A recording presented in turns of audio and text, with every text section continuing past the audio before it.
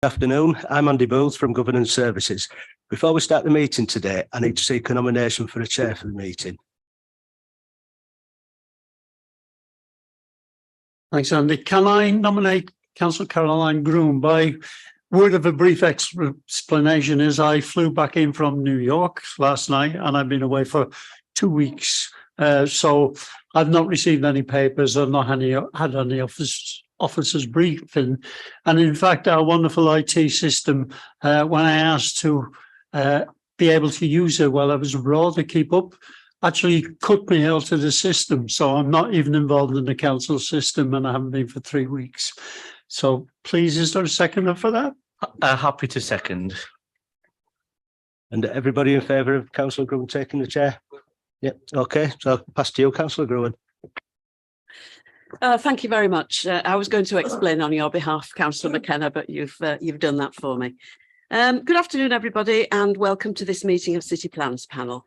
My name is Councillor Caroline Gruen, and I'll be chairing today's meeting. Could I remind everyone that today's meeting is being live streamed on the City Council website so that the public can observe the meeting without needing to be present. City Plans panel deals with applications from the city centre, as well as the largest and most significant applications the council receives. The aim of the panel is to hear all the relevant information from applicants, members of the public and council officers to help members of the panel to make their decision. In accordance with our protocol for public speaking at Plans panel, members of the public may be in attendance to speak to the panel. After they have spoken, I will invite members of the panel to ask questions of the speakers and to clarify matters of fact, and these questions should be limited to relevant planning issues. I will then invite officers to clarify any matters raised and to point out any considerations raised in the discussions, but which are not material to determining the application. And now, could I invite members and officers to introduce themselves and mute your microphone once you've introduced yourself. I've already done that for myself, so we'll start to my left. Thank you, Chair. Good afternoon, everyone. My name's Daljit Singh. I lead the City Centre planning team. Good afternoon, everybody. My name's Tim Hart. I'm a City Centre planning officer. Thank you. Good afternoon. I'm Lisa Brannan, Principal Engineer Highways. Good afternoon. I'm Al Garthwaite, Councillor for Headingley and Hyde Park. Good afternoon. I'm Councillor Jim McKenna and I'm an Armley councillor. Hello, everyone. Councillor Asghar Khan, Councillor for Berwick Tosson, Richmond Hill Ward. Good afternoon, everyone. I'm Annie Maloney, Councillor for Beeston and Holbeck Ward. Good afternoon. I'm Councillor Kaylee Brooks, Little London and Woodhouse Ward. Good afternoon, Councillor Peter Carlill, Carville and Farsley Ward. Good afternoon, I'm Sarah Holmes. I'm part of the Plans panel team. Good afternoon, Daniel Lamouth, part of the Plans panel team. Good afternoon, everyone. Councillor Dan Cohn from the Alwoodley Ward. Good afternoon, Councillor Paul Wadsworth, representing Guys in Rodham. Afternoon, my name's Robert Finnegan. I'm a councillor for the Morley North Ward. Good afternoon, Councillor David Blackburn, Farnley and Wortley Ward. Hello, everyone. Councillor Colin Campbell. Good afternoon, Stephen Varley, Design Officer. Good afternoon, Andy Booth, Clerk to the panel. Good afternoon, Amy Davis. I'm one of the 2 legal officers jointly advising the panel. Nikki Dio, legal advisor to this panel this afternoon. Thank you. Good afternoon, David Feeney, Chief Planning Officer for Leeds. Good afternoon, Jonathan Carr, Head of Development Management. Thank you very much, everyone. Andy, could you take us down to item 5, please? Thank you, Chair. Under agenda item number 1, there have not been any appeals against the refusal of inspection of documents. Moving on to agenda item number 2. Appendix 6 of agenda item 7, the site of the Yorkshire Bank at Merriam Way and land fronting Leeds Arena at Claypit Lane has exempt information attached which may be discussed in private. This information is exempt under the Access to Information Rules, paragraph 3, part 1 of Schedule 12A of the Local Government Act. Members are asked to pass a resolution to exclude the press and public should there be any consideration of this part of the agenda. Moving on to agenda item number 3, there are no late items, but there was some supplementary information to agenda item 9 for the former Arla food site at Kirkstall Road. This information was published in advance of the meeting and has been distributed to members of the panel. Moving on to agenda item number 4, can I ask members if they've got any interest to declare? No. And on to agenda item number 5, we've not received any apologies for absence today. Thank you, Andy. Chair, Yes. sorry to interrupt. Bearing in mind what we've been asked to do in relation to what is effect item 7 on the agenda, which is the first substantive item in relation to the plans panel. Could I suggest, given that we have a significant number of people here today who wish to see other, are here actually for other applications, can we vary the order of business to put that at item 10 and move everything up one? Ordinarily, the order of the agenda would be decided by the chair, which at the time was not me. So we'll take advice from Dalgett on that one. I appreciate the sentiment, Councillor Campbell. In this particular case, we've asked the speakers against the item who are happy to make their comments in public. So I don't think there'll be a need to empty the room and just take discussions in private. Thank you, Chair. Okay, so Councillor Campbell will proceed with the order that's on the agenda, but thank you for raising that. So we're now on to item 6, which is the minutes. And can I do as I normally would, take minutes accuracy and matters arising together, please? So page 1 of the minutes is page 9 of your pack. Page 9. Page 10. Page 11. And that takes us to the end, actually, of the minute. So we're now on to the first substantive item, which is item 7. And I'm going to hand over to Tim. Thank you very much, Tim. Thank you, Chair. Could we have the first slide, please? Thank you. Right. This is a presentation in relation to a planning application for planning permission for the demolition of an existing office buildings on Merrion Way, the construction of 2 multi-storey student accommodation buildings, and an outline planning application for the construction of multi-purpose events building. Members will recall that there were pre-application discussions in relation to this item in September and November 2021. There was also a workshop in October 2021, and at the August plans panel of this year, the application was discussed and various matters were brought to light. But in light of objections and representations made at that panel meeting in relation to the potential economic impact of the proposed multi-use events building upon Harrogate, a decision on the application was deferred.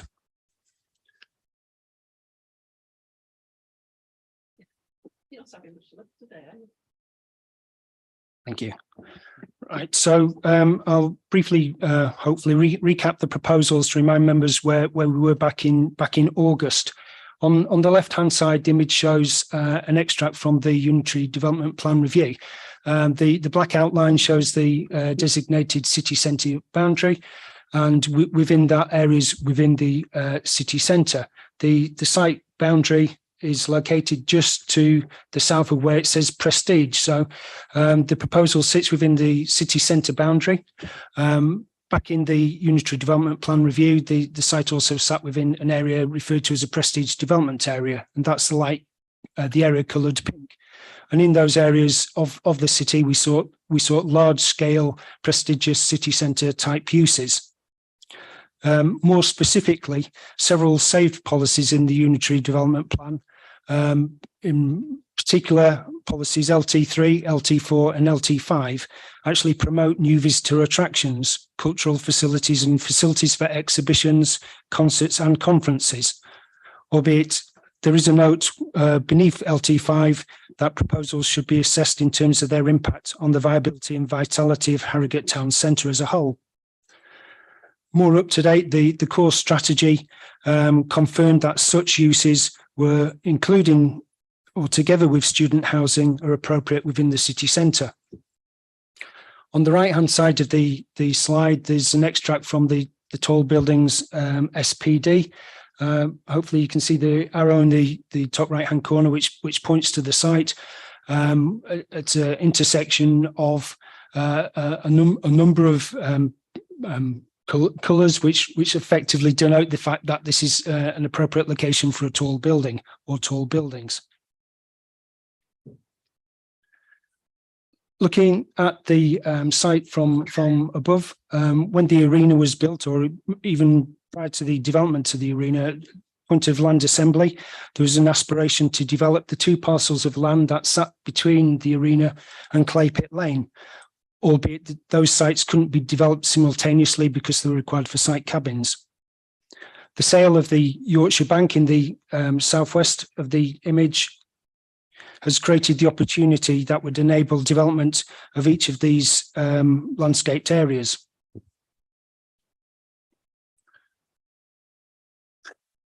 The diagram that you can see now just identifies two areas, north area and southern area, which includes the Yorkshire Bank. The image being washed out. Looking at the site and the surroundings, the views towards the site across Queen Square, which is a conservation area and lined by a series of listed buildings. In the background, beyond the Yorkshire Bank, we can see some of the new developments, the Unite student towers. Yorkshire Bank, constructed in 1984, it's a interesting building. Consider it to be a non-designated heritage asset, but it does have extensive blank frontages around all sides of the building, so there's very little activity apparent on the street. Just a view across Woodhouse Lane, looking up Merriam Way, and northwards up Brunswick Terrace towards the arena. So the site would be on the left-hand side where it says Yorkshire Bank, and sitting behind that. Looking out from the arena across the piazza towards the Yorkshire Bank, an area of green, temporary landscaped area, which sits outside it and to the front of the Yorkshire Bank. And looking in the northeasterly direction, again, this section of green, the bund was created as a temporary landscape feature between it and Clay Pit Lane.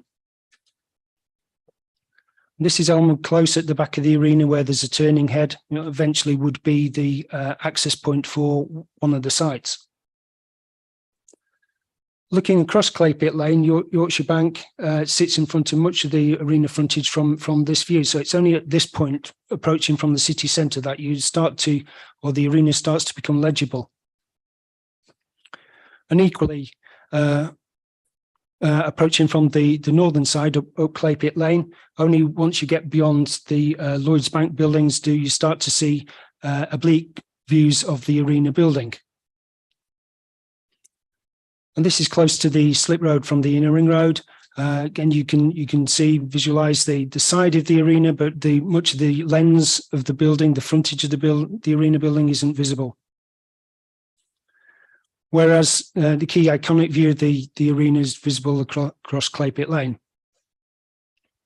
So in early discussions in relation to evolution of the scheme, we made it very clear that the key parameters to ensure that views of the arena lens would be retained and maintained. And this diagram, where we've overlaid the proposed site, the buildings onto the site, show how at the northern side, building A sits just beyond that vista viewpoint, and on the southern side, the maximum extent of building C would sit on the southern side of the vista. So the arena frontage lens would be visible from Clay Pit Lane. And at the same time, the buildings would provide additional activity and help to frame the space. And so this is a modelled image from across Clay Pit Lane. If you had you're back to the Providence House building on the opposite side of the road. Of course, the closer you get to the building, the more the space opens out. The development would be built in three phases, likely to be the development site at the top end of the arena, referred to as phase 1, southern edge phase 2, and ultimately phase 3 is in relation to the outline proposals for the multi-purpose events building. So looking at block A towards the northern edge, the proposal, as mentioned before, the building footprint doesn't actually fill all of that red line area. It's approximately half of it as we look there. So albeit there will be some tree removal to construct the building, there'll be significant new planting to the south of the building and also new street trees along Clay Pit Lane. The image has been rotated now, so Clay Pit Lane runs across the northern edge of the red line, so the top end of the building. Right, so Clay Pit Lane is running in this direction here. So the building would be multifaceted, symmetrical upon the central vertical crease that runs throughout the building. There's 11 facets, which create a really interesting form. This diagram, I'm sorry, I flicked on one too many. The colours have disappeared off the image up there. This is the ground floor of the building, showing the primary access from Clay Pit Lane into the building. At lower ground level, there would also be access from the turning head to provide level access for people who might come in taxis. So moving up in the building, this is level 1, extensive area of amenity space for students in the building. And there are 714 beds proposed, an equivalent amount of amenity space provided. Level 2 of the building, there's additional amenity space as well as the first levels of student accommodation.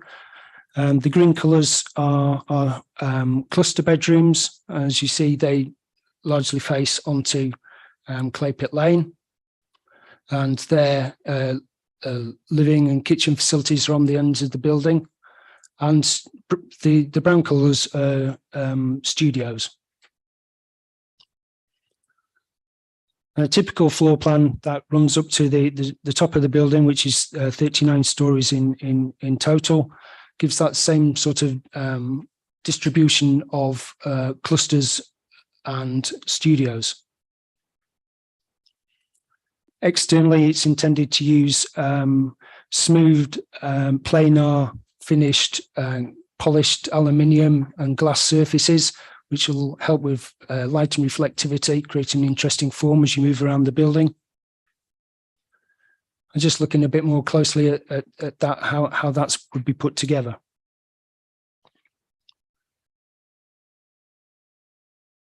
This is a ground level view of the building, looking from the north of the building, from Clay Pit Lane, and the lower levels of the building have more extensive use of glazing. And a view from the north on Clay Pit Lane, the new building really providing a striking counterpoint to the slightly lower dark Sky Plaza building on the right hand side. A new elegant structure be proposed at this quay gateway into the city centre. Turning now to block B, we've moved to the southwestern corner of the site now at the junction of Clay Pit Lane and Merrion Way. An L-shaped building is proposed on a similar footprint to the frontage of the existing bank building. Behind the building, there'd be an area of private amenity space, and towards the front and the eastern side, the new tree planting. In addition to that, there's tree planting proposed on the southern side of Merrion Way outside Merrion House. So looking at the floor plans here, and the building steps up effectively from west to east, from 7 stories at the western end of the building, responding to the lower scales of building within the conservation area. The central section will be 12 stories, The corner element would be 21 stories, and then it steps down again for the rear element at 16 story, which is equivalent height to the Unite building on the eastern side of Brunswick Terrace. And so just moving up the floor footplate of the building, again, the brown denominates the studios, and green cluster apartments. So we're at the second stage of development here. So we're at levels 7 to 12 at this level. Stepping up again, levels 16 and up to level between 16 and 21. The roof of the building would be a combination of bio-solar roofing, effectively photovoltaic panels, which sits above areas of green roof, together with some areas of amenity space for students.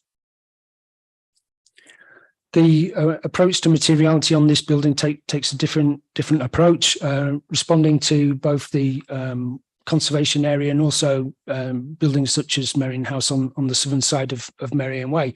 So here there's a terracotta grid applied to the front of the building with vertically proportioned openings of glazing and panelling. At August Plans Panel, some members commented that the approach in relation to the tonal change from west to east looked slightly grey and wasn't preferred. The architects have taken away that comment and come back to in response with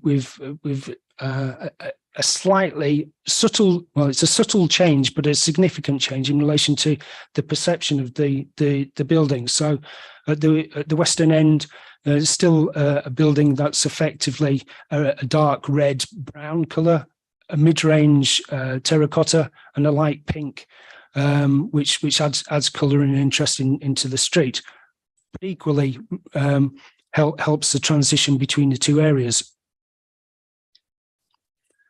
And the two images, I'm just showing the comparison between how it was in August and the proposal at this point in time. So the final phase of development, the outline phase, is for the multipurpose events building. That because the business case for the scheme has not yet been developed, the details are submitting the outline. What we do have are parameter plans, and these parameter plans set both the horizontal flexibility of the building. So, for instance, on this diagram, you can see the southern edge of the building could potentially be on that southern line there, that southern edge, or 4 meters backwards. So there is that flexibility built into the parameters. And equally, in terms of vertical proportions, the parameters allow for flexibility in height. The maximum height of the building would be 28 meters, and there are likely to be 5 steps in that mass. The mass has been designed to sit away from the smaller buildings in the conservation area in Queen Square and towards the space in the piazza and the arena itself. This diagram gives you an indication of the maximum mass of the building, just in outline. Clearly, it's not a real view, but just give you an understanding of the potential scale of the building. Slightly more realistic, a view from outside the Premier Inn Hotel, looking back across the Piazza Square space, with the Block A building on the left-hand side of the view, the piazza, and the outline of the potential Block C. The parameter plans are supported by some design principles which are intended to help guide the reserved matters details, and they talk to issues in relation to sustainability, materiality, accessibility, and lighting. And this final image, albeit not updated to reflect the new colours of the buildings in Block B, give you an indication of how altogether the new buildings would fit within the existing and emerging context. So since August panel, matters in respect to nature conservation, drainage and issues raised by HSE have all been resolved. An updated economic impact assessment report has also been prepared, and that takes into account additional information provided by Harrogate Borough Council and Harrogate Convention Centre. The report finds that the impact on Harrogate Town's overall performance is likely to be reasonably negligible. An independent peer review of the report reaches similar conclusions. Due to the commercially sensitive nature of some information contained within those reports, they're contained within the confidential Appendix 6. However, with reference to the findings of both reports, officers conclude that the impact of the proposed multi-use events building on the vitality and viability of Harrogate Town Centre as a whole would not be significant. A number of objections have been received from businesses and organisations within Harrogate, in addition to Harrogate residents and councillors, who contend that the economic impact upon the convention centre and many hospitality businesses in and around the town would be significant and harmful. They consider that the application should be refused as it doesn't comply with policy LT5 of the Unitary Development Plan Review. And just finally, since publication of the panel report, an additional 3 letters of objection have been received, objecting to the proposals on the same basis. Thank you, Chair. Thank you for that extremely helpful and thorough presentation, Tim. Thank you very much. We're going to hear from some of those objectors next. We've got 2 representatives of the Harrogate Convention Centre, Paula Lorimer and Matthew Roberts. Would you like to come forward, please?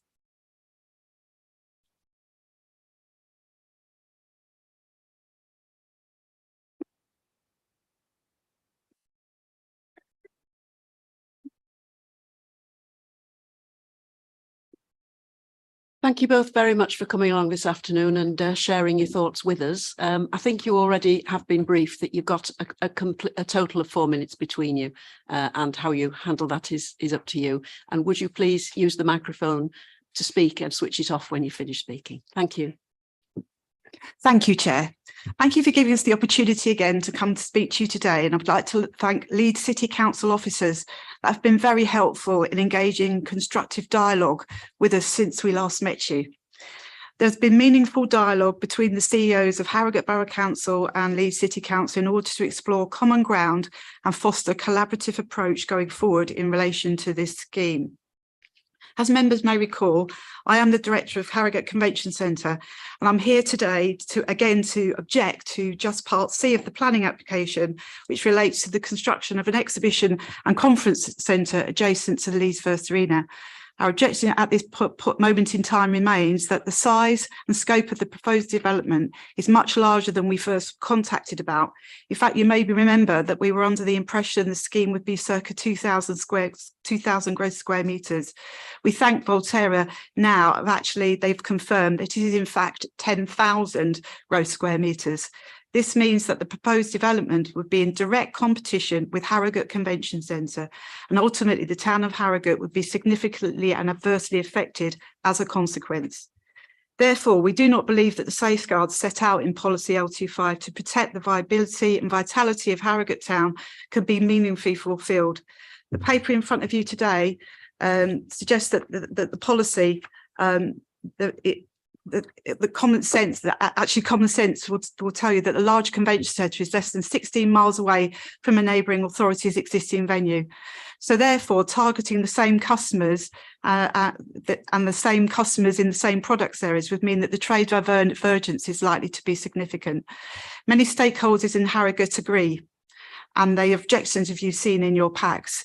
These are the ones that are just the start of a wave of concern about the impact this development would have on Harrogate Town in its current form.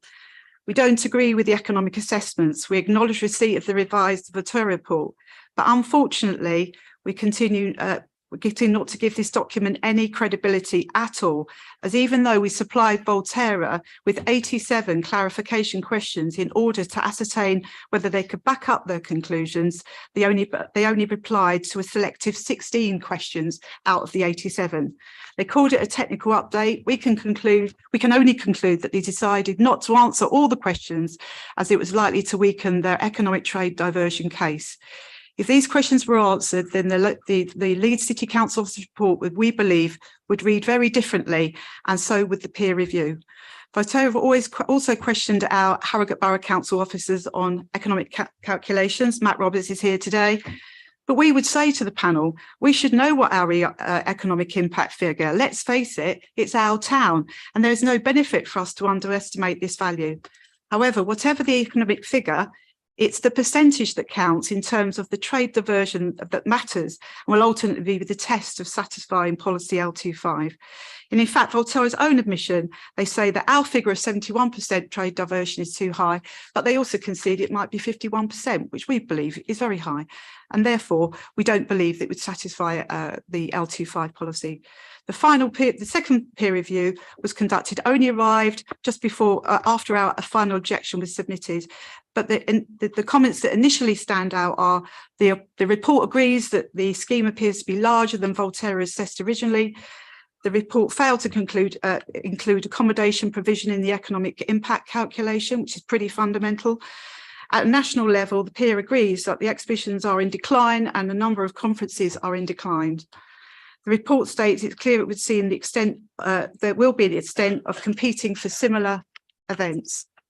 The report tries to counterbalance this by saying that the local market is bucking the trend. However, yet again, they fail to understand that National Association conferences and exhibitions aren't local, they're national. And in fact, the development would take business from hotels and armories. Finally, points most importantly, Could make this your final sentence. Yes, please. thank you. That actually recommends that a third scenario to analyse the trade diversion should be done, and the peers suggest that. We would agree, and therefore we'd ask that the third scenario is worked up before any other recommendations or decisions are made on this development. Thank you very much for that, and we appreciate hearing your views this afternoon. I'm going to ask members around the table if they would like to ask you any questions next. So is there anybody who would like to ask questions of the objectors? I don't see anybody indicating, so thank you again for coming. And we do have representatives of the applicants who are going to speak for the application now. So if you'd like to retire to the public gallery, thank you. Could I invite the applicants to come forward, please? I don't know how many people are speaking.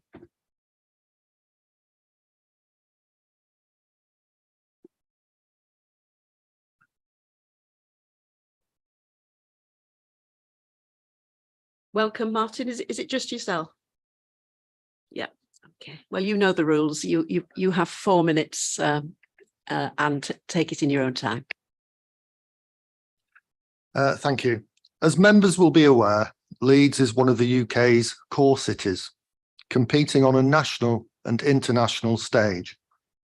Our arena is world class, but we know that competitor cities offer arenas with complementary spaces for conferences and exhibition events. It is the case that the 2 final shortlisted arenas for Eurovision, Liverpool and Glasgow, are examples of this. In addition, we know that Newcastle Gateshead are currently progressing works on a new £165 million arena and exhibition centre. As a core city, Leeds has to compete with its comparator cities both nationally and internationally, and grow its business tourism economy, which is currently worth £543 million a year to this city. Standing still is not an option, and we have to continually develop and evolve our facility offer to make sure that Leeds remains competitive with our core city comparators. We know that new developments in Leeds can cause concern with our neighbours. We saw this with the development of the arena itself and Sheffield's concern that the facility would undermine the core viability of Sheffield Arena. Clearly, that didn't happen. Rather, Sheffield progressed with their own refurbishment plans and invested in their facility to improve the quality of its facility for the wider benefits of the Yorkshire region. Holding back the development of Leeds to protect another facility was not the answer in 2010, and this position remains today. Indeed, in this instance, we know that Harrogate has plans for significant investment in its facilities, which is something that we wholeheartedly support, so that Harrogate Conference and Exhibition Centre can continue to thrive. It is the case that the supporting text to Save Policy LT5 states that any proposals should be assessed in terms of their impact on the viability and vitality of Harrogate Town Centre as a whole. The text requires an assessment, but importantly, it does not suggest the weight to be given to any identified impact, nor that the impact would in itself be a reason for refusal. Accordingly, we have undertaken a detailed study to assess the impact of the proposed facility on Harrogate Town Centre in accordance with Save Policy LT5. And this work has been peer-reviewed as outlined in the report in front of you today. The main conclusions are trade diversion impacts on Harrogate Town Centre arising from the proposal are estimated to be 0.2% to 2.6% in all scenarios in the Volterra technical update. The peer review suggests that trade diverted from Harrogate Town Centre, including the conference centre itself, would be around 0.6 to 0.9%. The peer review suggests that such an impact on Harrogate Town Centre's overall performance would be reasonably insignificant or negligible. Against this background, and recognising the strong alignment of this proposal to the tourism, economic and city centre policies of Leeds and its role as a major economic centre, I seek members' support for this application so the city can continue to develop and fulfil its role both nationally and internationally. Thank you. Thank you very much indeed, Martin. Are there any questions, members, that you would like to ask of Martin? No, again. Okay, well, thank you very much for that. Martin, would you like to go back to the public gallery, please? And questions to officers, please.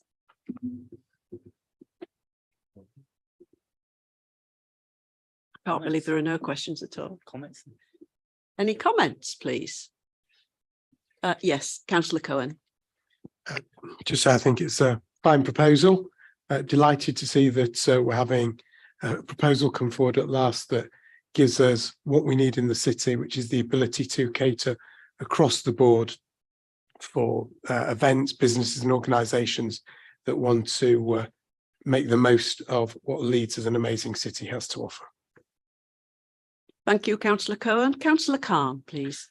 Thank you, Chair, and also welcome the proposal. And as our previous member of this panel, the Alderman, Councillor Peter Groom, used to say, we want some icon buildings in the City of Leeds. And I think this will be great buildings, and that will, it blends in really nicely with the surrounding building in the City of Leeds. And we want icon buildings such as these in future as well for our city. And I welcome this. Thank you, Chair. Thank you. Councillor Garthwaite, please. Yes, I read the documents with interest, and it did seem to me that the reports were very thorough. And as far as that goes, I feel in a position to accept their findings. And I also like the colours. I like the colours too, very much. I think it's a huge improvement. I'm very pleased with that. Are there any more comments? Councillor Campbell, please. I think, Chair, to have a slightly discordant note at this point. I have to say that I am faced with a difficult decision here because I unfortunately was unable to attend the workshop and the pre-app discussions.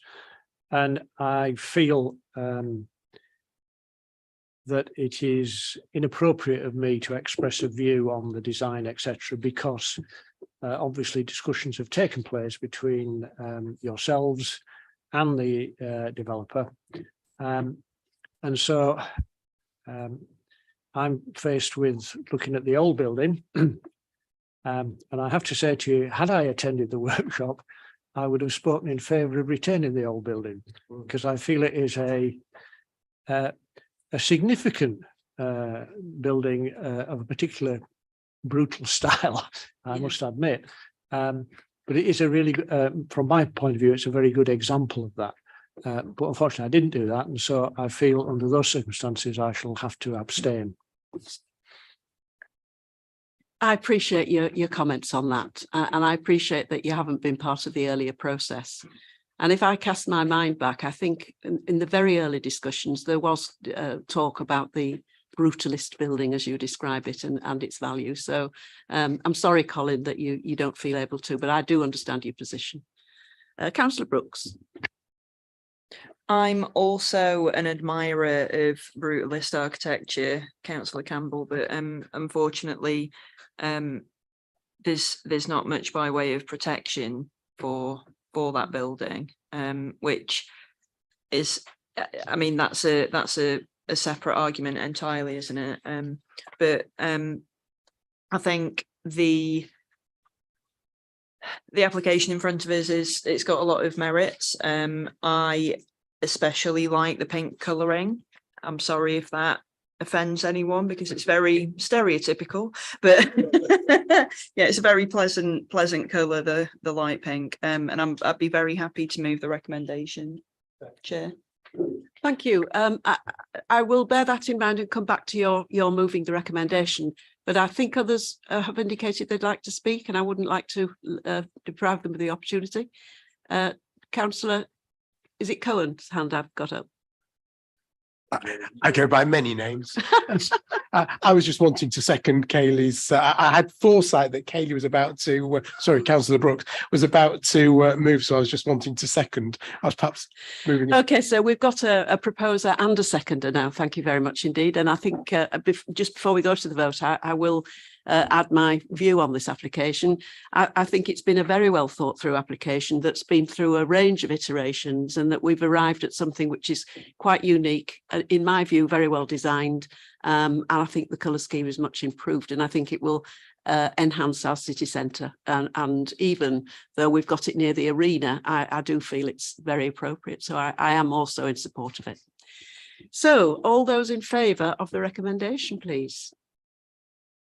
And that is almost unanimous. Thank you very much indeed. That is approved. For the minutes, I think I better ask for abstentions. Yeah, there's one abstention and that accounts for all votes. Thank you very much indeed.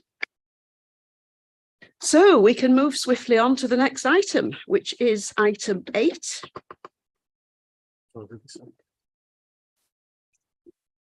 We'll just let the presenters sort themselves out on this before we kick off.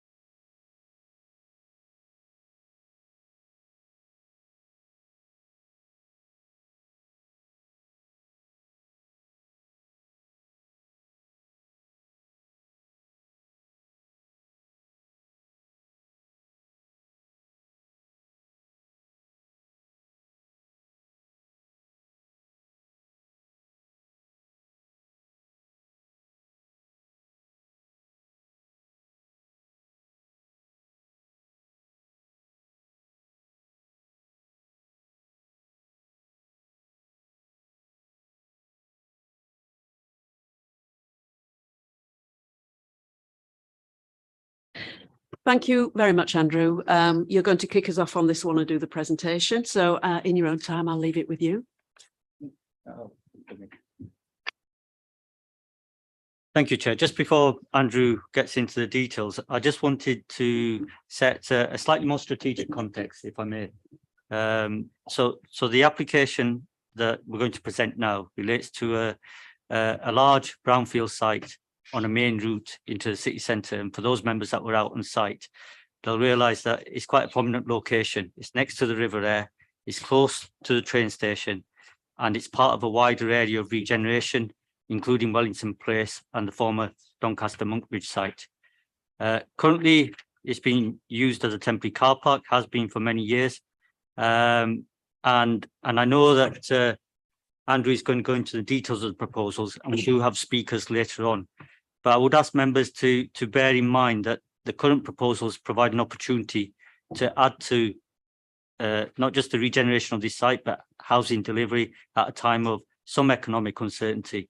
And it's a site which previously we have given planning permission for, but unfortunately those permissions haven't been realised.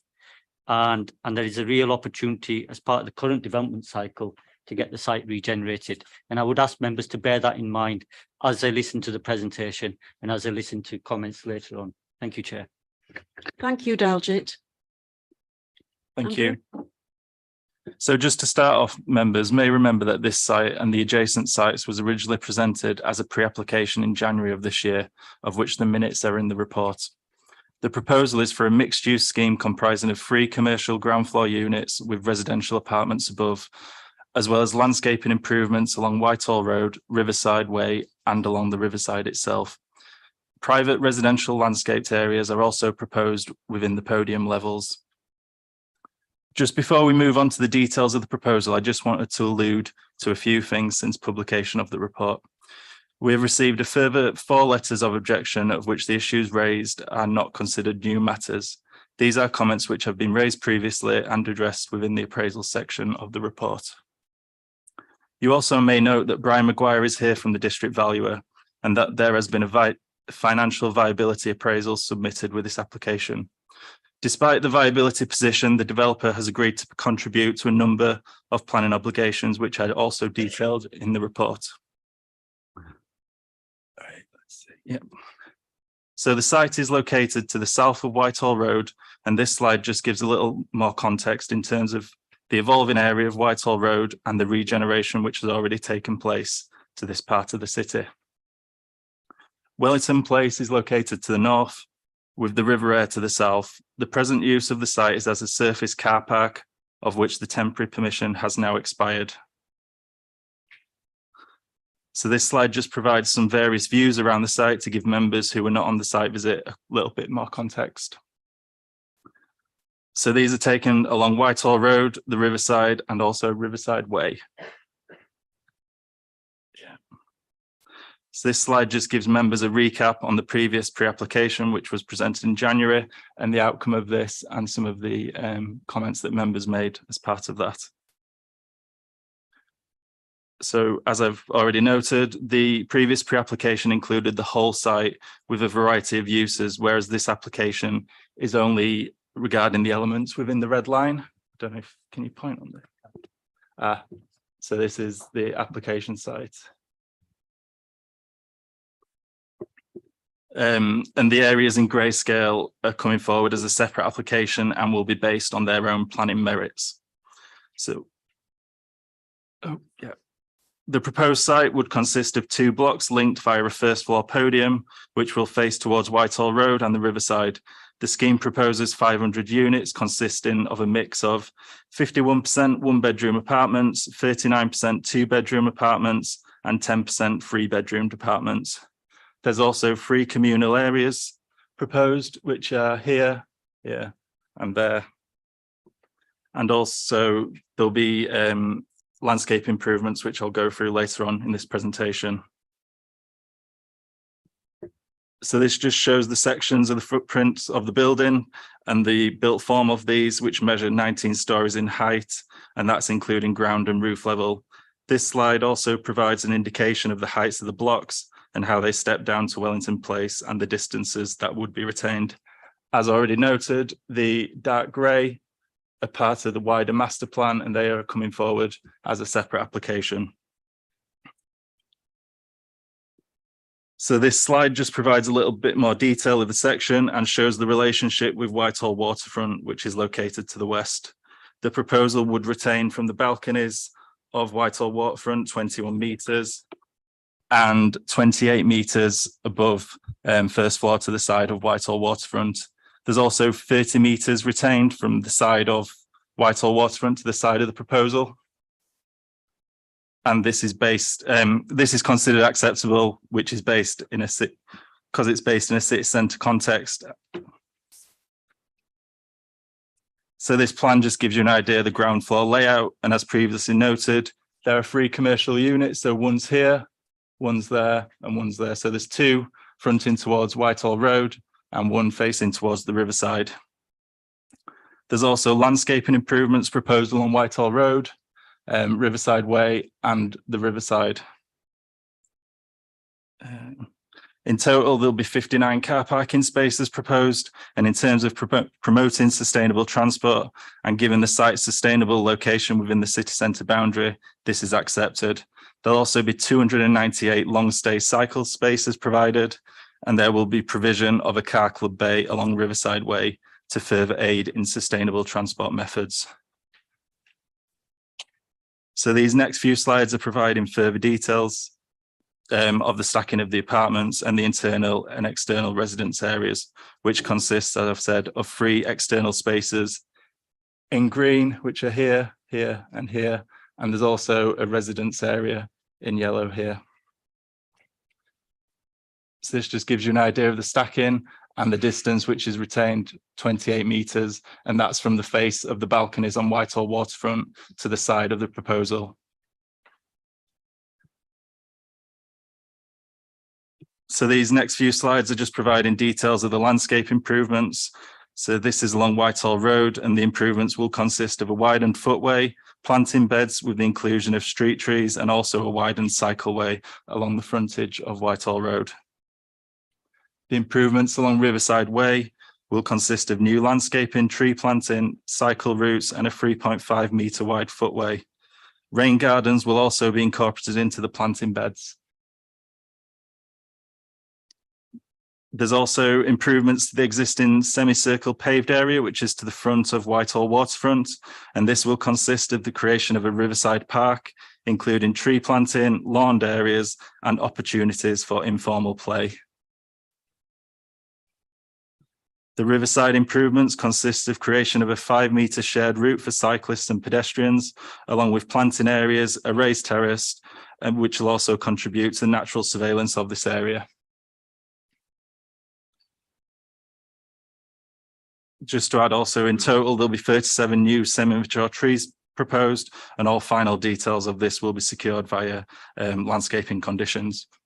So just to move on, this is looking at the building's architecture in the context.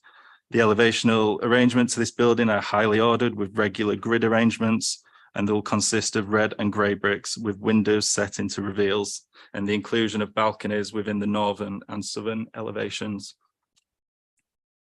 This just shows you an idea of the elevations of the buildings. This slide is just showing some of the views of the building from key points around the site. These are from Whitehall Road, Wellington Place, and the Riverside. And these demonstrate that the form of the buildings would not unduly dominate the skyline and would be contextual to the similar developments within this side of the city centre. In addition, the wider area has already several existing and consented tall buildings and towers, and these buildings would be viewed predominantly in this context. And then just to finish, we have 2 CGIs. And this is taken from the canal side, looking towards the development and further Whitehall Road. And then this one is taken from Whitehall Road and just gives an idea of the landscaping proposed, which is envisaged, and also the separation distance between Whitehall waterfront. And then in summary, Chair, officers consider that this development is a positive addition, which regenerates a key brownfield site within the city centre and also provides landscaping enhancements along key routes in and out of the city, and therefore a recommendation is proposed. Thank you. Thank you very much, Andrew. Excellent presentation. We do have some objectors with us. Wendy Frith, would you like to come forward if you're here?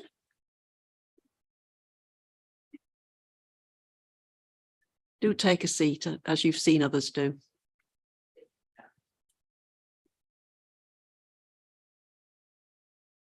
Well, thank you very much indeed for coming along this afternoon. We appreciate listening to your views.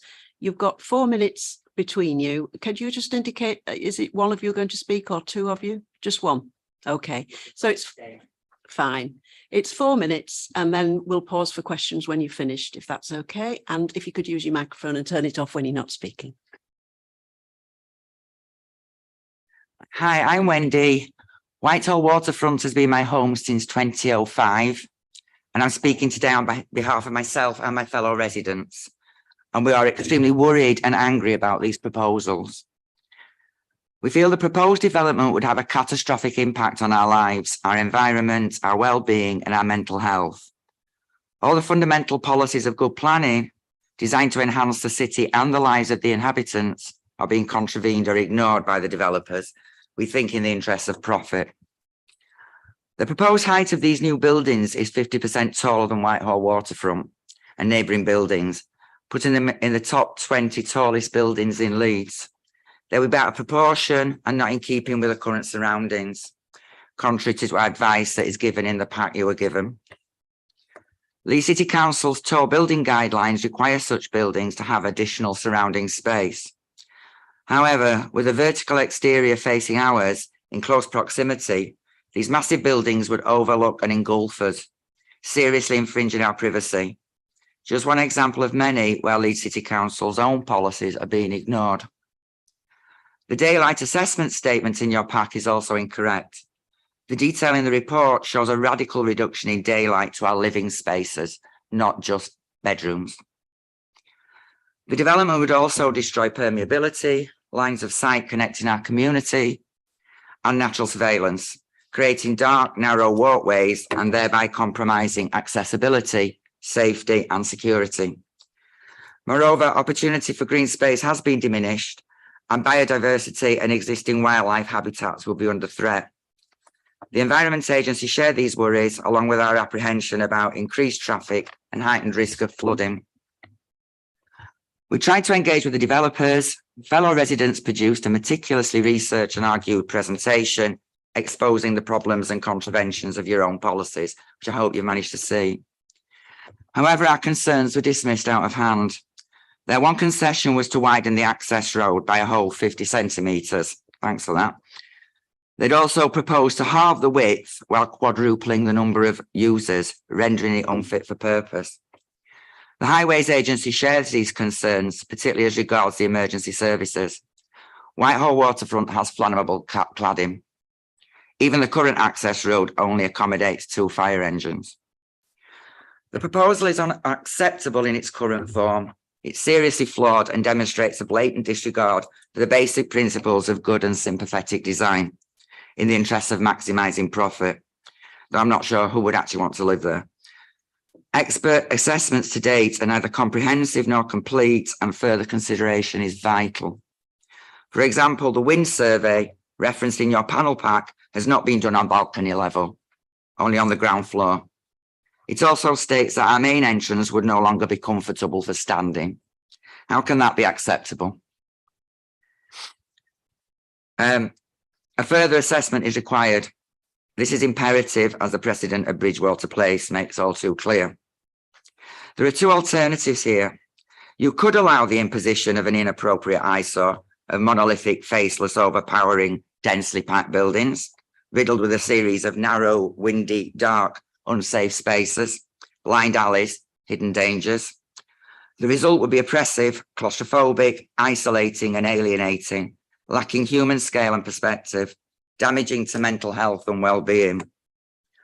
On the other hand, you could ensure that this becomes a pleasant, attractive, human-centred, harmonious and integrated development, light, open, spacious, accessible and crucially safe. This will promote connection, community, sustainability and well-being. If you could make this your final sentence, please. I would enhance both the life of residents and workers and the city itself. Which would you rather see? Where would you rather live? I know which one I would choose. Thank you. Thank you very much indeed. And sorry, we do urge you to make a decision to reject or defer this proposal for serious reconsideration. Thank you. Thank you, Wendy. Are there any questions to the speakers, members? Yes, David. Clearly, this has been a development site for a long time, or a potential development site. So at some point at the time, something's would appear to be developed there. With this application, what changes do you think is needed to make it acceptable, or you think it's just totally too much? I think really it's the size. Oh, You just need one mic at a time if they're going to work. Thank you. I think really it's the size and scale that really impacts us the most. Also, we were really hoping for some nice green spaces. There's very little grass in our area. There's not really anywhere to kick a ball or walk the dog.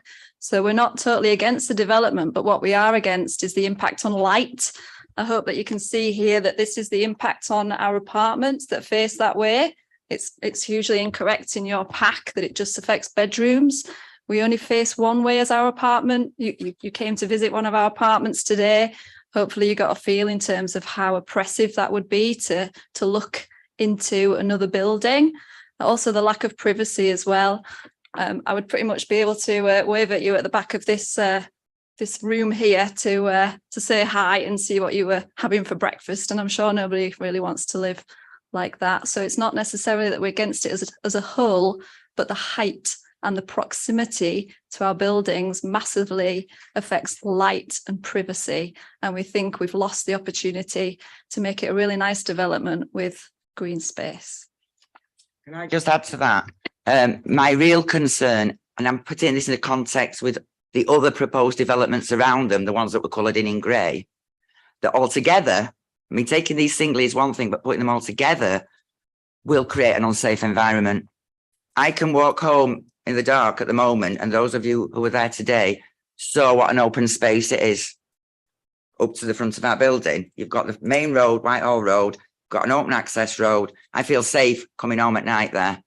If there's a big building to the side of us and a big building in front of us, it creates a little dark alleyway. Okay, well, thank you for that perspective. Are there any more questions? No, so we're going to move to questions to officers. So if you'd like to go back to the public gallery, and then if there is any further clarification that we need, we'll ask you to come back if that's okay. Is it right to there's the applicant? My apologies. We need the applicants to speak first. My apologies for that. Yes, if you'd like to retire. Thank you. So could I now invite the applicants to come forward to speak for, please?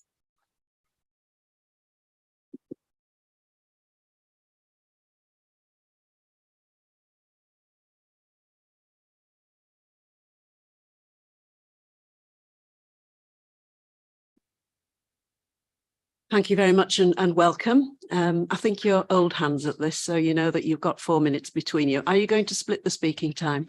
Yeah, just one speaker. Okay, well, in your own time. Good afternoon, everyone. I'm Daniel Roberts from Glenbrook Applicants.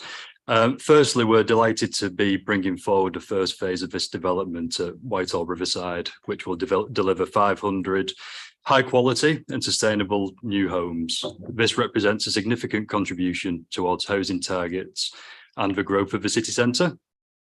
Glenbrook has established a reputation for delivering best-in-class build-to-rent developments, with Duet recently recognised as the best residential development by the independent Home Views platform, as voted for by residents. We are here to deliver a quality development and not any development. The proposals will enhance the existing public realm and maximise the site's relationship with the River for residents of the development and the wider community. The scheme will deliver a tree-lined boulevard on Whitehall Road, a new pocket park, improved riverside walkway, and opportunities for play, which are both attractive and deliver significant biodiversity net gain of 134%. So in response to the comments around green space, this is a significant improvement to the riverside and a wider public realm environment.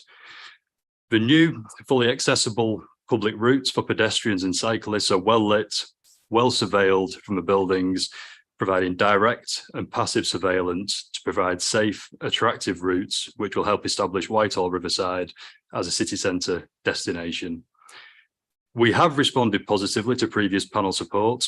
This is demonstrated in the current proposals, which include good, usable balconies, circa 28% provision, increased 3-bed provision at 10%, and generous distances between the proposed development and the existing residential buildings.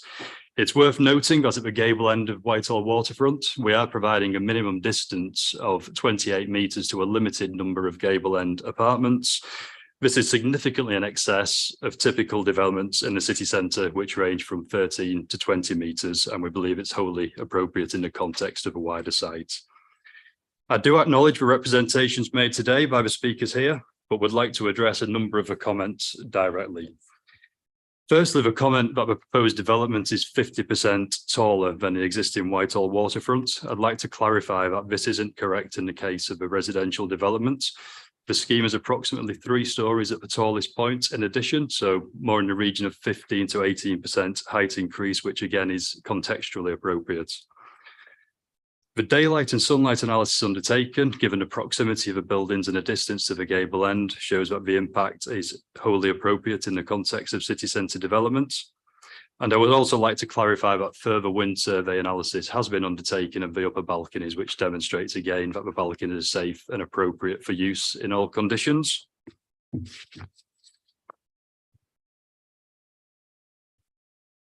It is considered that proposals are in accordance with the development plan as per the officer's report and contribute to the provision of housing and add to the vibrancy and vitality of the area, furthering its regeneration. We have held further meetings with Councillor Carlisle, Councillor Ray and local residents, after which Councillor Ray appreciated the constraints and stated that he would amend his representation to comment and not objection. I would also like to highlight that the proposals are supported by the Civic Trust. As noted in the previous comments, we have amended the access from Riverside Way to 6 metres in response to the comments from residents, albeit the previous proposals were considered to be wholly appropriate in a highways context. In a challenging economic climate and notwithstanding the viability position, which clearly demonstrates the scheme does not support any affordable housing or Section 106 contributions, we have committed to provide the requested 106 contributions in full. I hope this demonstrates our continued commitment to delivery of high quality homes in Leeds and in accordance with policy objectives. We have I need to ask you to make this your final sentence, please. We have secured development funding and we are well advanced in discussions with contractors and committed to delivering this scheme and starting on site in 2023. Thank you very much indeed. That was clear. Councillor Cohen, I think you have a question. Yeah, apologies, it's a bit of a long question. The objectors spoke at some length about the concerns how this development was going to lead to narrow, dark and unsafe walkways and how it was going to materially impact on the safety of residents. I'd be really interested to hear your response to that. I presume you're going to tell us that that's not the case, but I'd like some real detail around why that's not the case, if that's your contention. You touched on the fact that you are increasing, not decreasing, the biodiversity. But I'd like some information about that. Perhaps you can give us some detail that allows us to actually dig into that in a material way. We were told that there was concern about access for emergency services. You didn't speak to that in your presentation. It would be really helpful. And I would just like to pick up your last comment as well, please, where you were talking about affordables and 106. Perhaps 106. Again, perhaps you could just give us a bit more meat on the bones around that, please. Thank you, Chair. Well, where to start? We'll start with surveillance in the first instance, Councillor Cohen. So I think in terms of the development itself, we have designed the development in accordance with secure by design principles. The externals of the building will be well surveilled, well lit, providing active frontage on all 3 corners, primary corners of the building, either northeast, northwest and southeast corners. We've included a permeable facade to the southwest corner to increase the visibility and minimise the chances of antisocial behaviour. Furthermore, we'll have full CCTV coverage, and the activity that the development will bring to this area will be significantly more vibrant than the existing surface car park. So I think in general, the considerations around safety have been taken into account. The spacing of the buildings, as discussed, will be a minimum of 21 metres on Riverside Way at ground floor level, a minimum of 16 metres at ground floor level to the east, which is wholly appropriate in the city centre and will give good visibility and permeability to the scheme in general. With regards to biodiversity, we've undertaken significant assessments on biodiversity net gain and submitted an assessment prepared by Brooks Ecological on that front. The biodiversity net gain contribution undertaken demonstrates a significant enhancement on the existing riverside against a baseline condition, which is effectively a surface car park and macadam hard standing. We're providing a number of trees, a variety of rain gardens and species, which will all contribute to that overall output. With regards to emergency service access, we've undertaken detailed studies both with our fire engineers and with highways, and that's demonstrated that there is adequate emergency vehicle access. We've also been through the Gateway 1 planning consultation process with commentary from the HSE to ensure that they are satisfied with the scheme and the arrangements for fire tender access. You touched on the point on affordable housing. We have been very open and clear with the authority in terms of our position on viability on this scheme, submitting a viability report with the application at submission stage. We have been through a detailed process with the independent district valuer to evidence the current position. I think that's clearly demonstrated in the planning report, which was issued around the committee members in terms of the outcomes and the position of the scheme in that regard. Thank you. Do you want to come back, Councillor Cohen? No, thanks, Chair. I think that was Thank fairly you. comprehensive. So I've got Councillor Finnegan next, and I know Councillor Brooks is waiting. Thank you, Chair. I'm trying to understand your approach to H4, which is housing mix at this point. Page 137 refers, and it says, as I understand it, probably I've got this wrong. Policy target is 10% for one bed. And the maximum, according to the table in front of me, is 50%. So you're at 51% for one bed, i.e. more than the maximum. Nowhere near the target. So I'm trying to understand your thinking behind one bed provision other than it maximises profits. Because I think all of us have discussed previously that one bed accommodations tend to have a high turnover and creates its own challenges and difficulties at this particular point. So you're not only nowhere near the target, you're over the maximum at that particular point. And the second is about rental income, taking into account that the Bank of England have put up interest rates at this particular point, which is probably going to choke off on your occupation. And the result is likely to be more people trying to find accommodation to actually rent. Aren't your rental projections likely to be inaccurate because the demand is going to increase and your rental levels are going to increase, aren't they? They're two separate issues. Thank you.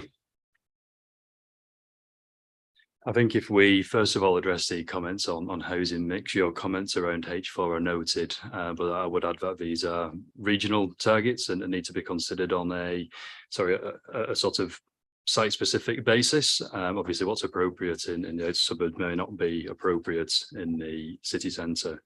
Now, we have undertaken and submitted a housing needs assessment in relation to this scheme, which does demonstrate that the requirements in a city centre context are very much in favour of 1-bedroom and 2-bedroom apartments. Indeed, the SHMA 2017 did determine that was actually a shortfall in 1-bedroom and 2-bedroom apartments in an area with a modest surplus of 3-bed apartments. So the housing mix here is very much driven by the demographic of the city centre and the nature of the tenants of build-to-rent residential developments.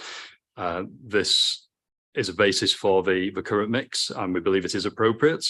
Now, with regards to your further comments in relation to the 51%, I think we need to cast our mind back potentially to the previous plans panel.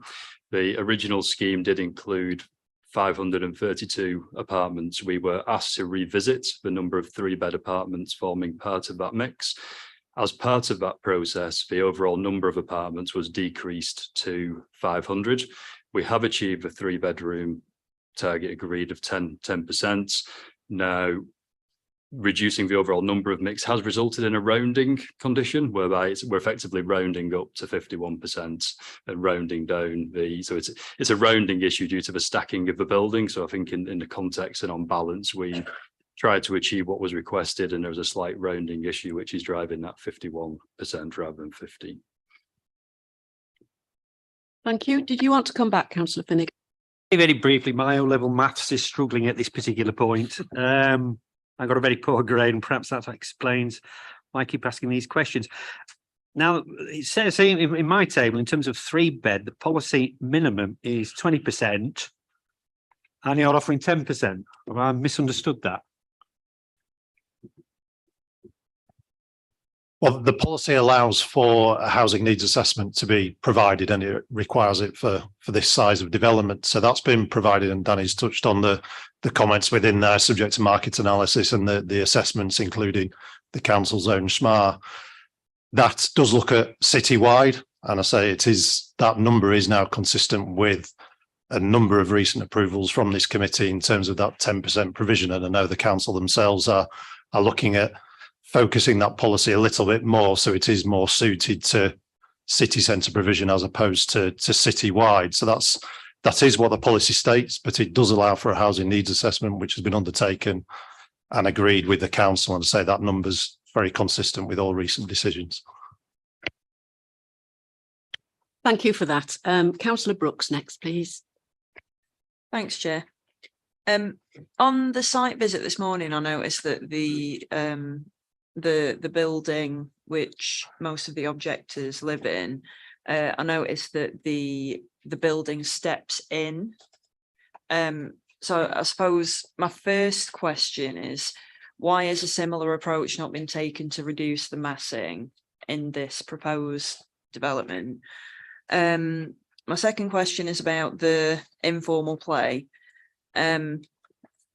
It strikes me that formal playgrounds are appropriate somehow in the outer areas, but not in the city centre. I just want to know why you think that city centre kids don't deserve a playground. Shadowing. The objectors mentioned shadowing. I'm just wondering if shadowing models have been done. If so, can we see them? What exactly will the active frontage be? Because obviously if you're walking about late at night, you don't want to be walking by a closed cafe. And then my final question is, what changes have been made to this application as part of the consultation process with residents? Thank you. Thank you. So I think firstly, if we take your first point in regards to formal versus informal play, I think this is... Apologies, my first question was actually about the massing. The massing, okay. So I think with regards to the massing, we've gone through an exercise which has been set out through both the pre-app process and in the presentation to demonstrate that the scale and massing of the development is wholly appropriate in the context and surrounds of the area. So we have done a detailed analysis through architectural study and through an extensive pre-app process with the council to demonstrate that the principles are sound and contextual. As part of the initial process, we did go through a period of setting back the building further from Whitehall waterfront in the early stages of design to achieve what is in the city centre context a very generous 21 metres at ground floor level. But in terms of any overlooking potential from residential space to residential space, we are achieving a minimum 28 metres and much greater than that in most instances. You asked about the daylight and sunlight analysis. We have undertaken and submitted alongside the planning application a BRE compliant daylight and sunlight analysis. The conclusions of that are that the development and the impacts on daylight and sunlight are wholly appropriate in the context of city centre development. So that information is available and has been provided. With regards to active frontages, the use and the end users of the commercial units are not yet designated. It is a relatively small area of the overall development, and we will look at undertaking a leasing exercise further down the development programme. The classification and the usage is limited to Class E with certain restrictions in there imposed within the reports. Other changes, as discussed earlier, we've addressed the highways concerns. We've previously set back the building from Whitehall waterfront, and we've also incorporated a number of green buffers in the tree line boulevard along Riverside Way to provide a really generous, accommodating space for users of the new building and existing users of Whitehall waterfront. And there was the question about play that you started on at the beginning. Coming back to the question about play, we certainly don't wish to deny the children of the city centre the opportunities for formal play. I think the benefits of formal versus informal play are relatively subjective, with a lot of opinion at the moment leaning towards the stimulation offered by informal play opportunities. We've certainly sought to create an accessible and inclusive riverside environment which can be enjoyed by all, whether that's shaded areas of seating where people can perhaps rest, pedestrian and sufficient space and width in a minimum 5.5 metres to be enjoyed by pedestrians and cyclists, and then the more generous green space at the end, which is replacing the current concrete hard stand and giving a real multifunctional space with opportunities for people to work, rest and play. If I just add, if you haven't picked up in that green space that Danny's just referred to, there is the informal play that's been added into, so a further change that came out of the consultation, and that's certainly reflected of the feedback from this committee previously in terms of the type of space that's sought. So that's been added into that area, which is, as I say, currently just an area of hard standing at the moment. So will be certainly much improved in terms of children's play. Is it okay if I come back, Chair? Yes, you may. Thank you. Thank you. If I recall correctly, I think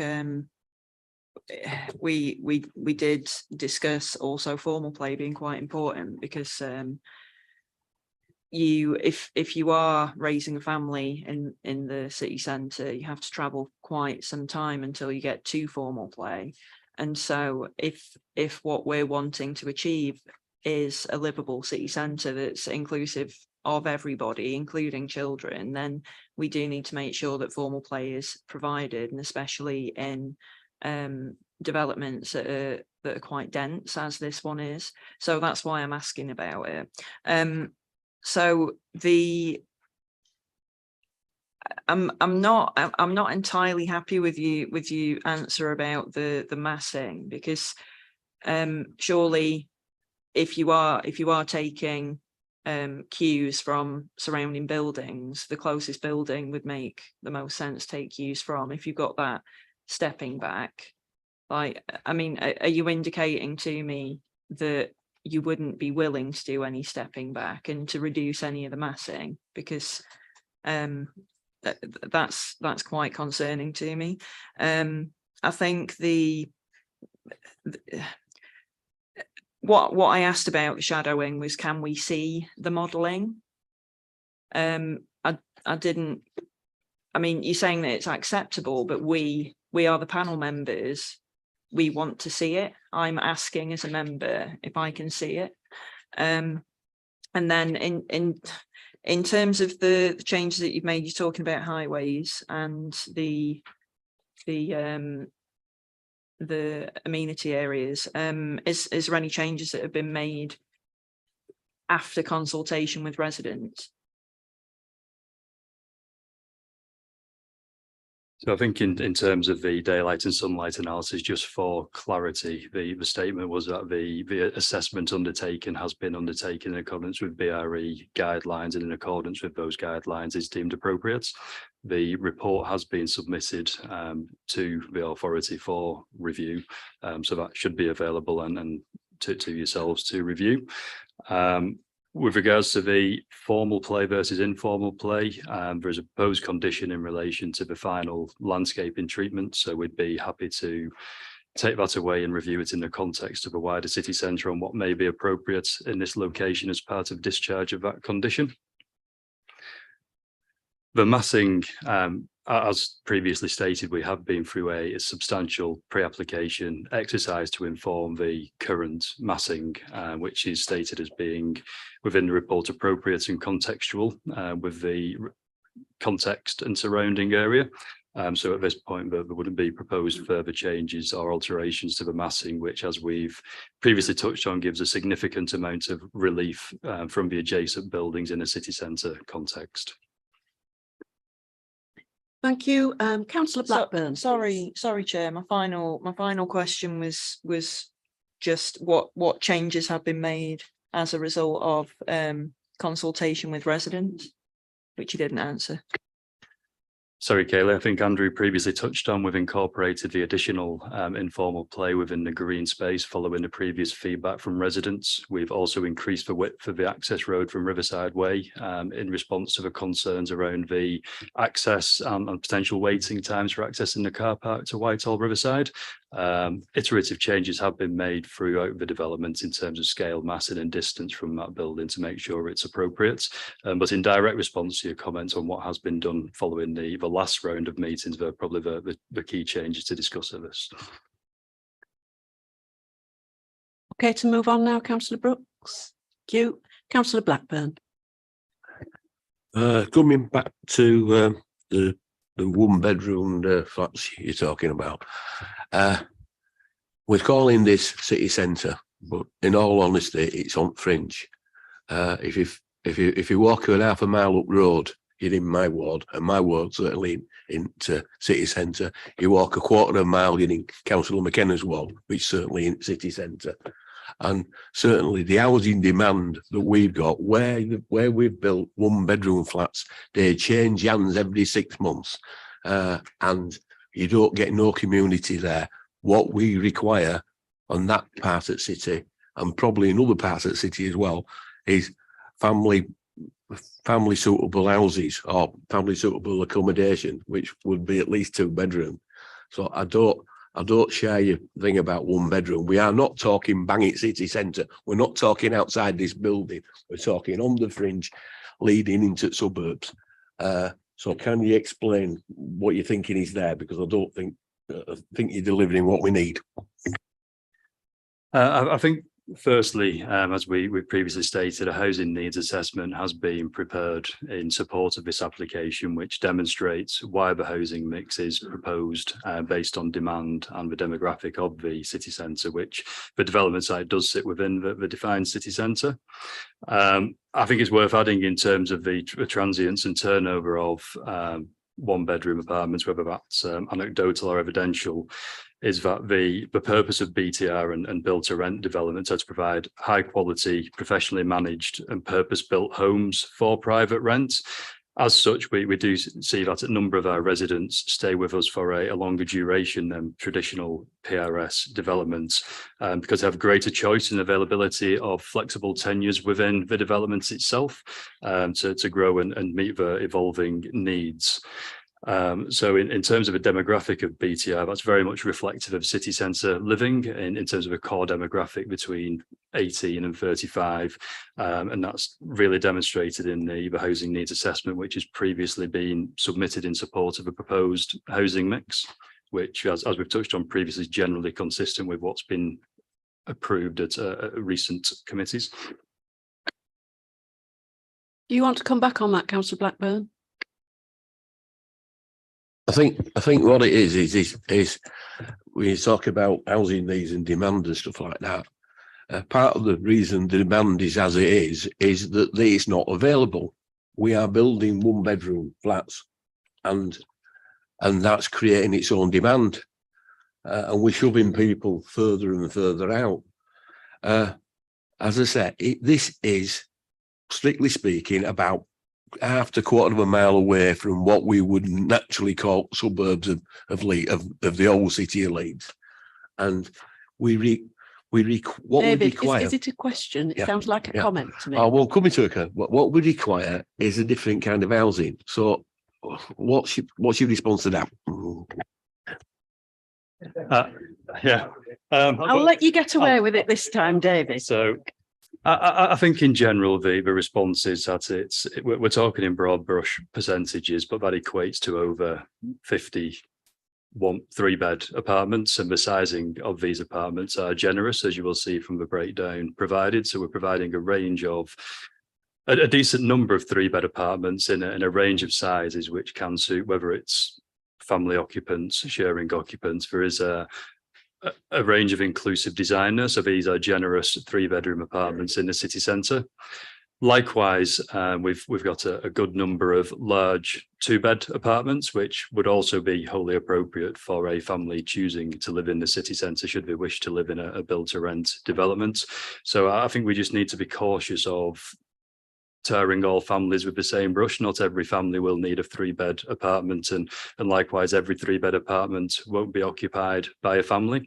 So what we have done here is provide a range of generous accommodation types in a range of sizes, which can be utilised by an individual, couple sharing, or families. So I think it's important we look at the quality of the mix, the size of the mix, which is compliant with space standards, and sort of potentially all collectively reconsider our definition of a city centre family and what accommodation needs they may have. Thank you for that. Councillor Carlisle, please. Thank you, Chair. A couple of issues, really. First thing was I was just looking back on the comments we made at the pre-app, and we did ask to see a palette of materials. So I don't know whether that's something you've got available for us to have a look at, so we can see those materials and the colours in life. Second one, which is really my main question, is just around the green space. Obviously, the development and the plan you've got forward here has just under half the required amount of green space on site. There is the off-site sum, which I appreciate. At first, I think the viability said that was something you wouldn't be able to afford, and you are. One of the real difficulties with the city centre location is that there is already a lack of green space. So it's not like an outer location where we can say, great, we've got some money to spend improving the park. There's also a number of other sites in the vicinity, some of which yourselves may be bringing forward, and if we were to accept half the green space on all of those, we'd be left with some money, but nowhere near enough money to buy a plot of land in the city centre to make a new park at those rates. I just wondered if you could give me some reassurance what work had been done to try and meet that entire provision on site, and therefore what led to that not being possible and the need to move to a sum. I think firstly, your comments on materiality and colours, I think the honest answer on that is we are still working through the final selections of materiality. We wouldn't want to present anything at this committee here today which wasn't followed through. In addition to that, the sample panels were very heavy, but they will be available, and obviously will be a condition to discharge. But we're taking on board the comments, in particular, and the potential to use a lighter grey tone to sort of potentially marry in with Wellington Place, and we are going through options with our architect and main contractor to make appropriate selections to put forward for agreements. With regards to the green space, as you've alluded to, it's very difficult on city centre sites to provide the full provision of green space on site, which is where the opportunity to provide the contribution is available for applicants. I think it's also worth noting that the green space provision is very much drafted on the basis of the increased impact on utilisation of green space in the city centre. We are providing here 12,000 square feet of green space at terrace level for residents, so that hasn't been considered in the green space calculation at present, and will by default reduce the impact that the development has on the publicly available green space. So I think there is a dual benefit there which the scheme is providing overall. We have obviously been through quite an extensive design process. We have various constraints in terms of development in the city centre, and we've aimed to get that balance right, and I think we've achieved that given the enhancements we've made to the Riverside Way and Whitehall Road, and the overall biodiversity improvements and the sense of community that the scheme will deliver. Would you like to come back, Peter? I'll ask officers a similar question in the next point. Thanks, Chair. I haven't seen any further indications. Yes, I have. Councillor Garthwaite, please. Yes, thank you.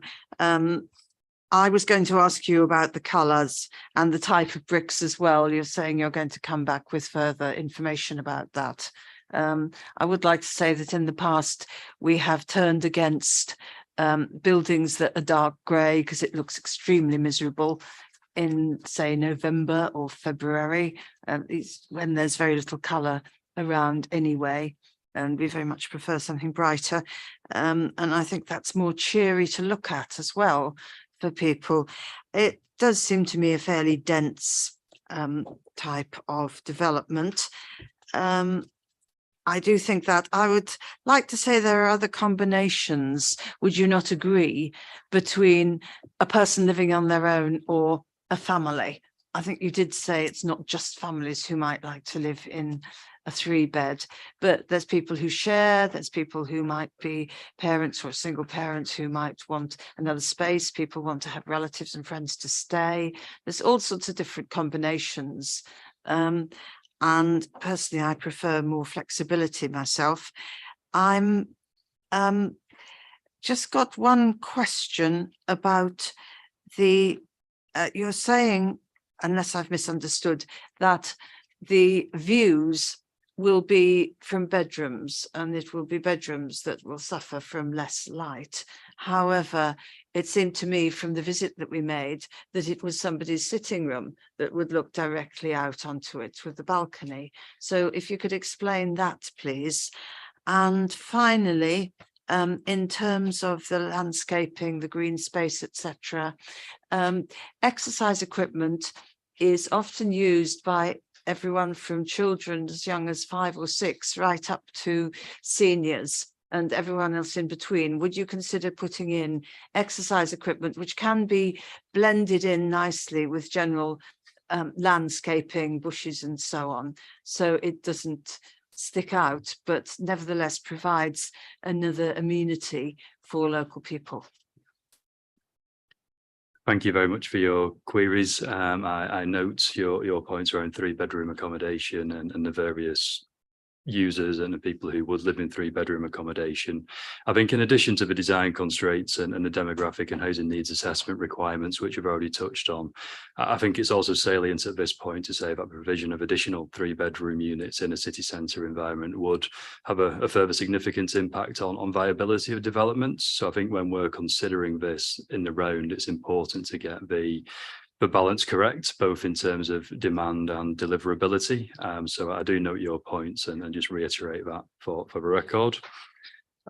With regards to the daylight and sunlight assessment, you are correct that there are some living rooms, I think from review of the plans, circa 11 units on the gable end of Whitehall waterfront, which would have an impact in daylight sunlight terms. But I think it's clear from the information we've submitted today, they're appropriate in terms of city centre development when considered against a BRE guidance in respect of daylight and sunlight, and the city centre context whereby we've offset the building and the distance between residential window to residential window by 28 metres is a substantial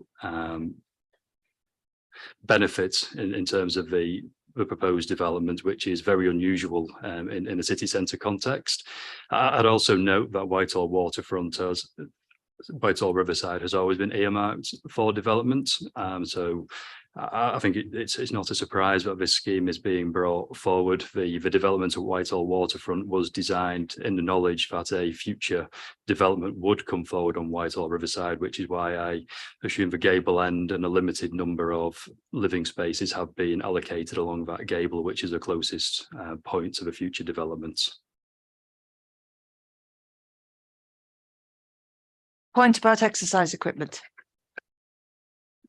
Sorry, I knew there was something I'd missed. I think in terms of exercise equipment, I think we would happily go away and give that further consideration. We could pick that up in the detailed design. So yes, I'm more than happy to consider that alongside any potential amendments or revisions of the play provision, which is being included and delivered with the scheme.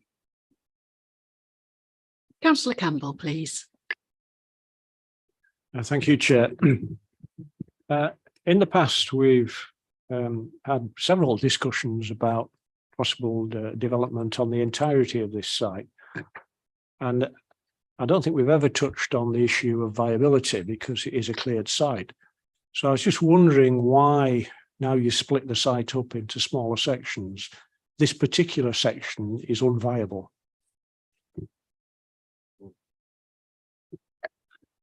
I think the information and the reasons for the viability are clearly set out within the district valuer's report. I don't think it will come as a surprise to anyone that the current economic climate and in general and in construction in particular are very challenging at the moment. Nonetheless, we want to commit to deliver this scheme and deliver new homes in Leeds.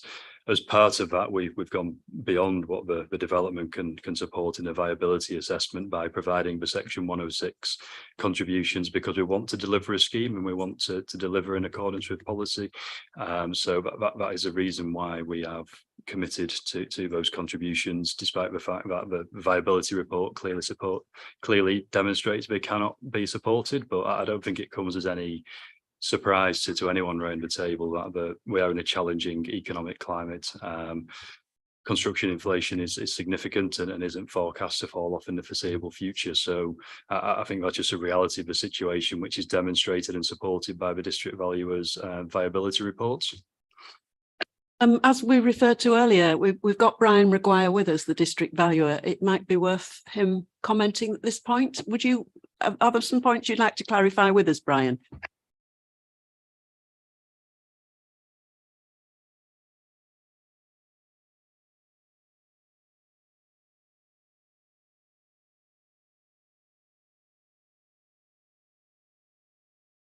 A card is on its way to you, Brian. Just stay where you are for a minute.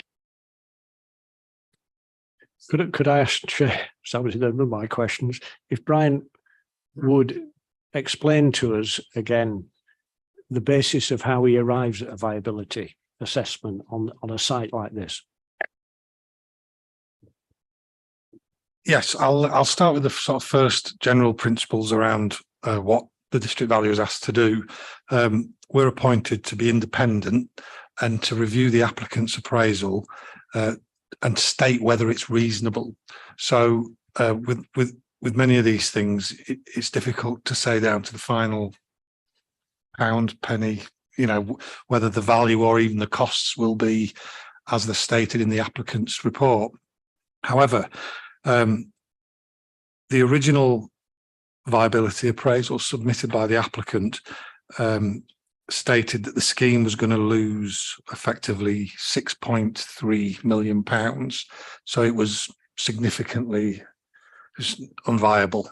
So we started to look at it, and I suppose picking up on some of the points members have made today, I think the gentleman there was saying making a comment about the rents and that the rents will increase.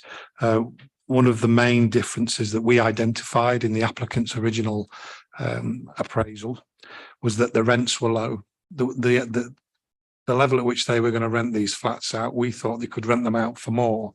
And I think from memory, we said, you're looking at probably 10% more. And but the issue is, when it comes to viability, I'm very restricted in what I can do. I can't advise you that rents are going to increase in the next year because it's irrelevant. We've got to look at the viability at as close a date to the decision date, to today. So rents may go up, rents may go down, but it may be the former. The other thing that we identified as unreasonable in the applicant's report, they'd based their site value. So getting back to the first principles here, when we do a viability appraisal, there are effectively 3 or 4 main inputs. How much will the scheme be worth? So that's the figure that you're going to start to subtract costs from. How much will it be worth? Take off the total development cost. Take off the value of the site, and also take off the profit. And whatever's left, whatever's available after that, will go towards paying for Section 106 costs and also affordable housing. So in this instance, when we first appraised it, It was based on construction costs that the applicant had put together, I think, in March 2022. And I think you'll all recall from previous meetings that I've attended that we are in a very difficult time where costs are going up monthly. Concrete in particular just seems to be going up and up every month. Now, we said at the outset in our capacity as independent viability consultants, look, we've got to be fair to everybody, the Leeds public councillors and the developer. I think your costs are out of date. Do you want to look at them again before we reach our conclusions? So the applicant reviewed the costs and they did go up. And again, to reassure the committee, I don't really look at the construction costs. That's given to another professional, a real expert in his field, and they review the costs. And again, in the interests of transparency, I think it's fair to say your costs went up 3 times in the period that we were considering viability. The applicant's costs went up in March, July, and then September. So I'd managed to build a case, and well evidenced case, to say, look, this scheme's worth more than you think. However, your build costs are just, well, they went up by 9-10 million, didn't they, in the space of March to September. And again, I make the point that was checked by an independent quantity surveyor who said it was reasonable. Wasn't necessarily saying that it was absolutely bang on correct. It's very difficult to say until you actually get onto site. And then finally, the only other thing that I identified as unreasonable was the assumption as what was the land value. So going back to what I told you earlier, total value of the scheme, take off total construction costs, take off the value of the land, and take off your profit. What's left? Well, the applicant's opinion of the land value was significantly higher than I would have accepted, and I didn't accept it. They were claiming that they thought the site was worth 5.9 million, and I subsequently reduced that to 1.9 million, so 4 million. But despite best efforts and looking at the evidence, I think probably the most damaging impact on viability in this case has been build costs. And to a certain extent, there is a lot of work to be done. There is work to be done externally, and that will make that comment that I've just made will be relevant when we look at another scheme later this afternoon that doesn't have as much to contribute and has subsequently been fully viable. So just bear that in mind when we talk about another case later. I don't know if that helps, or you want me to sort of add any more. I think detail? you want to come back, Councillor Campbell. Yeah, you'll appreciate, and I know you've been on more than one occasion, it's difficult for members to get their head around this principle of viable and not viable, because we always work on the assumption that if it's not viable, you wouldn't do it. And it's a quaint concept within the construction industry that actually viability is negotiable. But when you talk about the total value of a scheme, can you just, for my benefit and perhaps everybody else, just tell me how you come to a total value? What factors do you put into that pot? So everything that I do, and also the applicant's viability advisor should do, is governed by national planning policy guidance, and also by the RICS. They publish guidance as to how you should undertake a viability, and you should follow that. It's compulsory that you follow sort of minimum standards. First of all, there's got to be absolute transparency. You've got to be transparent. You've got to provide evidence to support all of your conclusions, and that includes your construction cost and your value.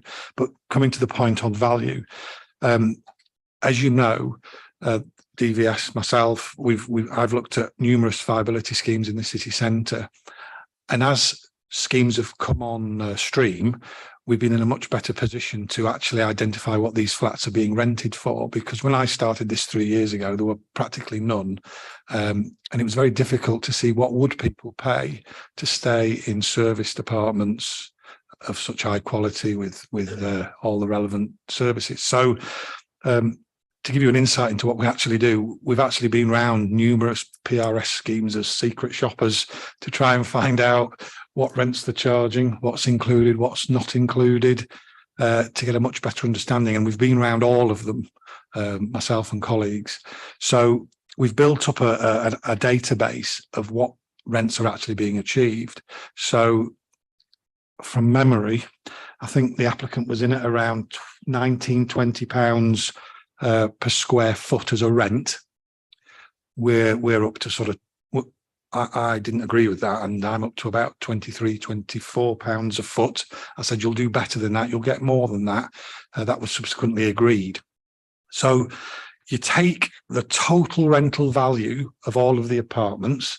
You also look at any retail that's on the ground floor, any commercial space, might be a shop or a small office. So that gets you to your total rental value. You've then got to look at what are the costs of actually managing and running this building.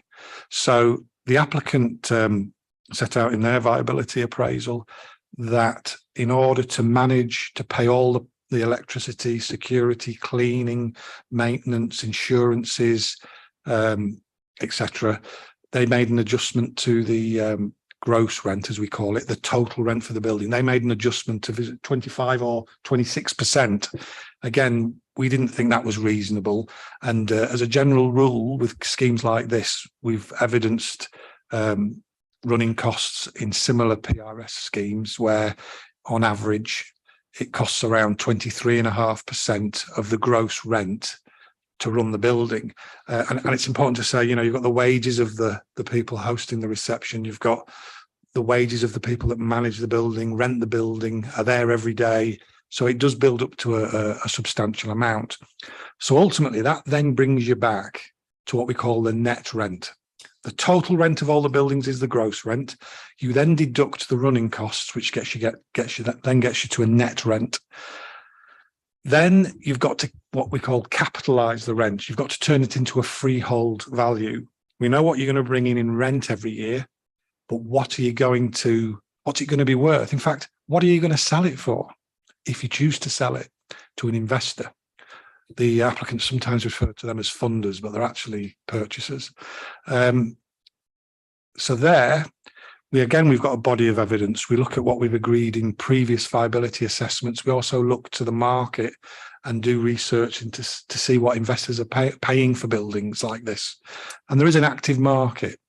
Large investment funds, pension funds are buying these kinds of schemes as a long-term investment. So we apply what we call a yield, a capitalization yield. And we're finding at the minute, you're in Leeds, you're at around 4.5%. And that's approximately 22 times the current rent, to put it into sort of simple terms. So we're saying that an investor will pay 22 times the net rental the net rent of this building that gets us to the total value of the scheme, which we then start taking off costs, land value and profit to see what's left that can go towards Section 106 costs and any affordable housing. And then one last point, there has been a steady decline, I would say, in the time that I've been coming to committee.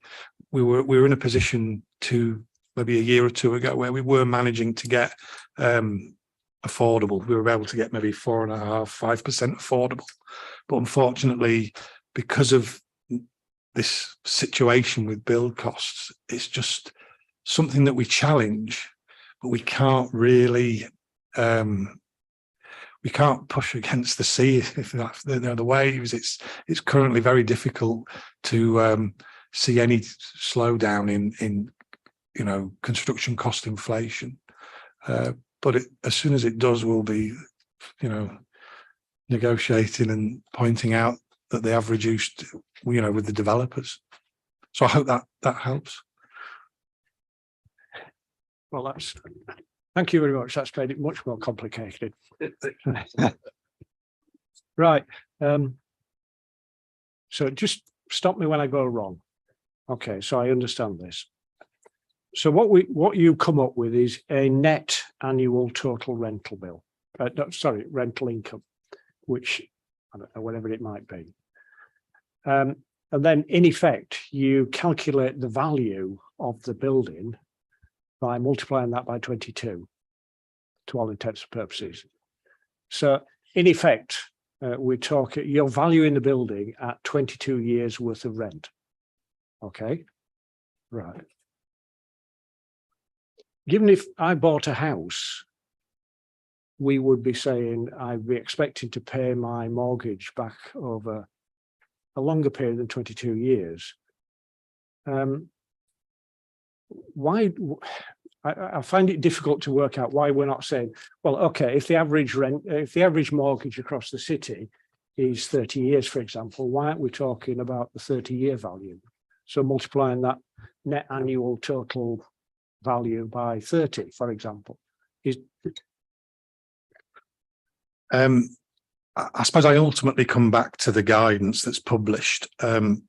The profession is where the valuation chartered surveyors, valuers are always looking at different ways of doing this, and there is a model that isn't used at the minute and isn't recommended, but that would follow the logic that you've set out, which would be a discounted cash flow. I imagine even the developer uses a discounted cash flow, which can be extended, into the future. But again, I'm quite restricted in what I can do. The first thing is I'm not allowed to forecast. I'm not allowed to say, right, let's look at the viability of this scheme over a 30-year period. I'm not allowed to say, well, I think the rents will go up 10% every year for 30 years. That would make it more viable. But I can't do that. I've got to look at the value of the property today based on current evidence. So largely my hands are tied, but I appreciate exactly what you're saying. Colin, if I could Just comment at this just one point. more on that one. Briefly, if you would. So under no, you never take into account the residual value. So theoretically, in 22 years, they'll be in profit. Well, in 22 years, after 22 years, you're in profit. Full stop. So that the building will then have a residual value. Is that included as well? So it's a bit like using the model, following the logic that you've set out earlier about going ahead 30 years. Undoubtedly, through house price inflation, this scheme will be worth a lot more in 30 years' time. But unfortunately, today is that we've got to assess the value as of today. And in fact, the developer may sell it in a year, 2 or 3, 4, 5 years, and it'll be worth more there, and they'll have made a profit, an additional profit. But unfortunately, I sound like a broken record.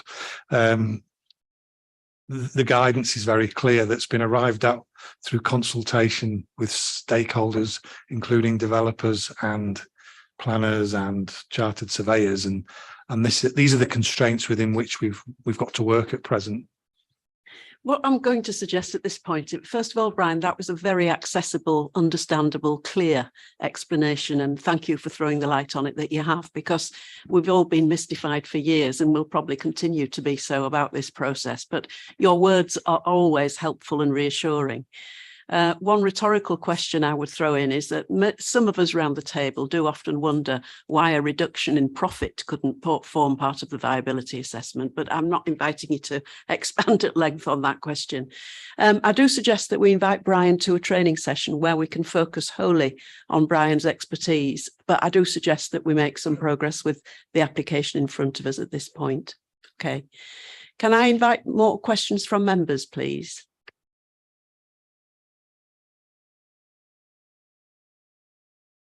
Oh, Councillor Campbell. I'm sorry to do this, but can I ask Brian one more question?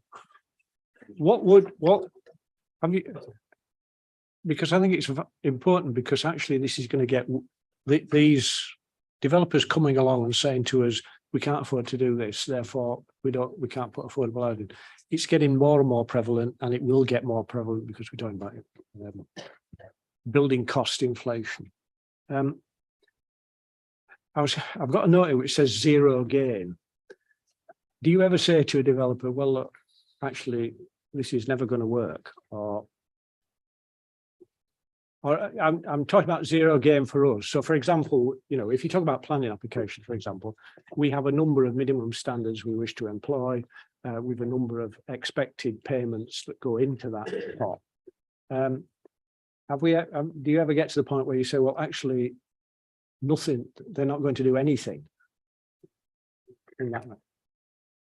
It's again, to give you an insight into some of the conversations I have used phrases like, there's no point turning up at committee if you're going to present this to the decision makers. It's got to be evidence-based. You've got to prove that you're correct. It's got to be reasonable. And I'm not suggesting this applicant's taking an entrenched view, by the way. I'm just, so I've got to follow the evidence, and I've also got to negotiate with them. I've got to test what's reasonable, and that's quite helpful, because reasonable allows a little bit of latitude in terms of, I think you can try harder. I think it's not as bad as you're making out in terms of construction costs, or it's more optimistic when it comes to rents.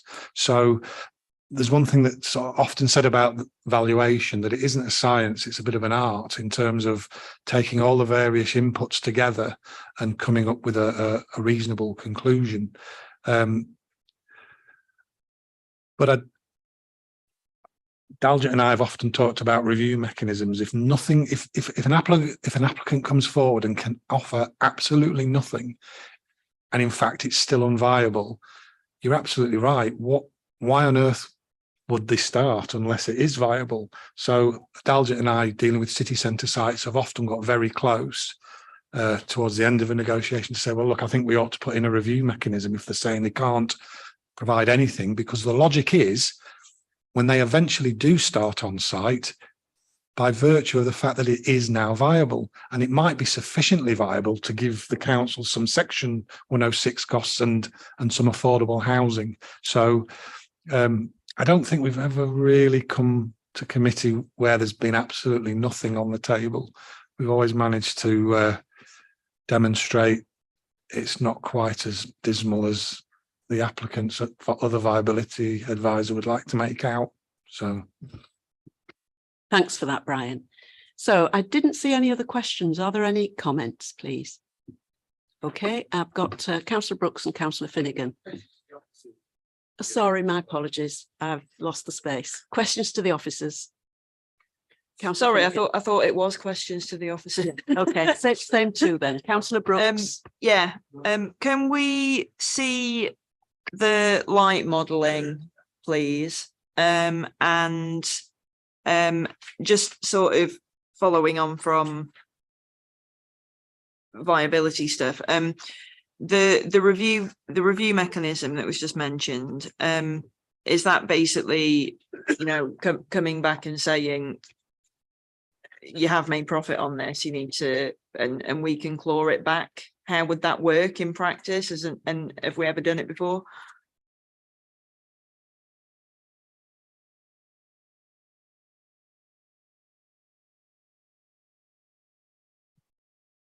So, Councillor, in terms of the BRE assessment that's been carried out, there's a number of limitations with this assessment in terms of the assessment is based on a suburban house. So it's usually a two-storey dwelling. So in terms of city centre context, the scale's much different and there's higher scale. So therefore, the assessment cannot be fully relied on. So we need to look at a contextual approach to the location of the buildings and how they sit. So in this particular case, and the report does comment on it in a bit more detail, the assessment is against the current situation of the site. So those flats that are affected have an open aspect because it's a cleared site, it has been for a long time. And it's inevitable that there's going to be some impact. And I think the report refers to that in some cases, there's some impact. So against the BRE guidance, which, as Andrew quite rightly says, is really formulated for suburban context, there will be some impact on some of those flats. However, when you take into account the fact that in a city centre context, you will get gaps of 20 metres on average. And again, the report refers to other sites with average gaps with buildings of similar sort of scales and height, then that impact is no worse. And that's why we've taken that qualitative assessment and said, yes, there's an impact, because at the moment it's a cleared site and it's inevitable the situation is going to worsen with any development opposite. But what is that actual impact in relation to the character of the city centre?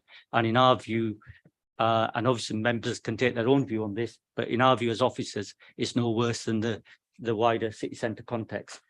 In terms of the question about the viability, so following on from the district valuer's review, I have had further discussions with Glenbrook, and I did ask that we include a review mechanism, because as Brian has alluded to, that some of the inputs, especially the construction costs, are almost changing month to month. And so by the time, at the moment, they seem to be going down, but also market conditions could change. So, and we do give 3-year consents.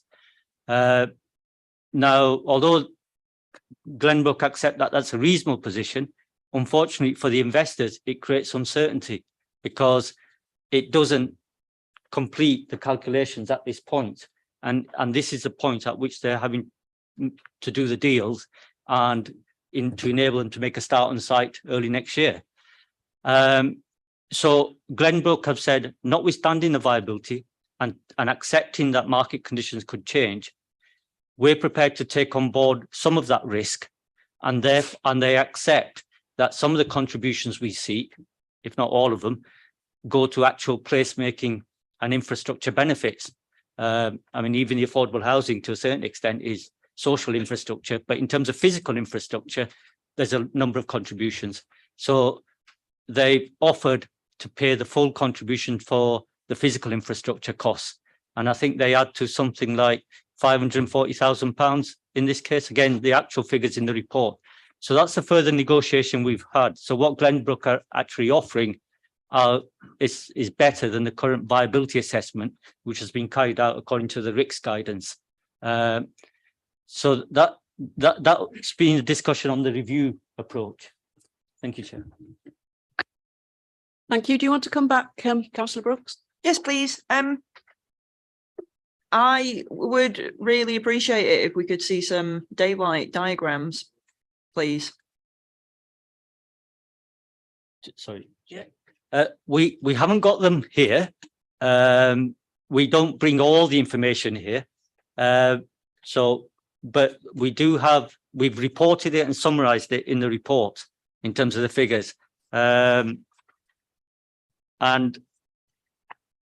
But if members want to see it, it's available. You know, if panel takes a view on that, I'm just going to. Okay, paragraph 10.30 onwards. What page is it? Yes.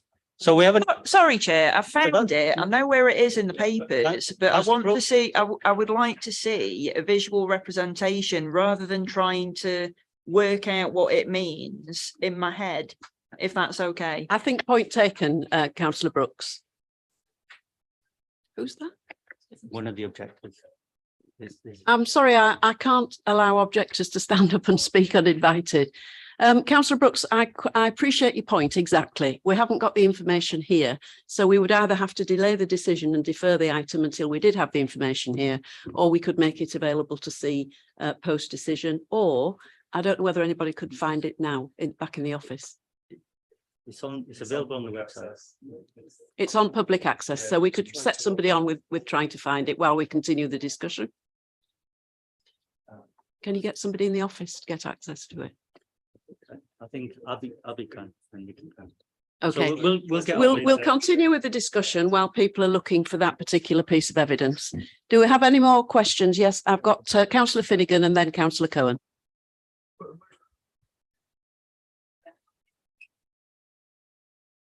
Sorry, Chair, would I be able to put a motion forward at this point? Because I know we've got a lot on the agenda today.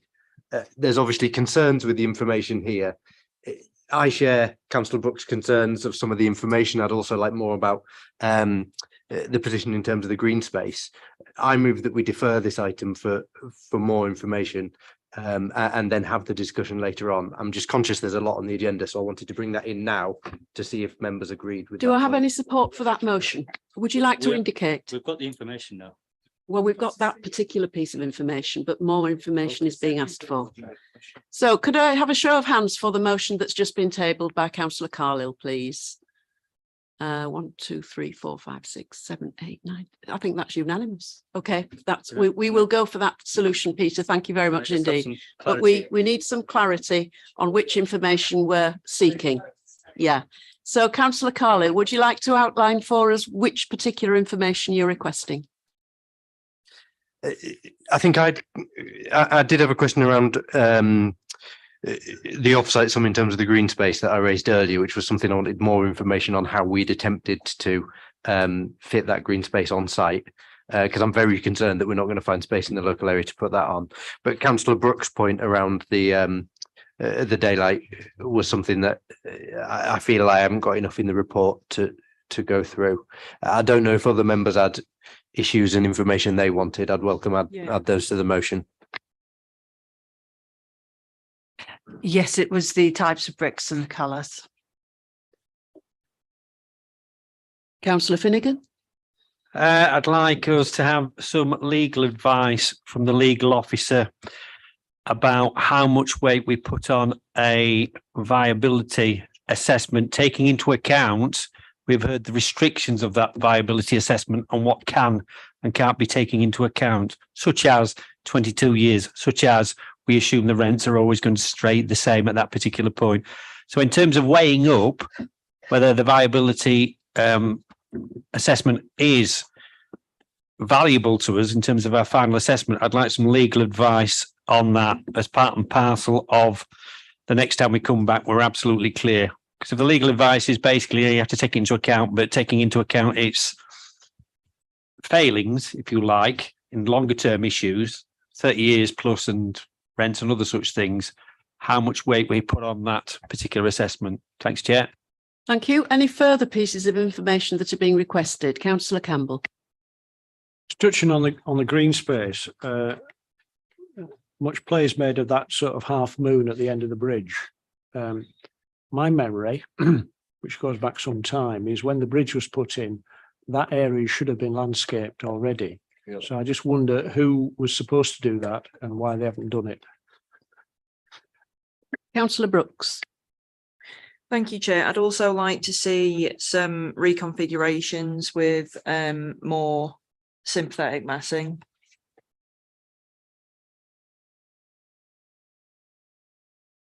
I'm just repeating your comments for the sake of the note takers. You'd like to see some more reconfigurations of the massing that are more sympathetic. Reconfigurations with the massing to see if it can be made more sympathetic. Well, I think the applicant gave their position on that. Yeah, okay. They weren't able to change that. Would you like to state your position on that, applicants?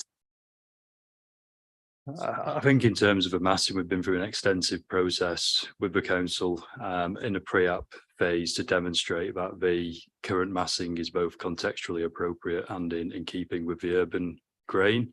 I think that position is also supported in the officer's report. So I'd just like to understand the rationale or justification for further changes in the proposed massing. Okay, that's your obviously your preferred position. Do you need me to explain my reasoning, Chair, or if you would like to, Councillor Brooks?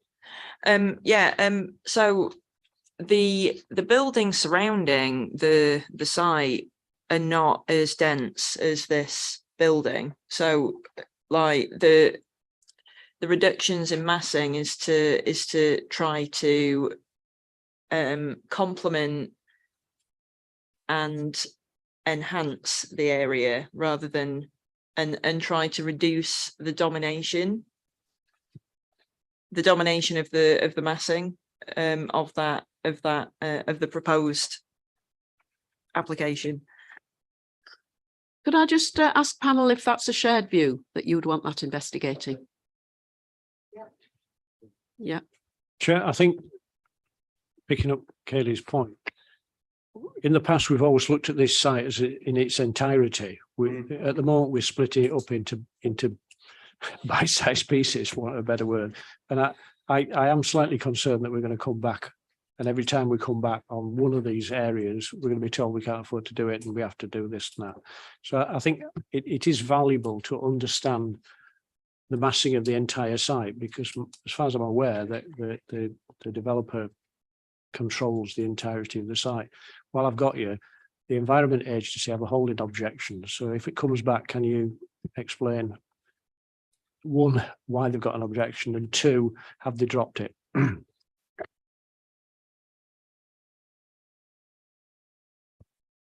I think at the cost of or at the risk of extending the discussion further, we'll pick up those points as far as we can.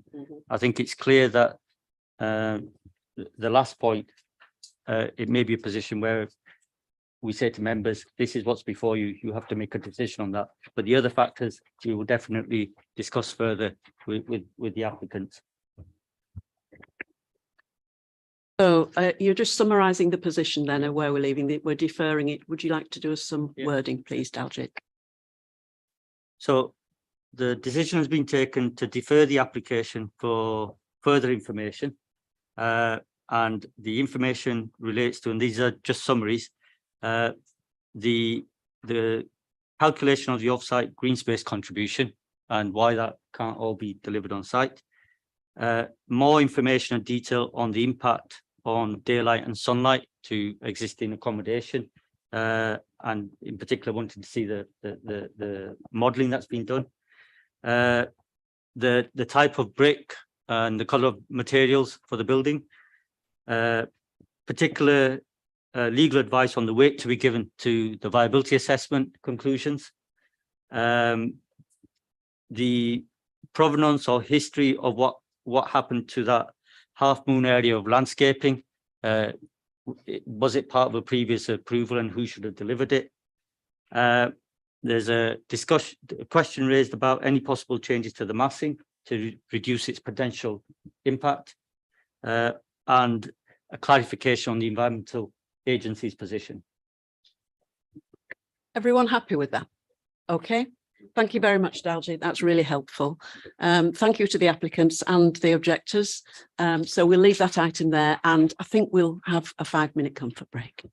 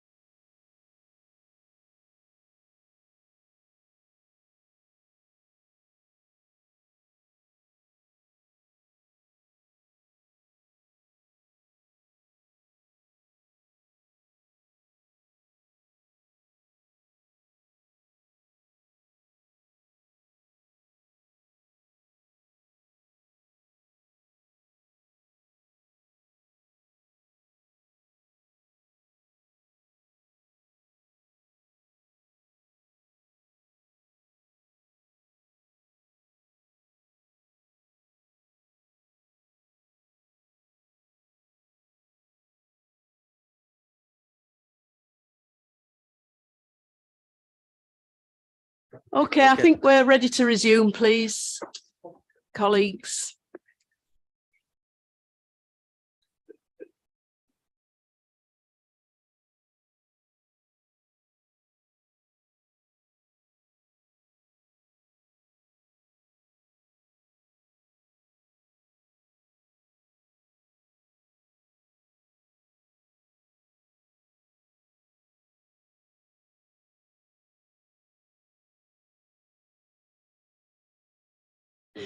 Okay, colleagues, it has been mentioned by people sitting either in the public gallery or further towards the back that our voices are not coming over too well. I have asked if the volume can be adjusted, but if you could make sure that you are reasonably near your mics when you're speaking, I think that would help with the recording as well. Okay, so we're on to item 9. Yes, we're on to item 9.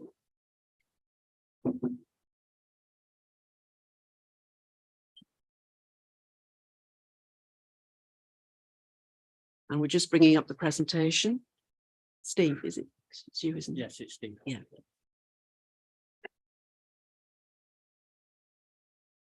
Thank you, Chair. So this is a proposal at the former Isle of Food site off Kirkstall Road. I'd just like to take the opportunity to update members prior to me starting on a couple of omissions in the report. Firstly, in the recommendation section, it lists the section 106 contributions, and the education contribution was missed off, and that would amount to £162,510.31. The second omission is that there have been 2 objections, one by the Civic Trust and one by an adjacent landowner. So I'll outline what they've said, and I'll address it within the body of the presentation. The Civic Trust have concerns over provision of parking, under provision of balconies, the housing mix, and the type of amenity space that's being provided, not the size, but the different potential for activities within the open space. The objector is opposite Washington Street, and has concerns about the proximity of Block D, and has concerns that it would restrict future development on that particular site, just with regards to the proximity of the elevation that faces onto Washington Street. So I'll look at those as I go through the presentation. Thank you. So, as I said, it's the former Isle of Food site on the south side of Kirkstall Road. It's around 310 metres west of the Ring Road, so it's edge of centre. Southern boundary with the River Aire, and western boundary with Washington Street. In terms of the emerging context, it's residential is coming forward. The allocation in the SAP is for a mixed use. It's very close to the Clarion Homer site, formerly known as City Reach, which was recently approved by members. There's a Nissan garage in between that, and then further approved development to the west. Site itself is a 2-hectare site, former industrial brownfield. It's a cleared site. There will be issues of remediation of the site, but essentially it's ready to go. So the proposal involved 618 build to rent apartments in 5 blocks with 356 metres squared ancillary commercial uses to the ground floor. There'll be 226 parking spaces, which is around 36.5, 36.6%, and fairly generous public realm provision. So with regard to the objector that had concerns about building D, I did look at the space in there, and it's 15 metres from the building itself to the boundary on the opposite side of Washington Street. There's an inset of 3.5 metres within the site. So if a similar inset was provided at the opposite side, that would be 17 metres between they are largely secondary windows.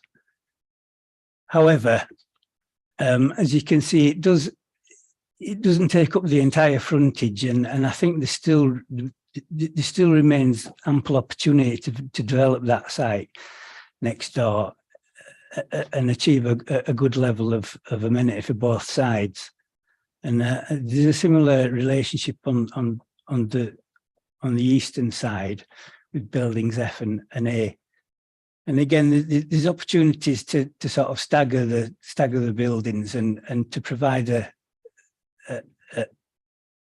a development that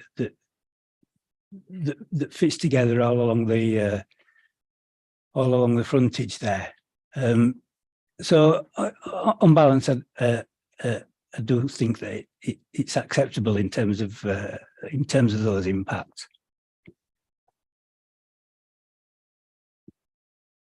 There is an outline approval on the site which has provided some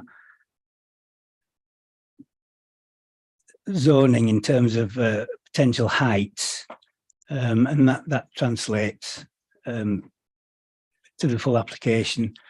There's between 7 and 11, 7 and 13 stories stepped. The central building is 13 stories, with the others stepping up towards the west, towards the city, and that again steps up to the Clarion Homes development, which is sort of in line with the Kirklees Renaissance area planning framework.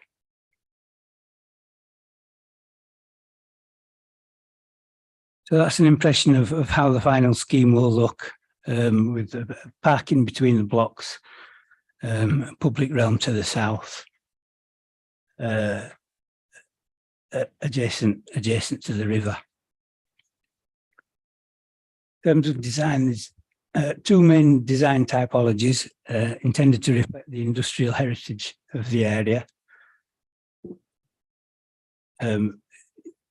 Generally, there's a vertical emphasis to the fenestration with horizontal stone banding and additional detail to the ground floor.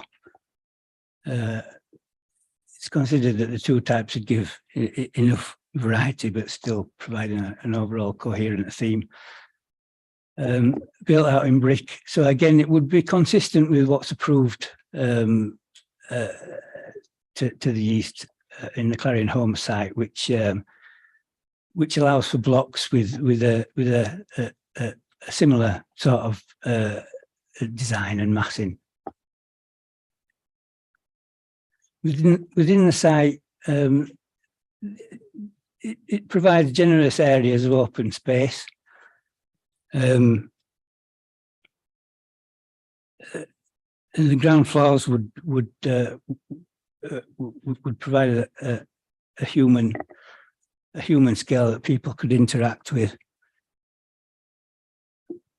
and then some areas of public realm, and and if I can just address the issue of the balconies, there are 97 balconies proposed, and there's no policy requirement in terms of numbers for balconies, but I think there's a good variety of provision, and it would be consistent with other developments to allow that level of balcony provision.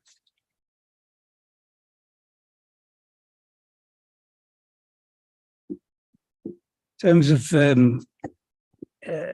the active frontages have been designed around the pedestrian throughput through the site, so that servicing areas and functional areas would be in quieter places.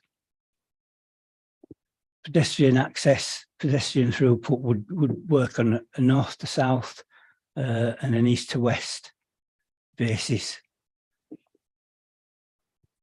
with a central spine that would allow vehicular access basically through the centre of the site, and that would connect up as these sites are being brought forward, certainly with the Clarion Homes development, to allow a secondary through vehicular route for local traffic. The site will be accessed from Kirkstall Road with a secondary exit via Washington Street. In terms of bicycle provision, there would be an area safeguarded for future provision, which is intended to be provided by the council, and that would be on the Kirkstall Road frontage, and it was set back by about 3.5 metres from the front there.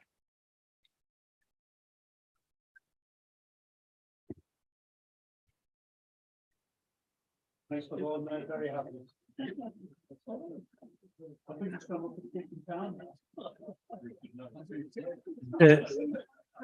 Can we resume some order for the speaker, please? Thank you. To the south of the development, going back to the cycle provision, the cycleway and footway, which would again connect with the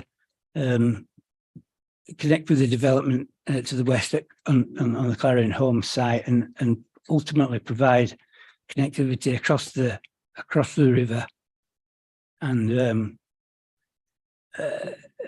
directly into the city for cyclists. And there's almost 400 bike spaces to be provided as well. So the applicant does argue that an approach has been organised around sustainable methods of transport, which is justified by the provision of parking, which is considered by officers to be proportionate and acceptable given the context of the site. And that's just to go back to the Civic Trust objection of over provision.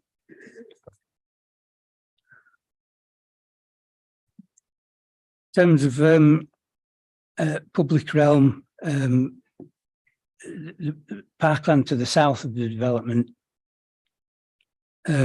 would provide good opportunities for sustainable drainage systems, with the Farth wall, the flood alleviation scheme wall being provided between the River Aire and the northern side of the cycle riverside footway.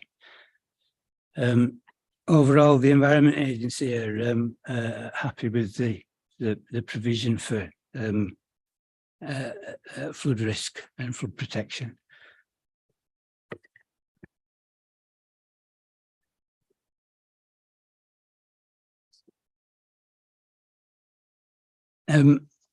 other public open space provision includes a formalised play area and opportunities for planting, which brings the overall biodiversity net gain up to 78%. There is an outstanding issue with the Environment Agency, which officers are requesting to be allowed to resolve, which relates to biodiversity net gain to the river. And the issue is whether or not further biodiversity can or should be sought, given the high level that's been provided on land, and whether or not there might be some intermediate or compromise situation that can be arrived at. Officers consider that this can be quite easily resolved and just ask that this can be a delegated matter.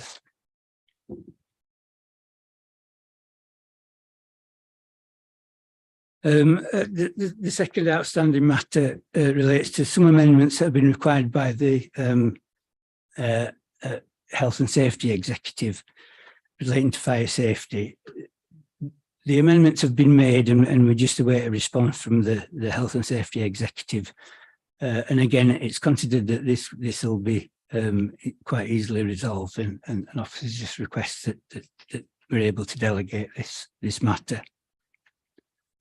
With regard to housing mix, which was raised by the Civic Trust, there'll be a provision of 381 bed, which is 50%, 248 2 bed, which would be 40%, and 62 3 bed, which would be 10%.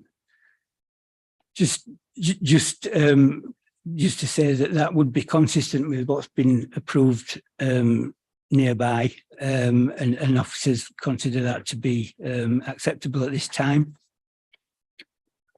And then just to finish on another issue of viability, an assessment has been submitted with this application, also and reviewed by the district valuer.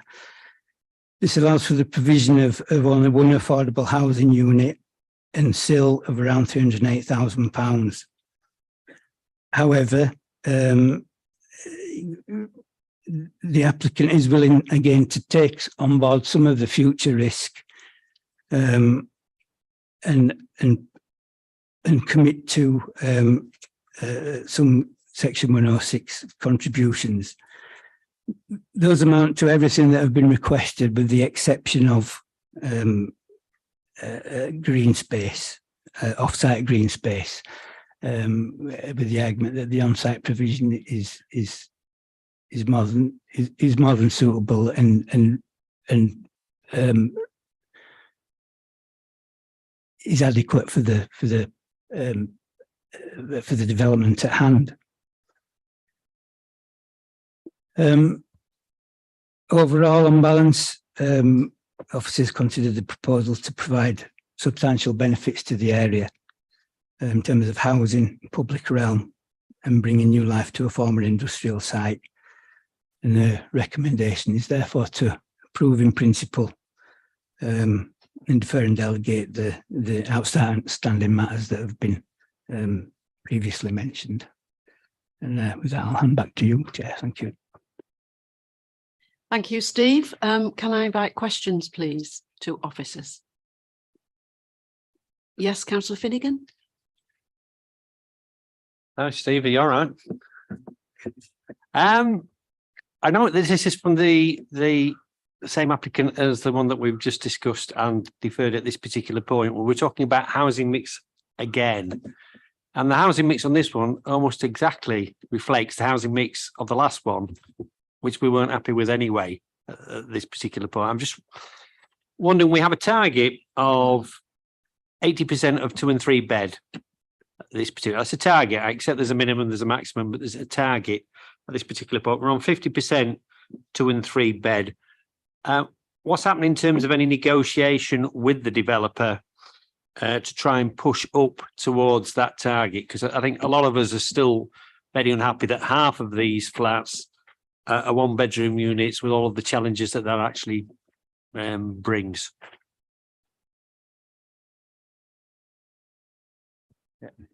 I think first we need to be clear that the policy doesn't require the targets. Those are preferred targets. They're not part of the policy. The policy requires a suitable mix of housing units by type and size. And the policy also recognises that that may differ depending on which area of the city you're in, which area of the authority you're in, which part of the area.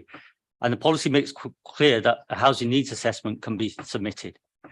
Now, what happens in the city centre context or even edge of city centre context is that we often get housing needs assessment to reflect the local demographics and the local housing characteristic area. And most of the time to date, we look at that carefully, we look at that with policy colleagues, but we come to a conclusion that those general targets, preferred targets, and there is, you recognise yourselves, there's some minimums and maximums, are applicable across the authority area. And in this city centre and edge of city centre area, the demographics are different, and they tend to be more towards younger people, less family accommodation. There is demand for family accommodation, but not as much as there is demand for 1 and 2 bedroom accommodation. And it's on that basis that we don't get the preferred target. But we do negotiate, and evidence of the fact that we negotiate is that not so long ago, we used to get 2%, 3%. I think the chair will, and panel, for those that have been here long enough, will remember that. And we've been negotiating upwards. And it's precisely on the point that panel raised regularly, which is if you don't create the units, then the demand is not going to be there. So we're going, from our point of view, we do negotiate and we're getting to an improved position. Whether that's a good enough position is for panel to decide. So, thank you, Chair. Yes, I do have Councillor Carlile waiting, but if it's on the same point. Very brief on that one. I mean, the fact is the minimum target's supposed to be 20% and we're not hitting it. So it's non-policy compliant, even with the most liberal reading of policy H4. And I think that's the point that we keep raising. Councillor Carlile. Thanks, Chair. That was a point that I agree with anyway, just those numbers. I know we've got to the 10%. The report, I think it was in this application, but one of the reports points out that there's 7% 3-bed and above in the city centre. I think obviously we've been accepting schemes less than that for a number of years, and some of that may be the fault of previous acceptances, because a lot of developments coming through in the city centre. We do want that to keep it continuing upwards. I think it was either this site or one of the neighbouring ones that we had a big discussion previously about whether this is city centre or not. In my view, this isn't city centre. So based on the question there about the 3-bed properties and that market assessment of those, can we clarify what kind of areas we're looking at? Because in this area, I would see that this relates to the other residential accommodation in and around this area in the Little London and Woodhouse ward just across the way, rather than those city centre apartments.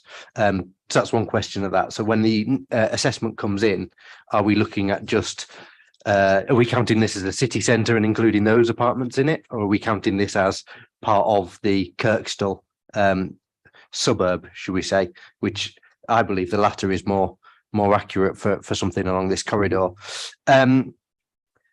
Along with things like the cycle spaces, we're not getting policy on that. I think we should have one of those per apartment, shouldn't we? And we're at 400, which is somewhere to go and better than probably some schemes, but not on policy. I'll come back just in the previous one. Then my last point, obviously I had some points on the last scheme around the green space. As this is a bigger scheme, the amount of green space provided here looks bigger, but actually the percentage is considerably lower. Now, I know that you have picked out that there is a point in the policy that allows schemes to look at less than the green space on site and to accept that 20% may be provided. But I have the same concerns in this area, that where else is that green space going to come from if it doesn't come from within these sites? So I just wondered if we could have some thought around that. If all of these sites come forward with 20% green space, where are we going to spend any of those commuted sums? Steve or Dalgett? Happy to come. So in terms of the housing assessment areas, we have different housing characteristic areas which were set by the SMAR, which is Strategic Market Assessment, done in 2017, I think, the latest one. And that is wider than what most people would say is a city centre. It actually covers the commercial core and the outer areas, the fringes, such as Little Woodhouse and this area. Whether that's appropriate or not, that's a discussion in a different place, because that's the way we do the assessments. There's an argument to be made that it should be a lot more local, because the character within that area changes, as you quite rightly point out. But that's a separate discussion. In terms of the green space, again, I don't mean to sound like I'm nitpicking, but the policy does recognise that in high density schemes and at this panel, in and around the city centre, we tend to get high density schemes, that the metrics that we use for how much green space should be provided will not make it practicable often to get all that space on a site. Often it generates a bigger figure than the actual site area. So what the policy says is that in those circumstances, and that's often the case with city centre schemes, at least 20% green space should be provided on site. And then the rest can be converted into an off-site contribution. Now, in this particular case, 30% is being provided on site. And because it's a large site, 2 hectares, that's actually a very meaningful space. Plus, in addition, there's a viability case. So reducing the amount of accommodation to get more green space would hit the viability. So on balance, that's the reason why we're making the recommendation that we're making. Again, it's for panel to determine whether that's acceptable balance or not. In terms of cycling, again, it's a balancing approach. Yes, guidelines suggest 1 cycling space per flat, but we're getting a significant amount of cycling spaces here, 400 odd spaces. We're also reducing the level of car parking. Guidelines would allow full car parking provision, one space per flat, but we're not getting that. So it's a by default, we're encouraging people not to have a car in this location. And again, it's a balancing act, but again, it's for panel to determine whether that's the right weight. Thank you. Thank you. Did you want to clarify anything further, Councillor Carlin? I'll just come back very briefly.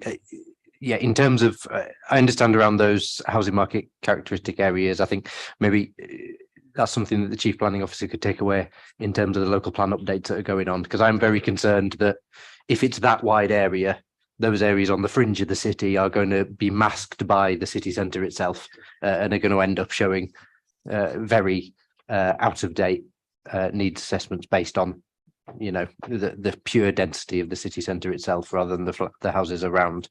I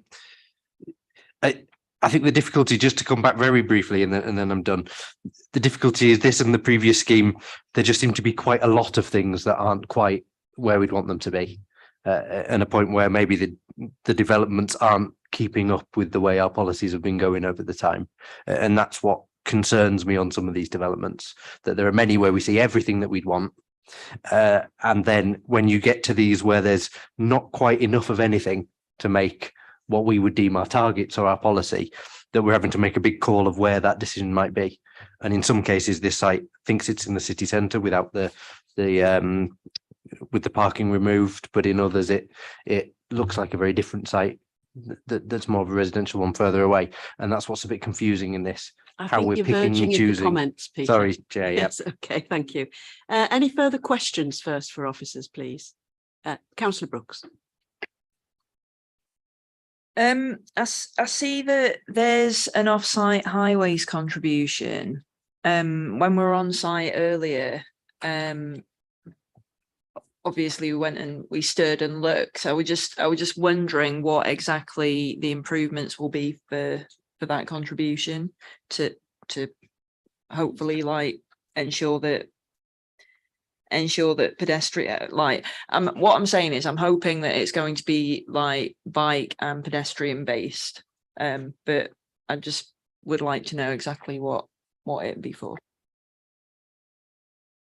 Steve? Oh, Lisa, sorry, it's Lisa, isn't it? Yeah, well, first of all, there are highway works associated with the development which will be secured by condition, which will upgrade the adjacent crossing to be Toucan crossing, and then a route through to I think it's called Studio Road behind, to improve the route up to Burley Road. And that's secured by conditions. So we're getting more than just the contribution. The contribution, the 106 will be worded flexibly, but part of it is to look at manage sort of dynamic signal upgrades on the Willow Road and Burley Road sort of junction there. So part of it's on that, but I think the wording will be flexible because we're looking at where we're putting improvements right along that corridor. So I'm not sure that quite answers your question because I can't be quite specific, but some of it depends on at what point that contribution comes in and what is then required, because some of it is a cumulative impact contribution. So it's to address the congestion across the network in the locality directly related to the development, but we're trying to then direct those contributions towards non-motorised user improvements.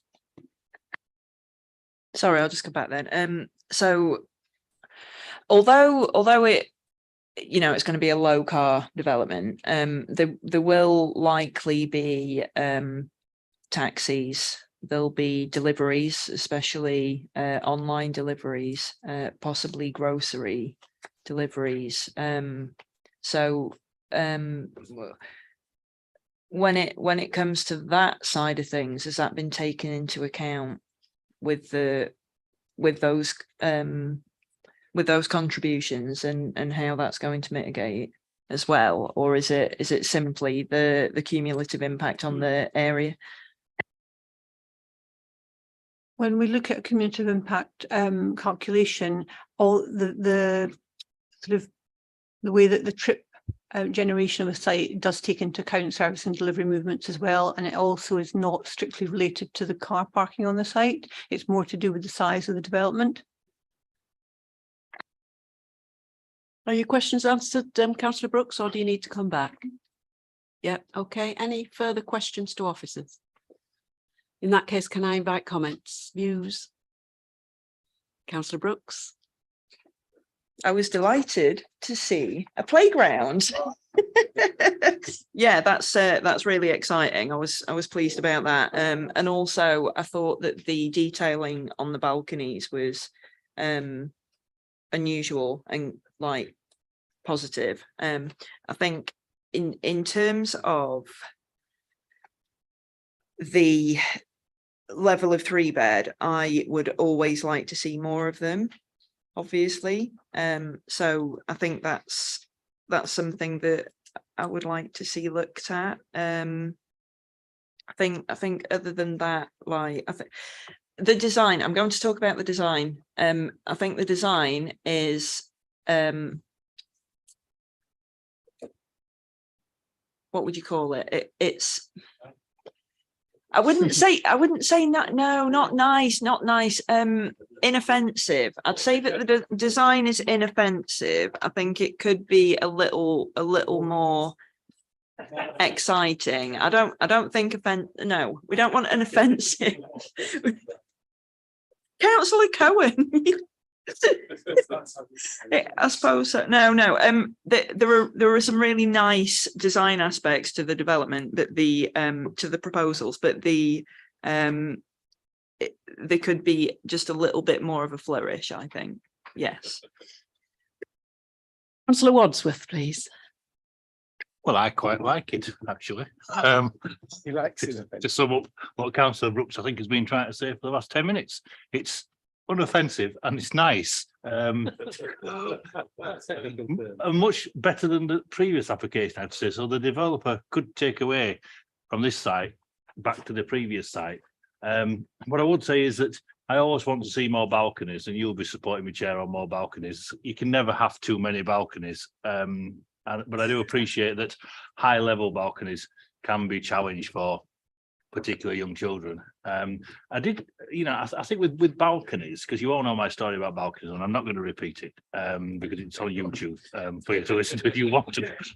But I think somebody said in the last panel, balconies can turn into a green room. Well, what is wrong with a green room? I mean, if people are going to use balconies for a purpose, a legal purpose, then I don't have a problem with that. They're not just for sitting out on, but obviously inset balconies are better than projecting balconies. But on that basis, I quite like it. It's a better use of the site than we've got now, and I think it's quite sustainable with regards to the area on the riverside. Thank you, Chair.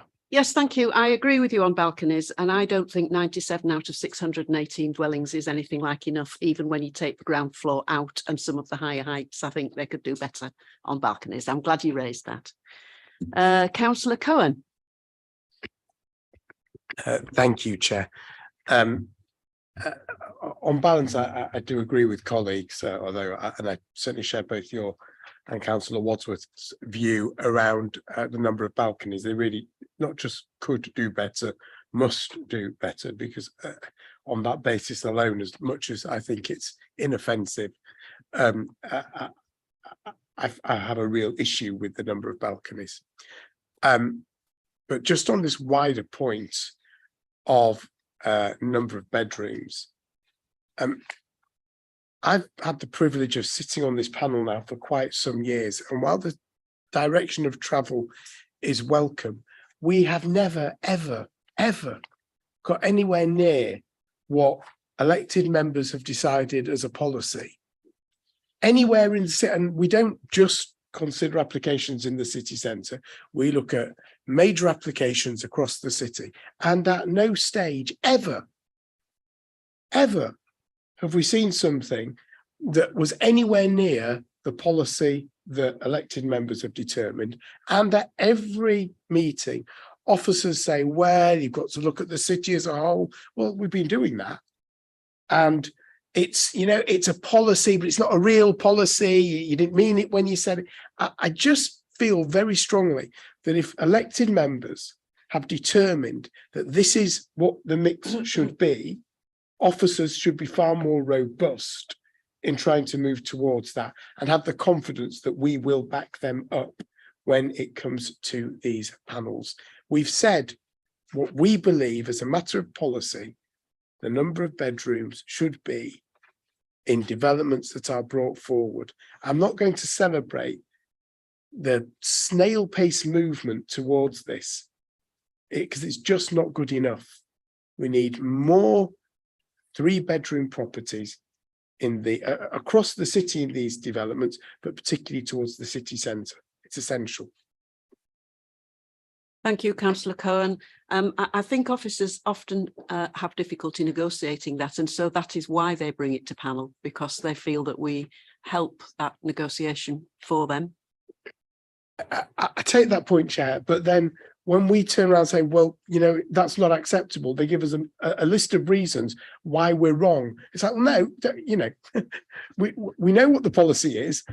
You've brought it here because it's not policy compliant. We don't need reasons why we can't live with our policy. And that's my concern. We'll come to you, David, but my view about why we're down at 10% on 3 bedrooms on a number of applications that we've seen is because I remember one intense debate around this table, and I can't actually remember the application, where we really did push, because it had come in at 3 or 4. We really did push, and when we pushed them to 10, we stopped pushing. And I think other developers looked at that and thought, well, 10's the new benchmark, and I agree with you. I think it needs to rise above 10. Councillor Blackburn. I've got to say, I'm not happy about the mix either. It's very much like the other one.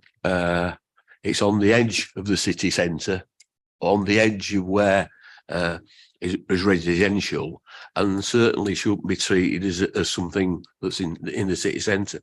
So I think we need to look at that. But saying that, I've got to say this application heck of a sight better than the previous one.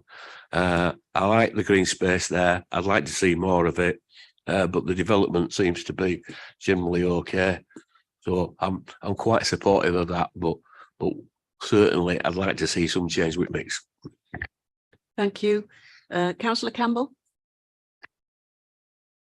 Thank you, Chair. A couple of comments which bounce about. Can I just initially just talk about the city centre boundary? And I appreciate what you were saying, but as somebody who sat through the SHMA and the SHLA and the local planning update and all the rest of it, there was a discussion about whether this was city centre, and actually this was regarded as expanding city centre. So that's why it was designated as that. So that's the designation we've got. Whether it's transpired that way, I don't know. I think, right, the reason this has come to members is because it's not policy compliant. And really what officers are saying to us, with the best will in the world, is how much short of policy are you prepared to accept? As we've touched on various things, haven't we? So there's the green space stroke biodiversity net gain. It strikes me that you could do much more on this site if you really wanted to. And I look at that vast car park they have. And I recall when we first talked about the design for the entirety of the site, and it's a plus because we talk about the entirety of the site. Unlike the previous developer, they haven't chopped it up into little bits. I look at that car park and I think, actually, I'm sure you could lay that car park out in a much better way, which actually provided much more softening, for want of a better word, because it's a big area. We talk about the 1, 2, 3 bedroom mix. You know, and I've said on more than one occasions, if we feel really strongly about this, why don't we just turn it down? I think the policy we get thrown back at us is a citywide policy. But I suppose we ought to ask the question is, if we're not meeting it here, where are we over meeting it to compensate?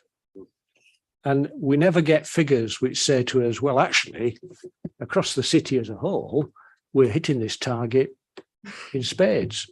And I think that's a question we need to start asking. In fact, we ought to ask it now.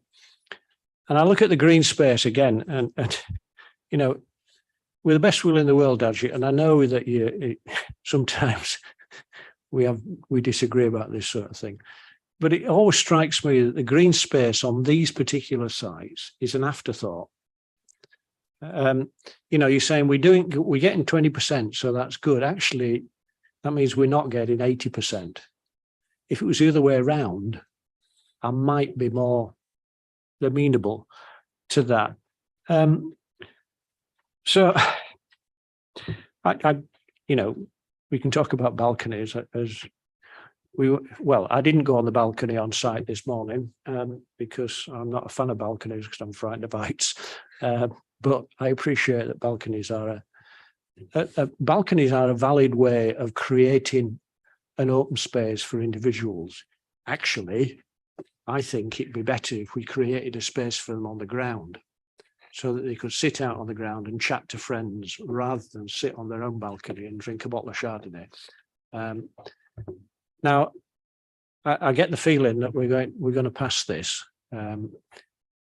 I really have reservations about the totality of things that we're being asked to accept, which are not policy compliant. And as I say on more than one occasion, if we have a policy, we ought to stick to it. Thank you, Chair. Thank you, Colin. Do I have any more comments, please? Councillor Garthwaite and then Councillor Finnegan and then Councillor. Yes, I think it's fine. Really, is what I would say, fine. But I agree what's been said about balconies. I totally agree with that. And I think the green space could be slightly more imaginative, really. And I also think, and this isn't really about the developers so much as it's a bit grim on one side. and thinking generally about the city as a whole, if that grimness could be looked at and alleviated, I think it would make a better experience for the residents of that particular development in future. Thank you. Councillor Finnegan. Thanks, Chair. Looking at the previous application, this application from the same applicant, you've got the same figures just about in terms of housing mix anyway. And if we felt that the last housing mix was inadequate, then this housing mix is also inadequate. I'm also trying to understand if this is a regular business plan. So you do a viability study. The viability study says you're not going to make any money on it, but we'll offer this and we'll offer that, we'll offer the other. We might get away with housing mix that's entirely inadequate and doesn't hit our minimum standards at this particular point. So it seems to me, looking at the last application, this application from the same applicant, pretty much telling the same tale on both occasions, that we've got a business model here that needs challenging. And I'm with Colin on this particular one. I think we need to start saying, no, it isn't good enough. We're not prepared to accept compromise after compromise after compromise, because ultimately, we're building communities for the future. We need to be in a situation where these communities are sustainable, and an over-reliance on one-bedroom flats because they make you more money, and an under-reliance on three-bed properties, which are not being provided anywhere else across the city, does mean that this one is unacceptable. And purely to try and add a little bit of colour to the afternoon, I'm quite happy to move refusal on the grounds that it's not policy compliant, just to see where we go with it. I will come back to that, but I want to take Councillor Carlill, who indicated earlier. Thanks, Chair. I guess my comments are around the points I made earlier, but then comparing it again to the previous application. The previous application had similar inadequacies in terms of the policy. There are some things that save this, but they're not things that the developer has done here. One is that, I mean, you're looking at probably 1,200 people living on this site when it's completed. It is a bigger site, so we have ended up at least with a piece of usable green space. It's only 30% the size of what we were supposed to have, but I think at least we end up with something that is a square of some kind that somebody could deem a park. I had similar thoughts to Colin in terms of that car parking.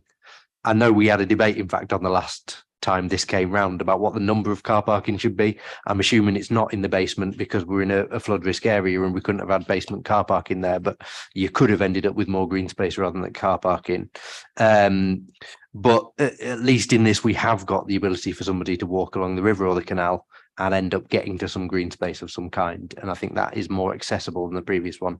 So in case of this, it's just at bare minimum. I was considering whether I could support it.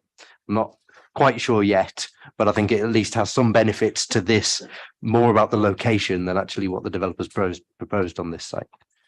Well, Councillor Finnegan has made a proposal actually that we refuse it. There are many other options and roads we could go down, which would involve us not approving it today. But is there a seconder for Councillor Finnegan's proposal? Yeah. So we've got a proposer and a seconder. Could I see all of those in favour of refusing this application? Against? So that hasn't been carried. Any abstentions? Okay, so your proposal hasn't been carried, Councillor Finnegan. Does anyone want to make a different proposal from that? Councillor Cohen.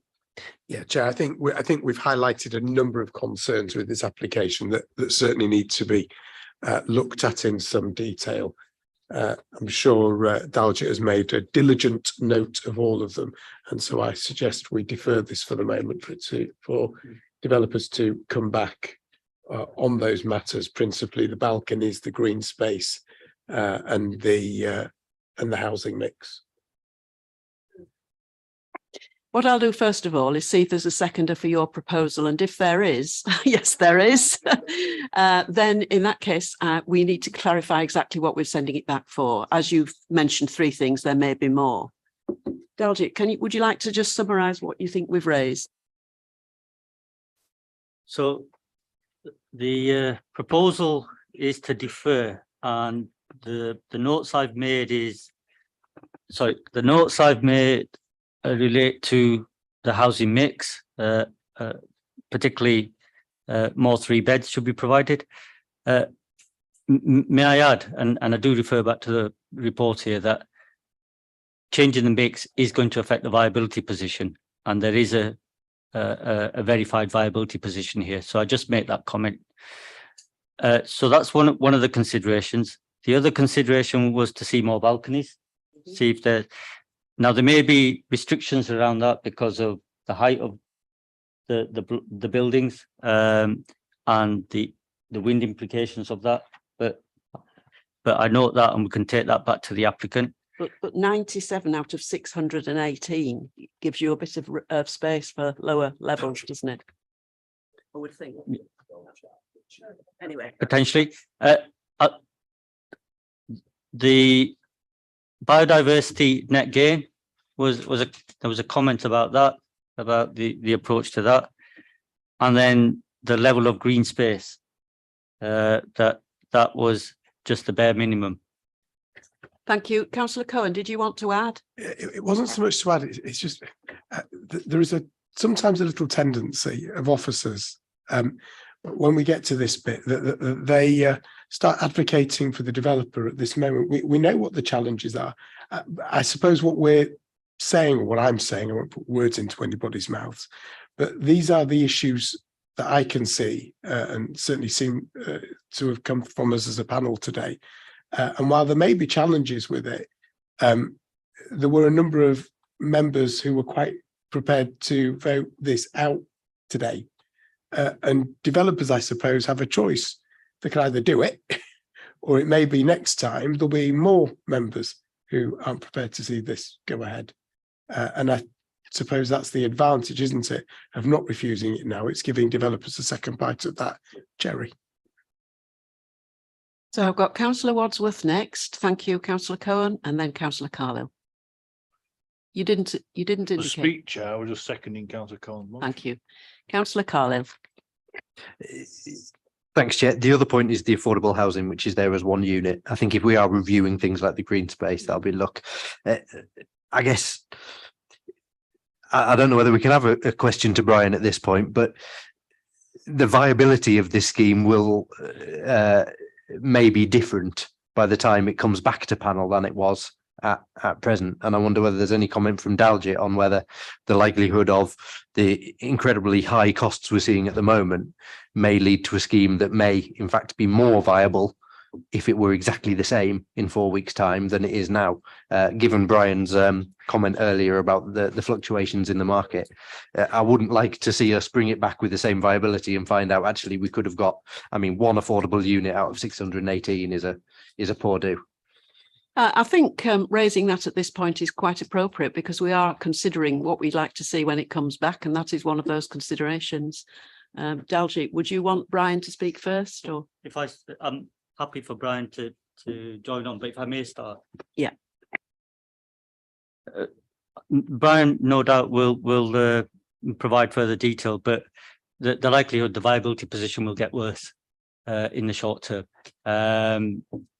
So the costs are rising, construction costs are rising rather than going down. But I'll let Brian provide more detail. I think it will be important to run the viability appraisal again once you've changed the housing mix to see what impact on the gross development value is. But it is a risk.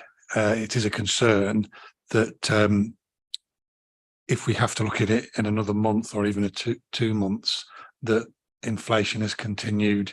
It's made the costs higher, but unfortunately, because of the change in the housing mix, it may, and I don't want to preempt it, it may make the scheme's overall value slightly smaller. So the net effect may be, it can't, the developer may say, well, I offered X, time's moved on, I can't offer what I offered you in November, but I'm not advocating that point of view. I'm just pointing out the potential risks associated with a long-term deferral, and things get trickier, let's say, in the market. Okay, well, let's see what people's responses are to the proposal on the table, first of all. Councillor Brooks. I think I'm back to my question on the last item really. So inflation is currently as high as it is because of energy costs, isn't it?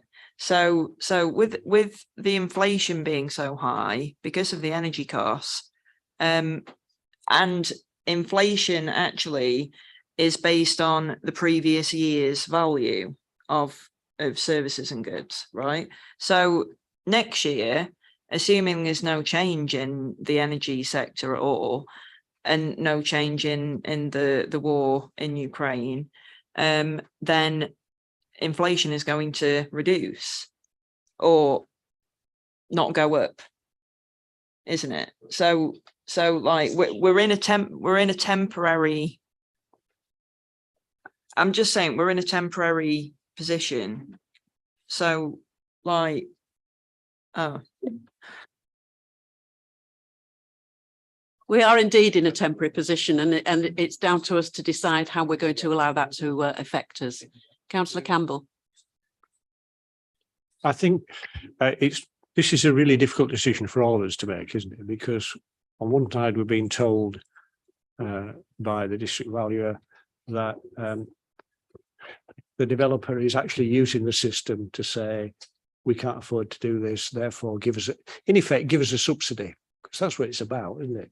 We are absolutely subsidising this development by not asking for what we regard as the basic necessities for a development. And I suppose we get to the point where we have to say at some point, well, actually, if you come back and say we can't provide any green space, any affordables, any 3 bedrooms, etc., then I really have to ask the question, is this really a viable development? Not a viable as in to make a profit, but actually, can you do this? Can you actually build these things? Because if we take that to its logical conclusion, every single application we're going to get in the future, the developer is going to say to us, can't afford to do any of these things because building costs have gone up. And that goes from building an extension on the house to building 640 odd flats.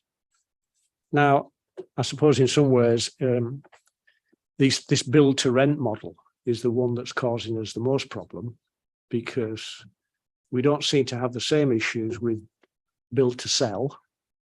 And we don't have the same issues with student accommodation, for example. So I have to ask the question, is the model of what you're trying to do on this particular site actually viable in itself? And I'm sure that the developer will come back next time and say, oh, it's absolutely terrible. I'm down to my last million. I can't possibly cope. But I think, I go back to this point. If we have these policies and we expect this as a minimum standard, then we ought to be fighting for it. Thank you. Do I have any more comments? If not, I'm going to ask Daljit to summarise where we are in terms of deferring. Have they voted on the? No, that we'll vote when we're clear what we're voting for. Okay. The proposal is to defer the application to consider further the housing mix, particularly the proportion of 3 beds, the number of balconies within the scheme, the matters around biodiversity net gain, and the approach to green space provision on site. Okay, so Chair, can we just touch, sorry, on the housing mix? Because, as you've said, the developers come forward with a viability assessment on housing mix in this location, but our policy is a citywide location. So, it's a citywide policy. Therefore, I feel we need to measure their viability, their assessment, I should say, not their viability, their assessment against the citywide situation. So it may well be that in this particular very small location, there are certain pressures, but across the city, it's a citywide policy, I would need to be confident that we're actually meeting that policy across the city, rather than simply doing what we've done on more than one occasion in various places, of assuming there's a citywide policy, but actually we're not meeting the citywide policy either. So I think I need to be able to understand the relationship between what they're saying and the citywide policy. Okay, Councillor Finnegan. Well, just to add to what Colin's basically saying, there's an under provision at this particular point, which we're told by the planners no real issues because you've got to look at the specific circumstance. Well, there needs to be over provision somewhere else in the city. Now, I've sat on plans panel, both plans panels for many, many years, and I never see an over provision. So somewhere down the line across the city, we're losing out on 3 beds or 2 beds or whatever it might actually be. So I think we want some reassurance that if we are taking less 3 beds here than the minimum target, we're talking the minimum target here at this point, well, that we're breaching the maximum target elsewhere in the city to make up, because I will put my pension on that we're not. Take you up on that. Okay, Councillor Carlin. Sorry, Chair. Dal, did you mention affordables in that list? Because that was a point we did raise it as a concern in the pre-app as well on this application. I appreciate it's part of the viability, but I'm not happy with one affordable out of 618. No, I didn't. But if that's what panel wants us to do, we can go back and discuss the viability. So with the affordables in the list.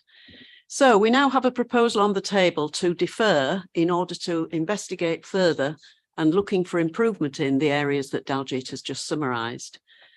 So have we had a proposer? Yeah, and a seconder. Yeah, so all those in favour, please. And that is unanimous. Thank you very much. So that one has been deferred. So we'll move swiftly on to the next application. Yes.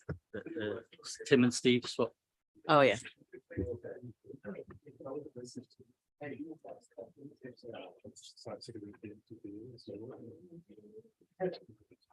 not having an easy afternoon of it, are you? It's all right. It's okay.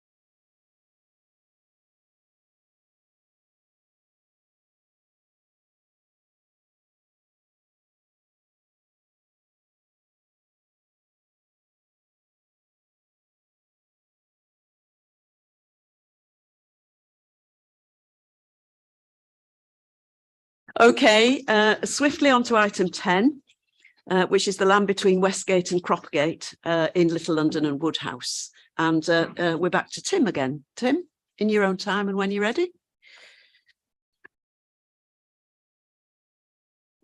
Thanks very much, Chair. Yes, this is a planning application which members visited this morning at Westgate and Croppergate. It follows a pre-application presentation to members back in March 2022, where members, I think, were generally supportive of the scheme. The proposal involves a 31-storey building, built to rent apartments, total of 399 apartments. The site is at the far western end of Wellington Street in an area we call the West End. Identified by the red outline there, it's a cleared site. Bridge House and another building, I'm afraid I've forgotten the name of, were demolished in 2016, and prior to that, the buildings were effectively redundant for a period of at least 10 years before that. So this has been a site waiting development for many years. as you can see, it sits next to some significant highway infrastructure. And I think members might have noted on site today that some of that immediately around the site is possibly now redundant as well. So this slide is to put the scheme in the context of everything else that's happening in the immediate locality. As I mentioned, the site is on the western edge of the west end, and it sits immediately to the western side of the scheme, which came in front of panel members at the last panel that involved 2 office blocks and a residential building. Beyond Lisbon Street to the east of that, the former international pool site is now coming out of the ground. And I noticed on site this morning also that the Bruntwood scheme, which is in the West One and Castle House, is now on site, and that's a refurbishment and extension of the property there. And on the southern side of Wellington Street, of course, the proposals on the former Yorkshire Post site. So just reflecting back on the fact that the site which sits behind on the left-hand side of the hoarding line is effectively very close to what would be the building line. The site sits behind that. In front of that, there's an area of pay and display car parking. I don't think it's in use now. Whether or not that's any intent to use it in the future, I don't know, but it's now boarded off. And a reverse view looking up the Inner Ring Road and Westgate. Turning around the view from Wellington Street. And this is a view looking westward along Skinner Street. The site is at the far end of the street beyond the hoarding line. So the tall building SPD identified the site as being appropriate for a tall building, and the orange arrow marks the location of the site. And almost reflecting that, albeit the history is a little bit the wrong way around, there's been planning permissions on for redevelopment of this site going back to 2002. The image on screen is a 2005 planning permission, which was extended in 2010, 2011, but of course never came to fruition. This schematic gives you an indication of principles of development of the site, particularly in relation to connectivity and permeability. So going through the heart of the site, the dotted red line gives an indication in terms of the extension of the route between Skinner Street towards the west through two new parts of the blue being 2 legs of the new development, and linking in with a new off-site open space that would be delivered as part of the neighbouring scheme. On the northwestern edge of the site, the hatched green colour, if you can see where the purple arrows are pointing to on the top side of the image, that's where the pay and display car park is, and that would shows potential for improvements in relation to landscape and setting.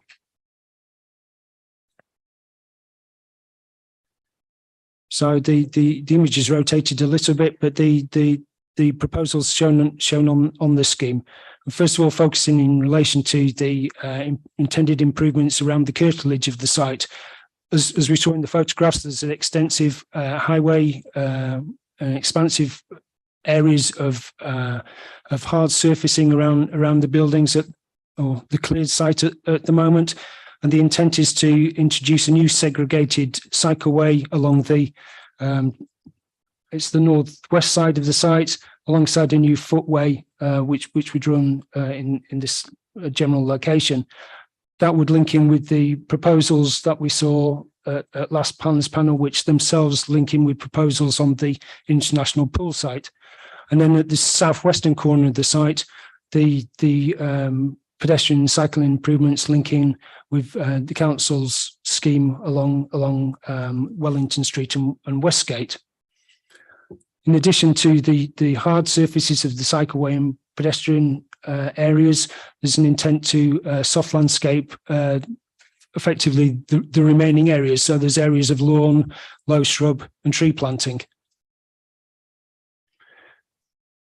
This is the ground floor of the development. You see there's effectively two elements to it, two legs, as some people have described, with a 7.5 metre cut between the two elements of building. That cut goes up to 10 stories in height, significant and inviting route effectively as you would look along Skinner Street. The left-hand building, the southwestern building, at this level would have a large amenity area, whereas much of the northwestern building would be working harder in terms of delivering the plant and services required to operate the building. The building has two principal entrances, one into each leg. So an entrance here off Skinner Street into the core, or on the south eastern corner of the building, an entrance off the junction of, or close to the junction of Croppergate and Wellington Street. This is moving up a level onto level 1, more amenity space in the southwestern building, and the beginnings of the residential floor plate. As I mentioned, the scheme delivers 399 apartments. They all meet or exceed the minimum space standards. There's full provision in relation to affordable housing. I expect we'll come on to housing mix, but the point here being is that 66% of the units are 2 or 3 bed. The 2 bed units, which there's 56%, they incorporate 3 and 4 bed spaces. So, albeit they're only 2 bedroom apartments, there's capacity for more people. Moving up through the footplate of the building, this is effectively the lower third of the building up to 9th floor. As mentioned before, there are two cores. The one on the southwestern edge, pretty central to the building. The core in the north eastern element on the eastern edge of the building, and it was designed like that because we didn't know what was coming forward on the neighbouring site.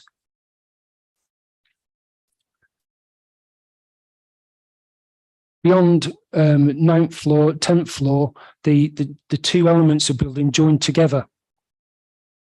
I think the bridging across is obvious. So beneath that, there's that 10-storey cut. That's 19th floor, and then the top third of the building has the same floor plan.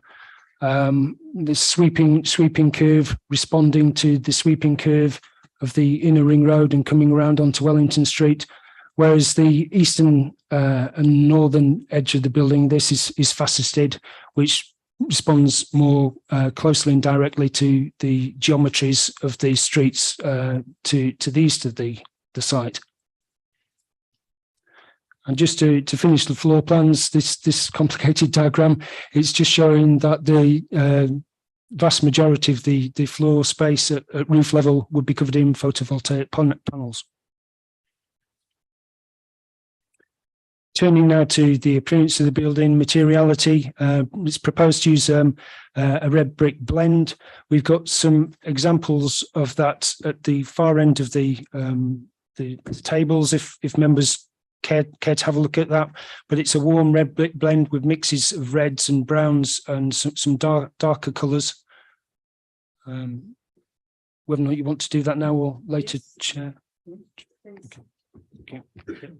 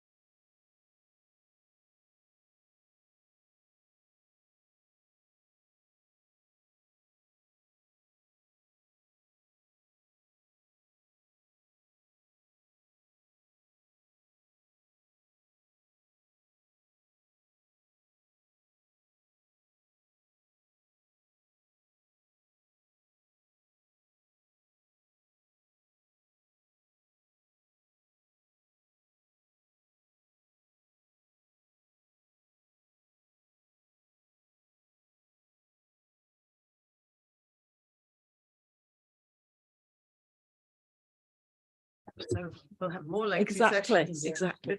Okay, folks, I think we're ready to resume. Please take your seats.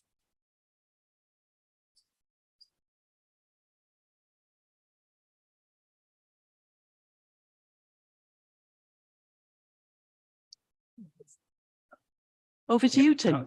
Thanks very much, Chair. Just a couple more CGIs. Hopefully you found the samples helpful in terms of appreciating the approach. Clearly at development stage, we will ask for a full-size sample panel to be produced so that we can look at that in more detail.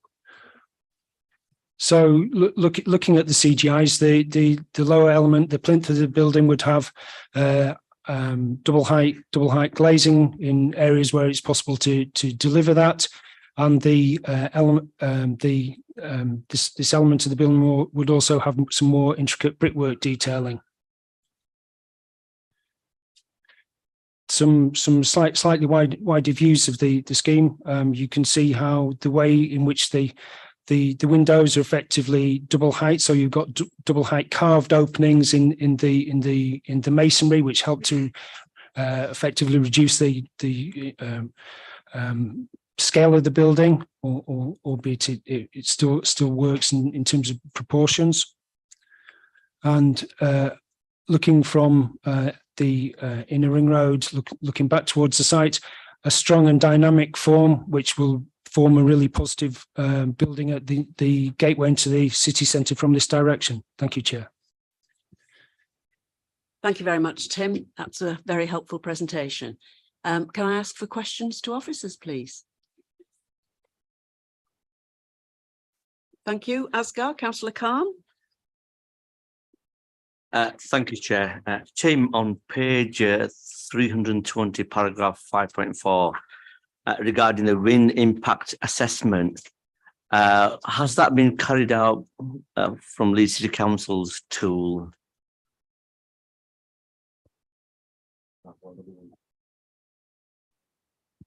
Okay, thanks, Councillor. Yes, the developers employed or involved wind specialists from early at pre-application stage, which had significant implications for the way in which the building is modelled. If you can recall, there's elements of the building where it's articulated with elements which are built out. Also, the big slot in the building and taking out some of the energy from the wind. In addition to that, there's a canopy. Notwithstanding that, the council employed Tobermory consultants to review the wind study, and they confirmed that with the mitigation proposals that are identified in the scheme, that there won't be any safety fails around the development. Would you like to come back, Asgar? Yeah, thanks, Chair. Thanks, Tim, for that answer.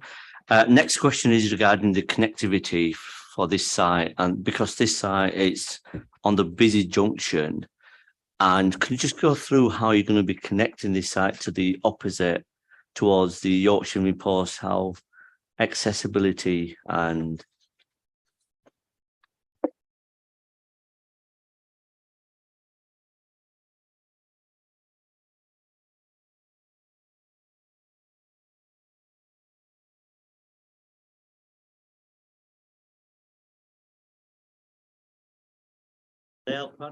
We're just getting the slide up, Councillor Khan.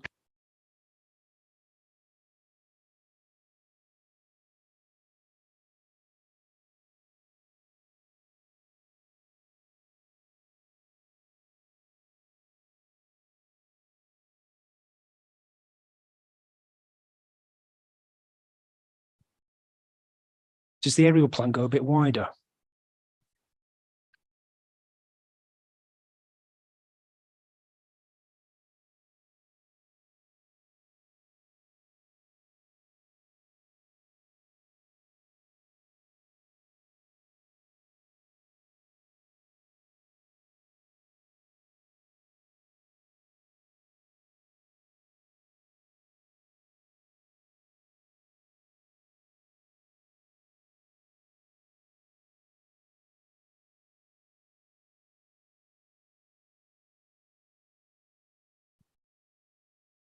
What do I press? That one. That one. So, for the site, this is going to be a continuous, segregated cycleway that links in with the improvements that are actually on site to improve cycle provision around this whole junction area. So there will be, there are existing cycle routes, but it's significant improvements to improve the linkages down to here and through across to here, and then that'll link into the Riverside Walkway, etc., that you've seen on the, that's being built out with the Clarion development. So, and then it also links into the Wellington Street cycle routes there, and there are, crossing provisions, on all the elements of this junction here. Does that help, Councillor Khan? Yes, it does. Thank you. Okay, any further questions for officers? I don't, yes, Councillor Carlin. Sorry, Chair, I appreciate it's late, but I think based on the two that we've had previously, and it's a completely different size of site, but this seems to have quite a lot of compliance with policies compared to the ones we've seen previously. I wondered whether Dalgett or maybe the district valuer could update on how this, which doesn't look like it's been cheaply built or cheaply designed to any stretch, is able to help meet those policies when the previous two had struggles.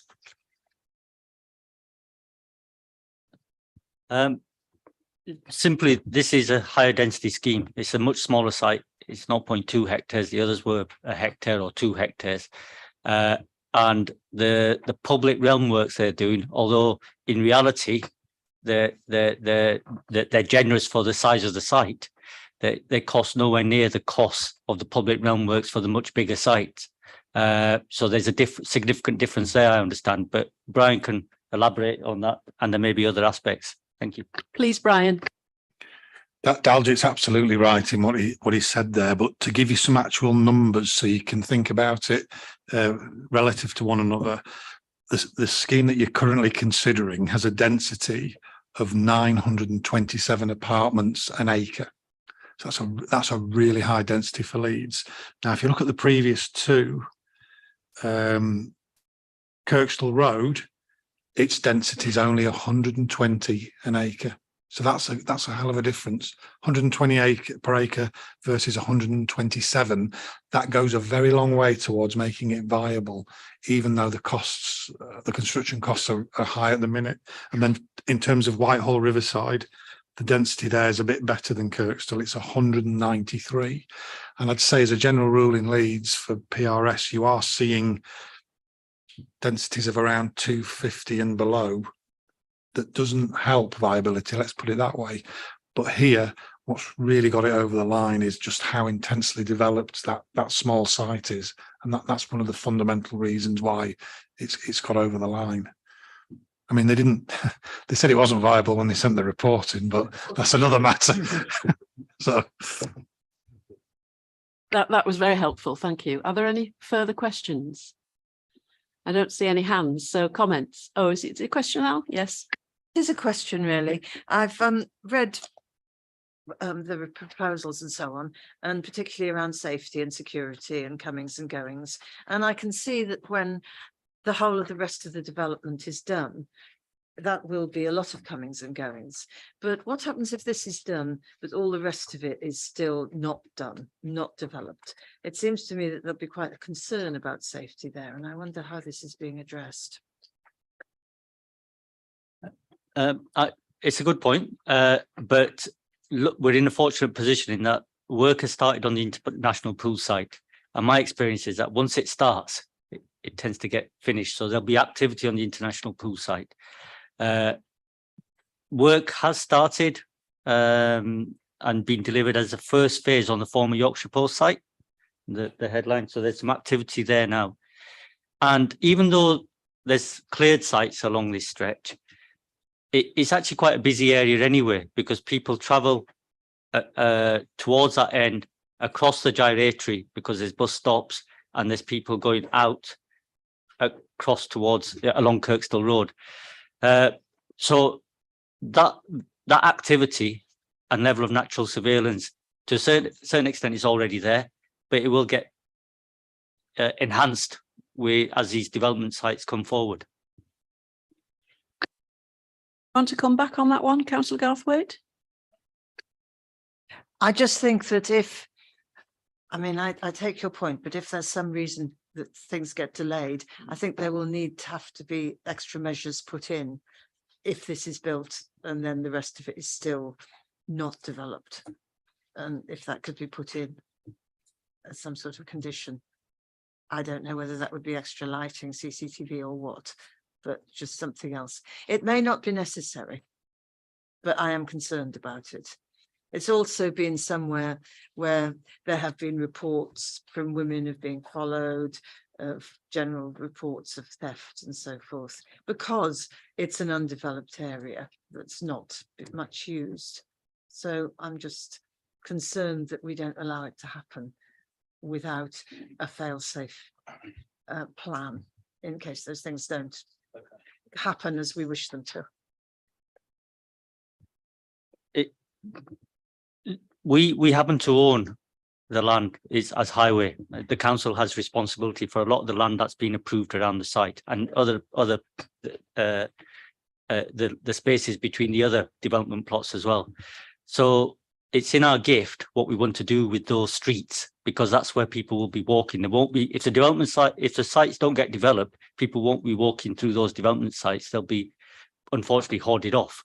So they'll be walking along adopted highway, and there's an opportunity, I think, at that point for us to consider lighting levels, CCTV, and so on. But it'll be a decision for the council because it'll be on our streets. Thank you. I think you've pretty much led us. That is reassuring. Thank you. Okay. I think you've probably led us into comments, Councillor Garthwaite. Other comments? Councillor Cohen.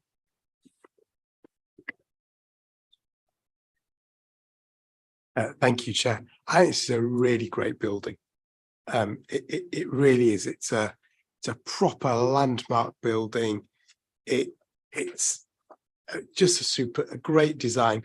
My colleague says, Celeste said it looks like a transformer. You know, so you're about to. It looks like you pulled its leg out, about to turn it into something. So in our never-ending bid of naming buildings, we're henceforth naming that building the Transformer. But it's a great building, really like the application, and I look forward to being able to approve it very shortly.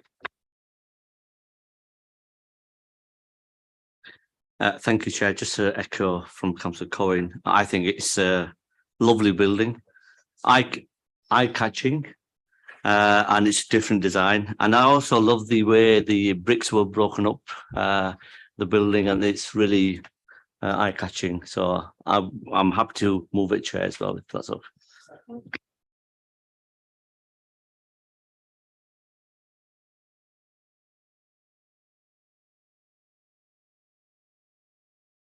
Right. I want to share with what colleagues say. It really, really good.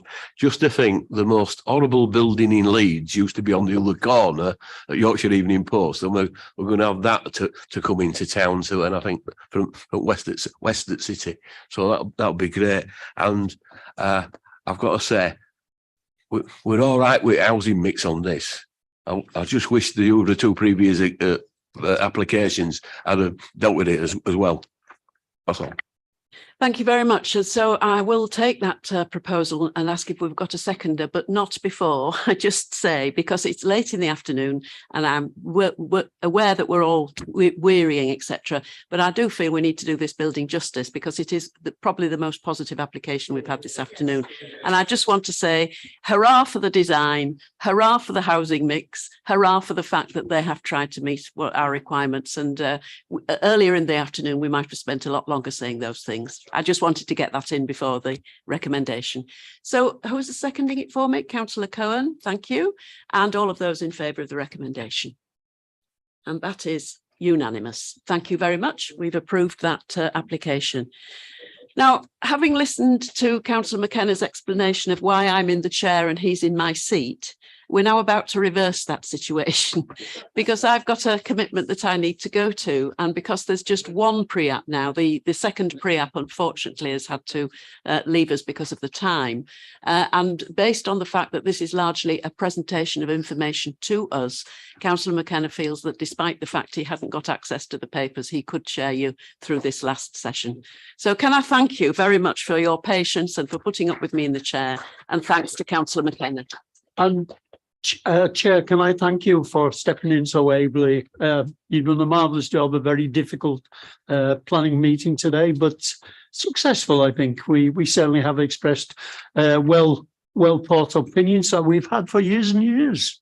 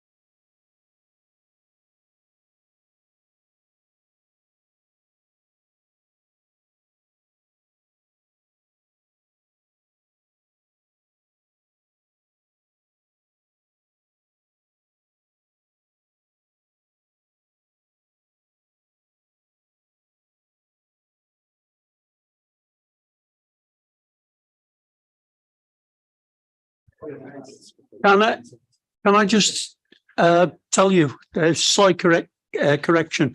Both of the planning applications pre-apps are on. So I know. But best you know now. No, they're both on. They're both on. One was announced that it was off. It's not off. They're both still on. Yeah. If we're lucky, if we're very lucky, and it depends on you guys, how long you want to speak. Right, so the first one is a gateway. So if we invite the developer. Okay.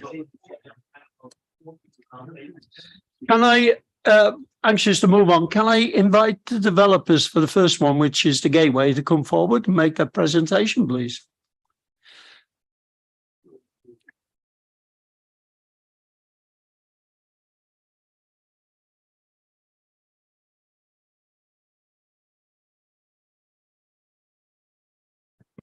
As you'll well know, you have 10 minutes to make your presentation, which will be followed by questions and possibly comments from members. I'm sure there will be comments, actually. So when you're ready, please begin.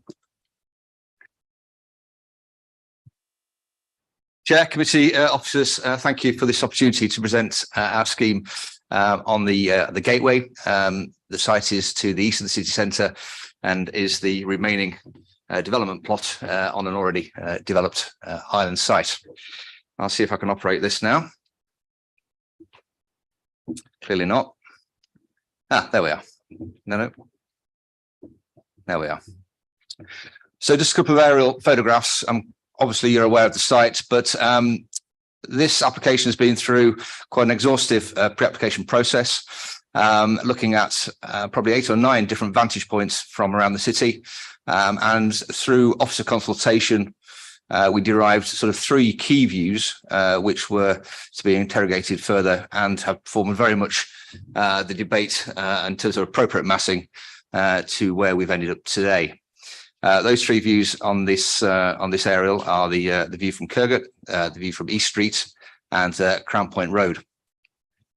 What is probably not immediately apparent until you look at an aerial picture, Croppergate, the Minster and the site are in almost perfect alignment. So any development on this site and its impact on Croppergate has had to be carefully considered. Contrasting with that, coming in from East Street, the site would probably command a more higher massed building, but trying to find the sweet spot, if you like, the sort of a massing that works from both vantage points has caused quite a lot of debate and probably the majority of the pre-application process. Clearly, Crown Point Road, Crown Point Bridge is a prominent site as you arrive into the city, and that alone is why it's one of the key views we've had to consider. So exactly the same dialogue from a different vantage point, but I think you can see the relationship of the three key views there: Croppergate, East Street, and Crown Point Road, and the site highlighted with the red arrow. And then just a little zoom into the site. Really, I think as we all navigate this end of town, we drive past it. Probably don't appreciate that it is a fairly large site, probably bigger than it looks from the pavement and from the car. But it is a little bit of an eyesore. It's remained undeveloped now for a number of years, and it is on a very sort of key approach into the city. So doing a site appraisal, just to highlight sort of one or two key points. We acknowledge that there's a bit of traffic noise around that corner. It is a focal point as you arrive into the city from East Street. We are looking to work with the existing elevated courtyard. The reason the courtyard's elevated is for reasons of flood. So we're looking to work with that and enhance that facility as it stands. There is some fantastic views towards Clarence Dock, and we are very much looking to maximise those views with the orientation of a good deal of the apartments.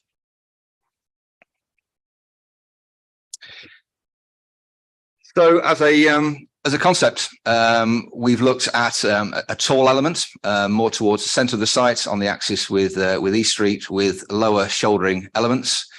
The exact position of that tall element, its impact on the Minster Croppergate has been moving around on a number of different schemes, and its appropriate height has been obviously, as I've said before, a point of much debate. Pedestrian connectivity, again, formed a large part of the conversation. There are a number of pedestrian crossings linking Saxon Garden sort of area with the wider city, and how indeed we can bring the existing courtyard into play. So a link forming around the building, allowing a ramped access that's accessible by all. And I think that's quite an important point for this scheme. We're dealing with an elevated courtyard here, which is quite unique, that will allow not just wheelchairs, prams, cycles and so forth to connect to that upper courtyard. Access to this site is predetermined from a vehicle point of view. That already exists. So we're looking to work with that in just the same way as existing development currently operates. So just a few headline figures in terms of number of apartments, number of stories. So we're 10 to 13 stories. We've 37 parking spaces, which is an extension of the existing Undercroft car parking, as I've mentioned. 545 square meters of commercial space, which we'll come on to in a second with the ground floor plan, and a total of 142 apartments. And the mix is there. I'm obviously aware that mix has been a good part of today's discussions on various different residential schemes. So we're 14 3 beds, 55 2 beds, 51 1 beds, and some studios. And I think the point was made on the previous scheme that the 2 beds are all double bedroomed apartments. So where we have got bedrooms, where we're saying beds, they are double bedrooms. So in terms of occupancy, they will provide that. Square footage there is stated should it be relevant.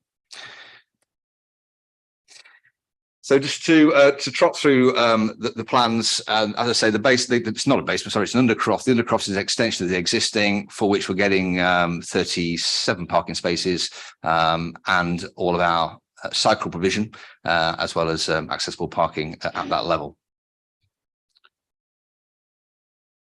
Podium level, I guess sort of level 0, then provides 2 commercial spaces to the right hand side of the plan that you're looking at, shaded in red, and a much smaller commercial unit to the left hand side of the plan.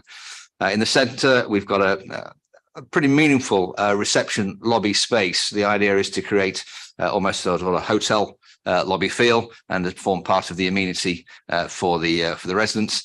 And the orange coloured rectangle there, just next to the core, is a gym, again provided for residents. It'll become a little bit more apparent as we click further on through the presentation with a CGI of the podium level that sits elevated from the pavement, so that the residents' lounge and gym can spill out onto quite a wide podium space there that is sort of effectively one floor higher than pavement level, just giving a little bit of protection from the traffic. So as we work away up the building, the bluish colour, 1 beds, green, 2 beds. The left-hand side, the sort of the purpley colour of the 3 beds, and the and next to the core there, the studios. There are sort of green and red dots on these plans, just to explain to the councillors what that means. It's to do with the different levels of accessibility to the apartments for wheelchair users and the like, for different levels of accessibility. Now, by and large, that's a building control issue, but it does overlap into planning policy. So there is a schedule just to flag up that we are policy compliant in the accessibility terms, as well as the mix. So as we go from levels 2 to 3, the only difference really on this plan is the corner. The corner is just sort of cantilever over. That's to allow the ramp access to the courtyard that I mentioned earlier. 4 to 9, we're changing the mix slightly, but no real difference in massing. Just to mention balconies, again, we've been listening from the sort of public seating area. We're aware that balconies are very much favoured, and they are very much on this scheme. Here, we've inset the balconies rather than sort of adding them to the outside. We feel it affords sort of better protection and usability, and certainly the sort of higher up the building you go, protection from wind and just general kind of exposure, really, and want to use them. So we've inset the balconies where we've got them. On level 10, the left-hand side, we've got a residence terrace, quite a meaningful space, really, in terms of area. I have to say we haven't designed what goes on there yet, but it's for residents' use. It is for all of the residents. So in tandem with the space at ground floor, talked about the residence lobby, we've got an external space for everybody to enjoy at level 10, which will get sort of sun from 2 o'clock onwards, fantastic evening sun, and indeed great views to Clarence and back into the city centre. The building then starts to step in the manner of the concept we've explained. So we've a sort of a higher centre element with shoulders either side, and here the 3 beds and some of the 2s and 3s start to benefit from quite healthy terraces of their own. Leading to level 12, where we get to the sort of top floor. We were asked to put this slide in just to talk about distances from the existing developments at the gateway. There is a stair core that pokes forward, and that is exactly what it is. It's a stair core. But in terms of distance to windows, we're between 13.5 and 14 metres at the tightest point there. Obviously, getting wider at others. But just to give you kind of the very worst case scenario on a small number of apartments, where those figures are relevant.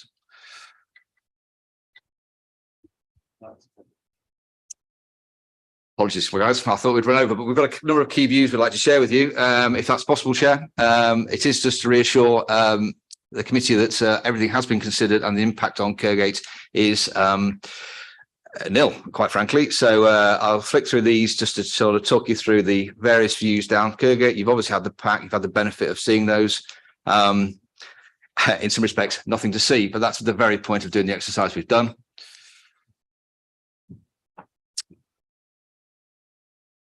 And then 2 or 3 CGIs to end with. Crown Point Bridge being one of the key views we've mentioned. East Street, as we've it was second view, and indeed from Clarence Dock. Road level. Talked about some of the elevational treatments. I think we're running short of time, so perhaps, Chair, we skip over that for today. But needless to say, it's a predominantly brick constructed building with 2 contrasting but complementary bricks with deep recessed glazing to divide the vertical elements. A whole batch of reports are on their way, many of which are already done. And just to reassure you, wind assessment, for instance, has been a large part of the design influence along the way, and that will be submitted as part of the submission. So counted through that bit, but hopefully it was still useful. And obviously we're here to take any questions. Thanks, Greg. Just before that, we move on to questions. Councillor Ed Carlisle has, as a ward councillor, has indicated he wants to speak. So are you here, Ed? I can't see. He's gone home. He's gone home. Okay. We'll skip that bit then. John, is there anything you wish to say? I should have invited you at the start. You're happy? Okay. Open to questions then from members. Councillor Khan. Thank you, Chair. I know this scheme is not in my ward, Beaumont and Richmond Hill, but it's on the border of Beaumont and Richmond Hill ward. And I think when you go out to do some consultation, it'll be nice to have the consultation with the Saxon Gardens residents and also with the elected members from the other side of the ward as well. That would be really appreciated. And also I welcome the gym. And will the gym be accessible for residents from surrounding, or is it just for this development? Because as you know, around Richmond Hill, we don't have a healthy facilities, but it'll be ideal if you can access that gym as well for residents surrounding Saxon Gardens, Richmond Hill area. And thirdly, you showed some different views from different angles, but you never showed the view from Saxon Gardens. I think we just want to see how will they fit in from the residents who are living in Saxon Garden, Richmond Hill area, looking at the building as well. Your points noted. We'll take them away and certainly provide the additional view. Not a problem. Thank you. Councillor Campbell, please. Yeah, this is just part of the gentrification of Richmond Hill that we keep talking about. Just a couple of points. You did show us these long views where we couldn't see anything. But I think it would have been nice if we'd had some shorter views just to get an idea of the building itself. Now, if you go back to the slide with the last slide, which was sort of taken from across the river.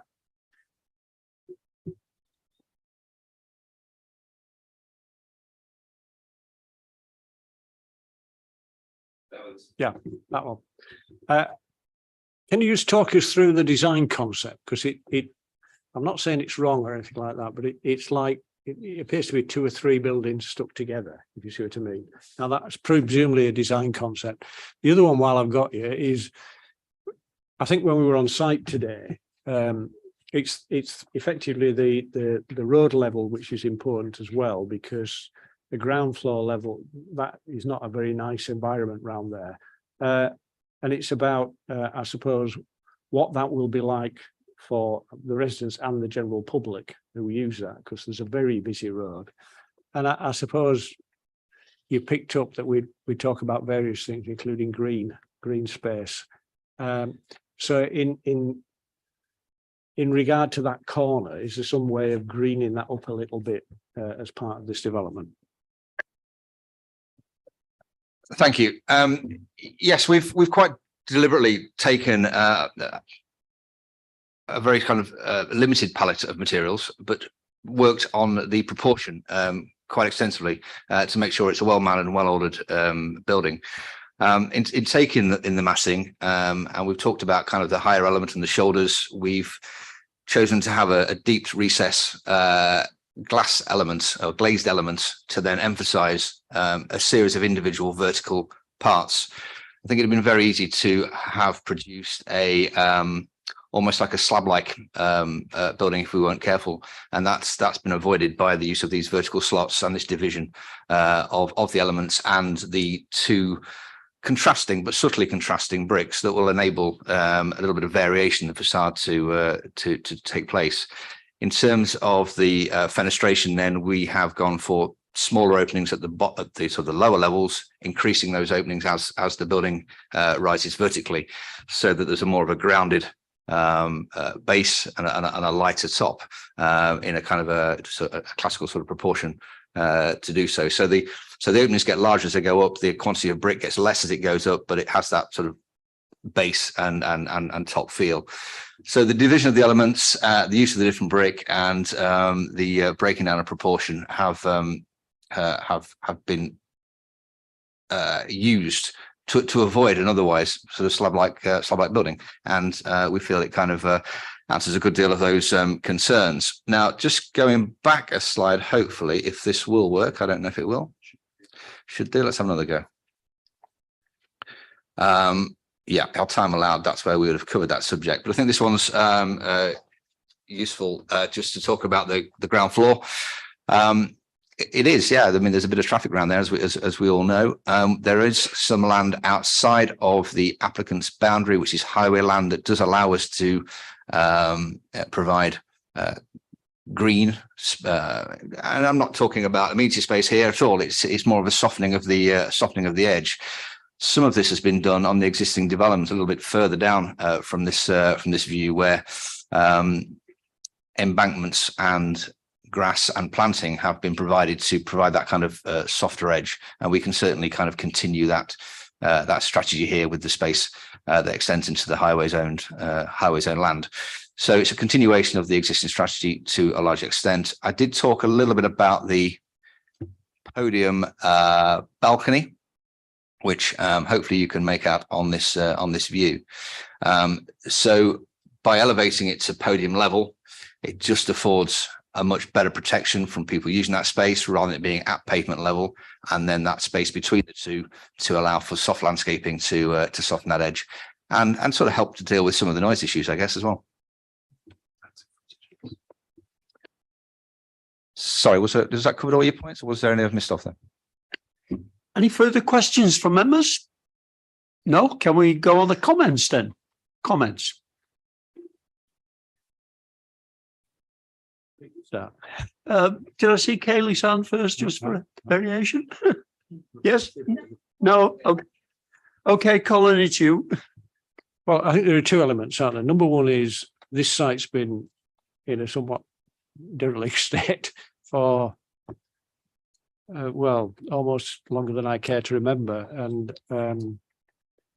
I think we've always wanted something on this site that is reflects that coming into the city centre. You know, because you come around that corner and you've got the church in front of you.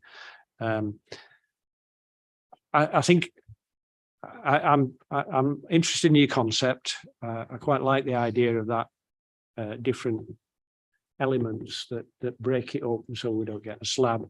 I think probably when you come back, you're going to need to get some more detail in on that, and certainly produce a palette of materials for us, because we always like to look at those.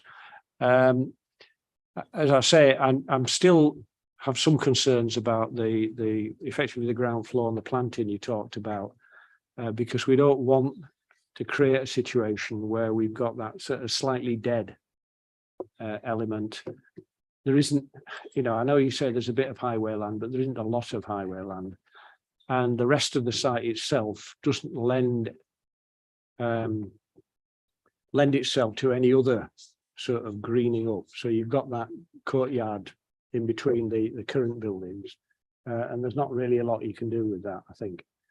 But I would like to think that we can be a bit more adventurous in that greening up element. Okay, thanks, Chair. I think we'll just take it on board at this stage. Obviously, it's a pre-app, and I think the very reason we're here today is to take on board these comments. So we'll take that away. And yeah, I think we all acknowledge there's not a lot of land to play with there, but let's see what we can do with it. Thank you. Thank you, Councillor Blackburn. I'll say one thing, which we've been on about all afternoon: housing mix. Can you have a look at that? Because quite clearly it couldn't go far enough. But I think on this site, maybe you maybe could come up with some reasons why not when it being constricted. But basically, what you're proposing looks quite good on that little site, and basically, I look forward to seeing your application.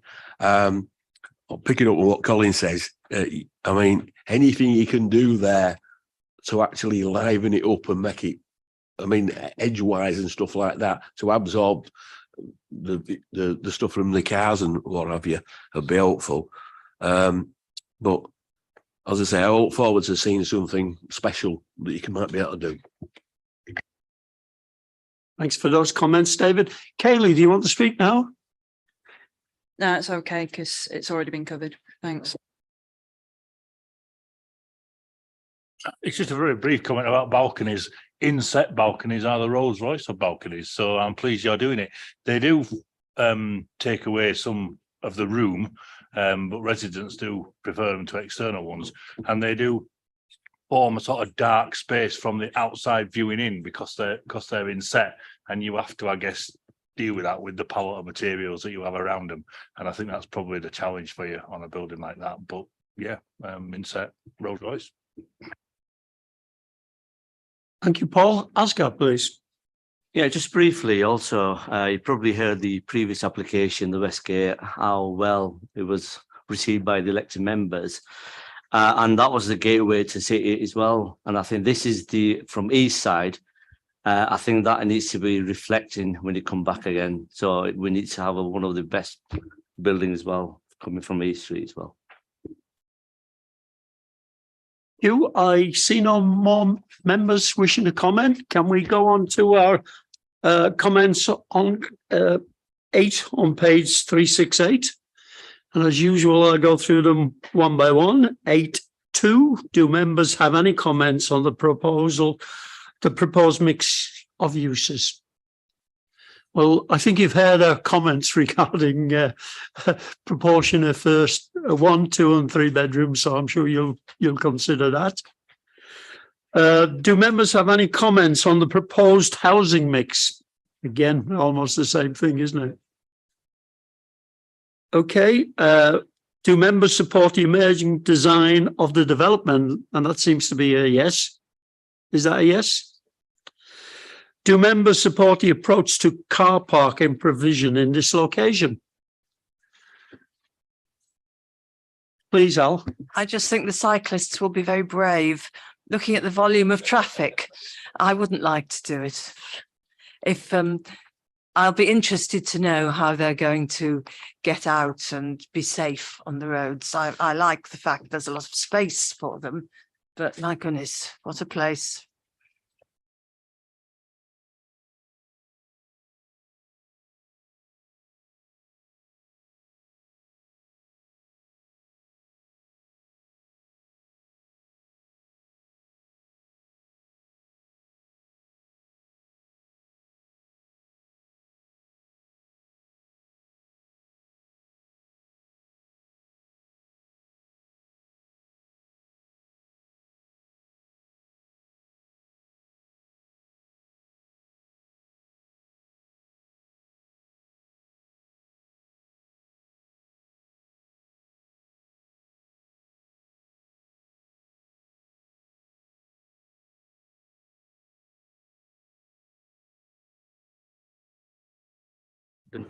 No, we have done. The first one was very good, wasn't it? Yeah, last but not least, it's been a long day for you, Andrew. I can see you. But when you're ready, please make your presentation. You've got 10 minutes. You know all the rules, so fire away. Yes. Thank you, Chair. So Andrew Windrush, planning consultant. I've got Alistair Smith from Caddick Developments to my left and Simon Clark, the architect, who's going to present the bulk of the scheme. Just briefly, by way of introduction, it is in the report, but this clearly Soyo at Quarry Hill, which we've all started to see built, occupied, more buildings coming out of the ground. And the buzzers, no, we're going. We'll jump now. Yeah, so there we have aerial view of the site. So we're talking about plot D today. There is the outline approval with the reserve matters that have followed for blocks B and C. And E and F, with E and F now occupied, B and C coming out of the ground. This is plot D, which would have been a reserve matters, but just through a bit of a technicality in terms of the matrix that was approved under the outline will mean this comes forward as a full planning application for student residential, which was an accepted use under the outline. But because of the amount of residential that's come forward, this will come forward separately as a full planning application, but it will follow all the master plan principles, landscape principles, etc., that have already been established. I'll let Simon present the building. Okay, thank you, Andrew. Okay, so yeah, as Mandrew touched on, there are a series of master plan design principles that already exist and have been approved, and we're just further enhancing those with the design of the building. So key ones being the central street, running in an east-west direction, which asks for entrances to the buildings to be off that, and also prime active frontage in those areas. We've also looked at aligning the building. So by that, I mean the face of our building D will align with the face of building C, which is a key master plan principle. And then all the 4 buildings E, F, D and C have a colonnade at ground floor level. In terms of the public realm, you've got obviously the well-established Playhouse Square and Central Street, and we're looking to do a continuation of that with a series of routes running north and south between C and D, and then one between our plot D and the rear of Playhouse in a kind of diagonal route that you can see on the plan, where we're looking to enhance that with a pocket park at that level, lower level. And then we're looking to provide the students with a roof terrace up on level 8. Again, master plan principles in terms of the scale of the buildings. There's a clear parapet height set along Central Street, which is 8 stories high, which we've aligned with. And then as you move away from Central Street, the idea is that the buildings dish and rise up towards and away from the street. So we've looked to raise that to 12 stories on the southern wing as per the diagram, and that aligns with Block C and the Unite student massing scheme. The element to the right image just shows you where we're looking to locate the pocket park, the roof terrace, but also shows where we're trying to activate the building. And as it wraps around, because it's quite a challenging site in terms of levels. So you're at entrance level, you then drop down 4 meters to the southernmost part of the site, and it gradually works its way around the southern corner of the building. And then just that bottom diagram shows from the far left Quarry House and how the buildings align along Central Street and the stepping down from C to D to the Playhouse. In terms of the arrangements of the studios and clusters, we're providing a mix of 60% studios, 40% cluster flats. We are looking at a room size of minimum 20 square meters for studios and 14 for the cluster bedrooms. We're providing 14 future accessible bedrooms and an overall 277 bed spaces. In terms of amenity space, we're providing 1.8 square meters for internal space at ground and lower ground floor, and then externally within the pocket park and the amenity at roof level, we're providing 1.7 square meters per studios. The diagrams on the right just show indicative layouts that we're working towards at the moment, but hopefully gives you a feel for the size of the rooms and also the window proportions that we're looking to achieve. So on the cluster bedrooms, we're looking, the easy way to describe it as a single door size. So it's a full height, 2.2, fully glazed window. And then a third of that will be openable vent, so the students can open it and cool the room down themselves and have natural ventilation in there. So moving on to the plans. Plan on the left is the ground floor. So as you come off Central Street, the main entrance, to the right of that main entrance is a small external terrace area for the students, which is part of the colonnade design of the master plan. You then come into the main area, reception area, and amenity space off to the left. There's then a central core which takes you up the building and a series of the studio bedrooms. Plan on the right then talked about what I described earlier in terms of how we're looking to wrap amenity space around the primary corner to the west of the site. So as you come along from Central Street, down the steps, and then back along the route between Playhouse and the building, we've looked to animate that as much as possible because we realise it's quite, it's a 2 to 3 metre wide route. So the pocket park, we're looking to help that, and that is a part that's open to the public during the day as well as the students, but then we would look to control access at the evening to make it safe and secure for the students living in that area. All right, sorry, it's gone too far. Take it back one. So this is just touching on the landscape, and we're using Reform Landscape architects who have developed and designed the whole master plan. So everything coming forward will be consistent and of a high quality, and then just touches on the images below where you can see it's already established, and it'll be a continuation of that like I talked about. And then the roof terrace bottom right just showing what the students can expect to get on those areas. So in terms of the material and architectural response to the scheme, we've obviously looked at the overall master plan, tried to work with that and take it a step further. So you've got a family of builders across the site. Down the Central Street, the 4 buildings have a brick facade with a colonnade that is the ceramic stone. So we're looking to replicate that, albeit change the dimensions and proportions of the windows. And then the southern block, as it moves away from Centre Street, they all tend to use a lighter colour material, a much lighter palette. And we'd like to propose a precast concrete panel there, which allows us to do quite a lot with feature panels and decoration, which we'll come on to shortly. So looking at the Central Street elevation and the proportions of the building, what you're offered with the plinth, we've looked at a two-storey window expression. So you're looking at the predominance of studio cluster flats there, and then at either end of the building, because we've located those cluster apartments at the end, you then get much larger windows for the communal kitchens and living areas. And then on the third diagram on the right, we're looking to add layers of detail to this. So soldier courses at every second floor, and then a series of punctuated brickwork detailing to the facade, just to give it another level of detail on the primary street, which delivers an elevation like this. And then you move to the southern taller block, which we've again continued the same architectural language in terms of the two-storey expression, deep reveals. The windows, as I said earlier, have a full height opening window, but in front of that, there's an opportunity for a decorative metal grille that you have to provide for fall restraint, but that gives us the opportunity to provide some interest and, you know, kind of something quite exciting, dynamic on the building. And then the images along the bottom show what can be achieved with this concrete material. So we can have elements of flush, smooth facade, but then we're looking to introduce an element next to the window that is either pattern or it's rusticated or it's, you know, it's got some texture to it, so it adds some variance to the building design. And we've been talking with the case officers about whether that can be something that's, you know, recognises the area that it's in, which then delivers an elevation like this. So it is very ordered, but that's the nature of the architecture of student schemes. You know, you've got the same size bedrooms, the studios, the ventilation strategies, but we think there's, you know, there's a positive language there that's really quite calm and confident. And then just finally some views. So this is the view as you approach Soho from the east, looking towards Central Street. Closer in view to show the colonnade, how it matches the four buildings around it, and then how the levels and how the openness of the amenity space wraps around that corner in terms of walking down towards Playhouse. Then looking the opposite way back towards the hedgerow and centre of town, and how the colonnade links in across those spaces.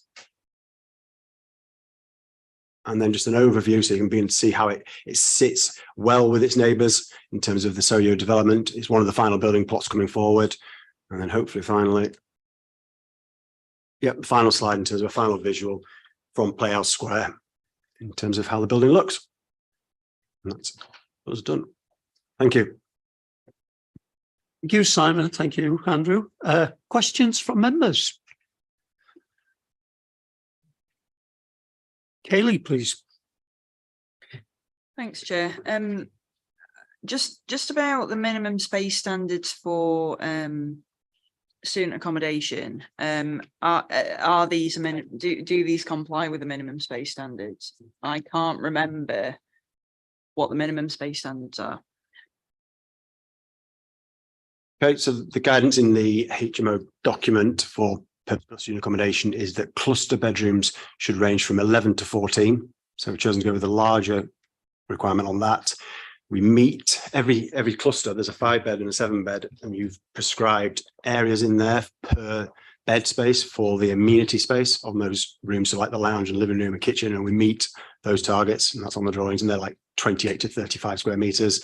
And then the studios were predominantly at the 20 square meters, which is the minimum, but we have about 20%, which are the 23 to 25 square meters.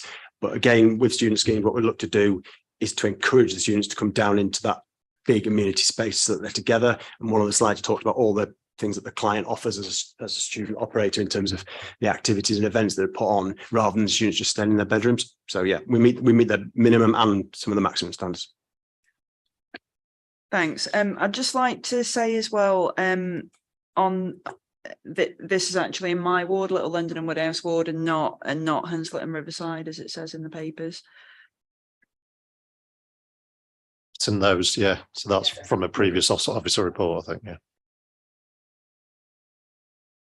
It'll be corrected when it comes back. Colin, please. Yeah, well, maybe Kaylee and I are doing a double act now, because I would have asked about the space.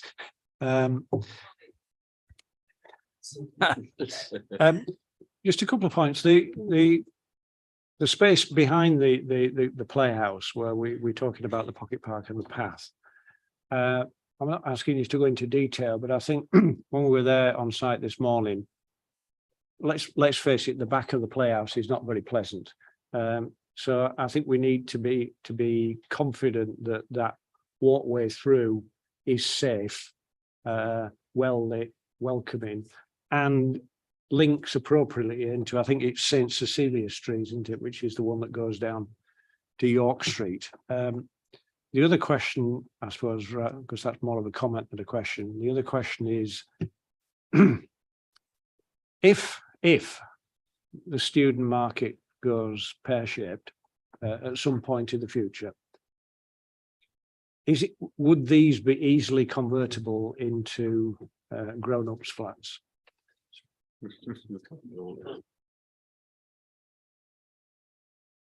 You're saying students aren't grown up, Colin?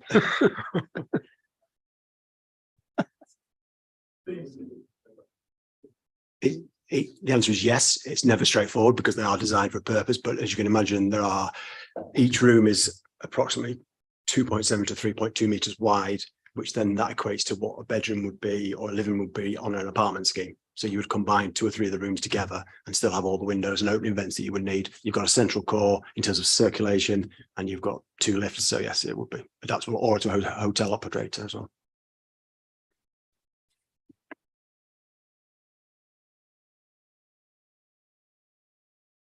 The path at the back of the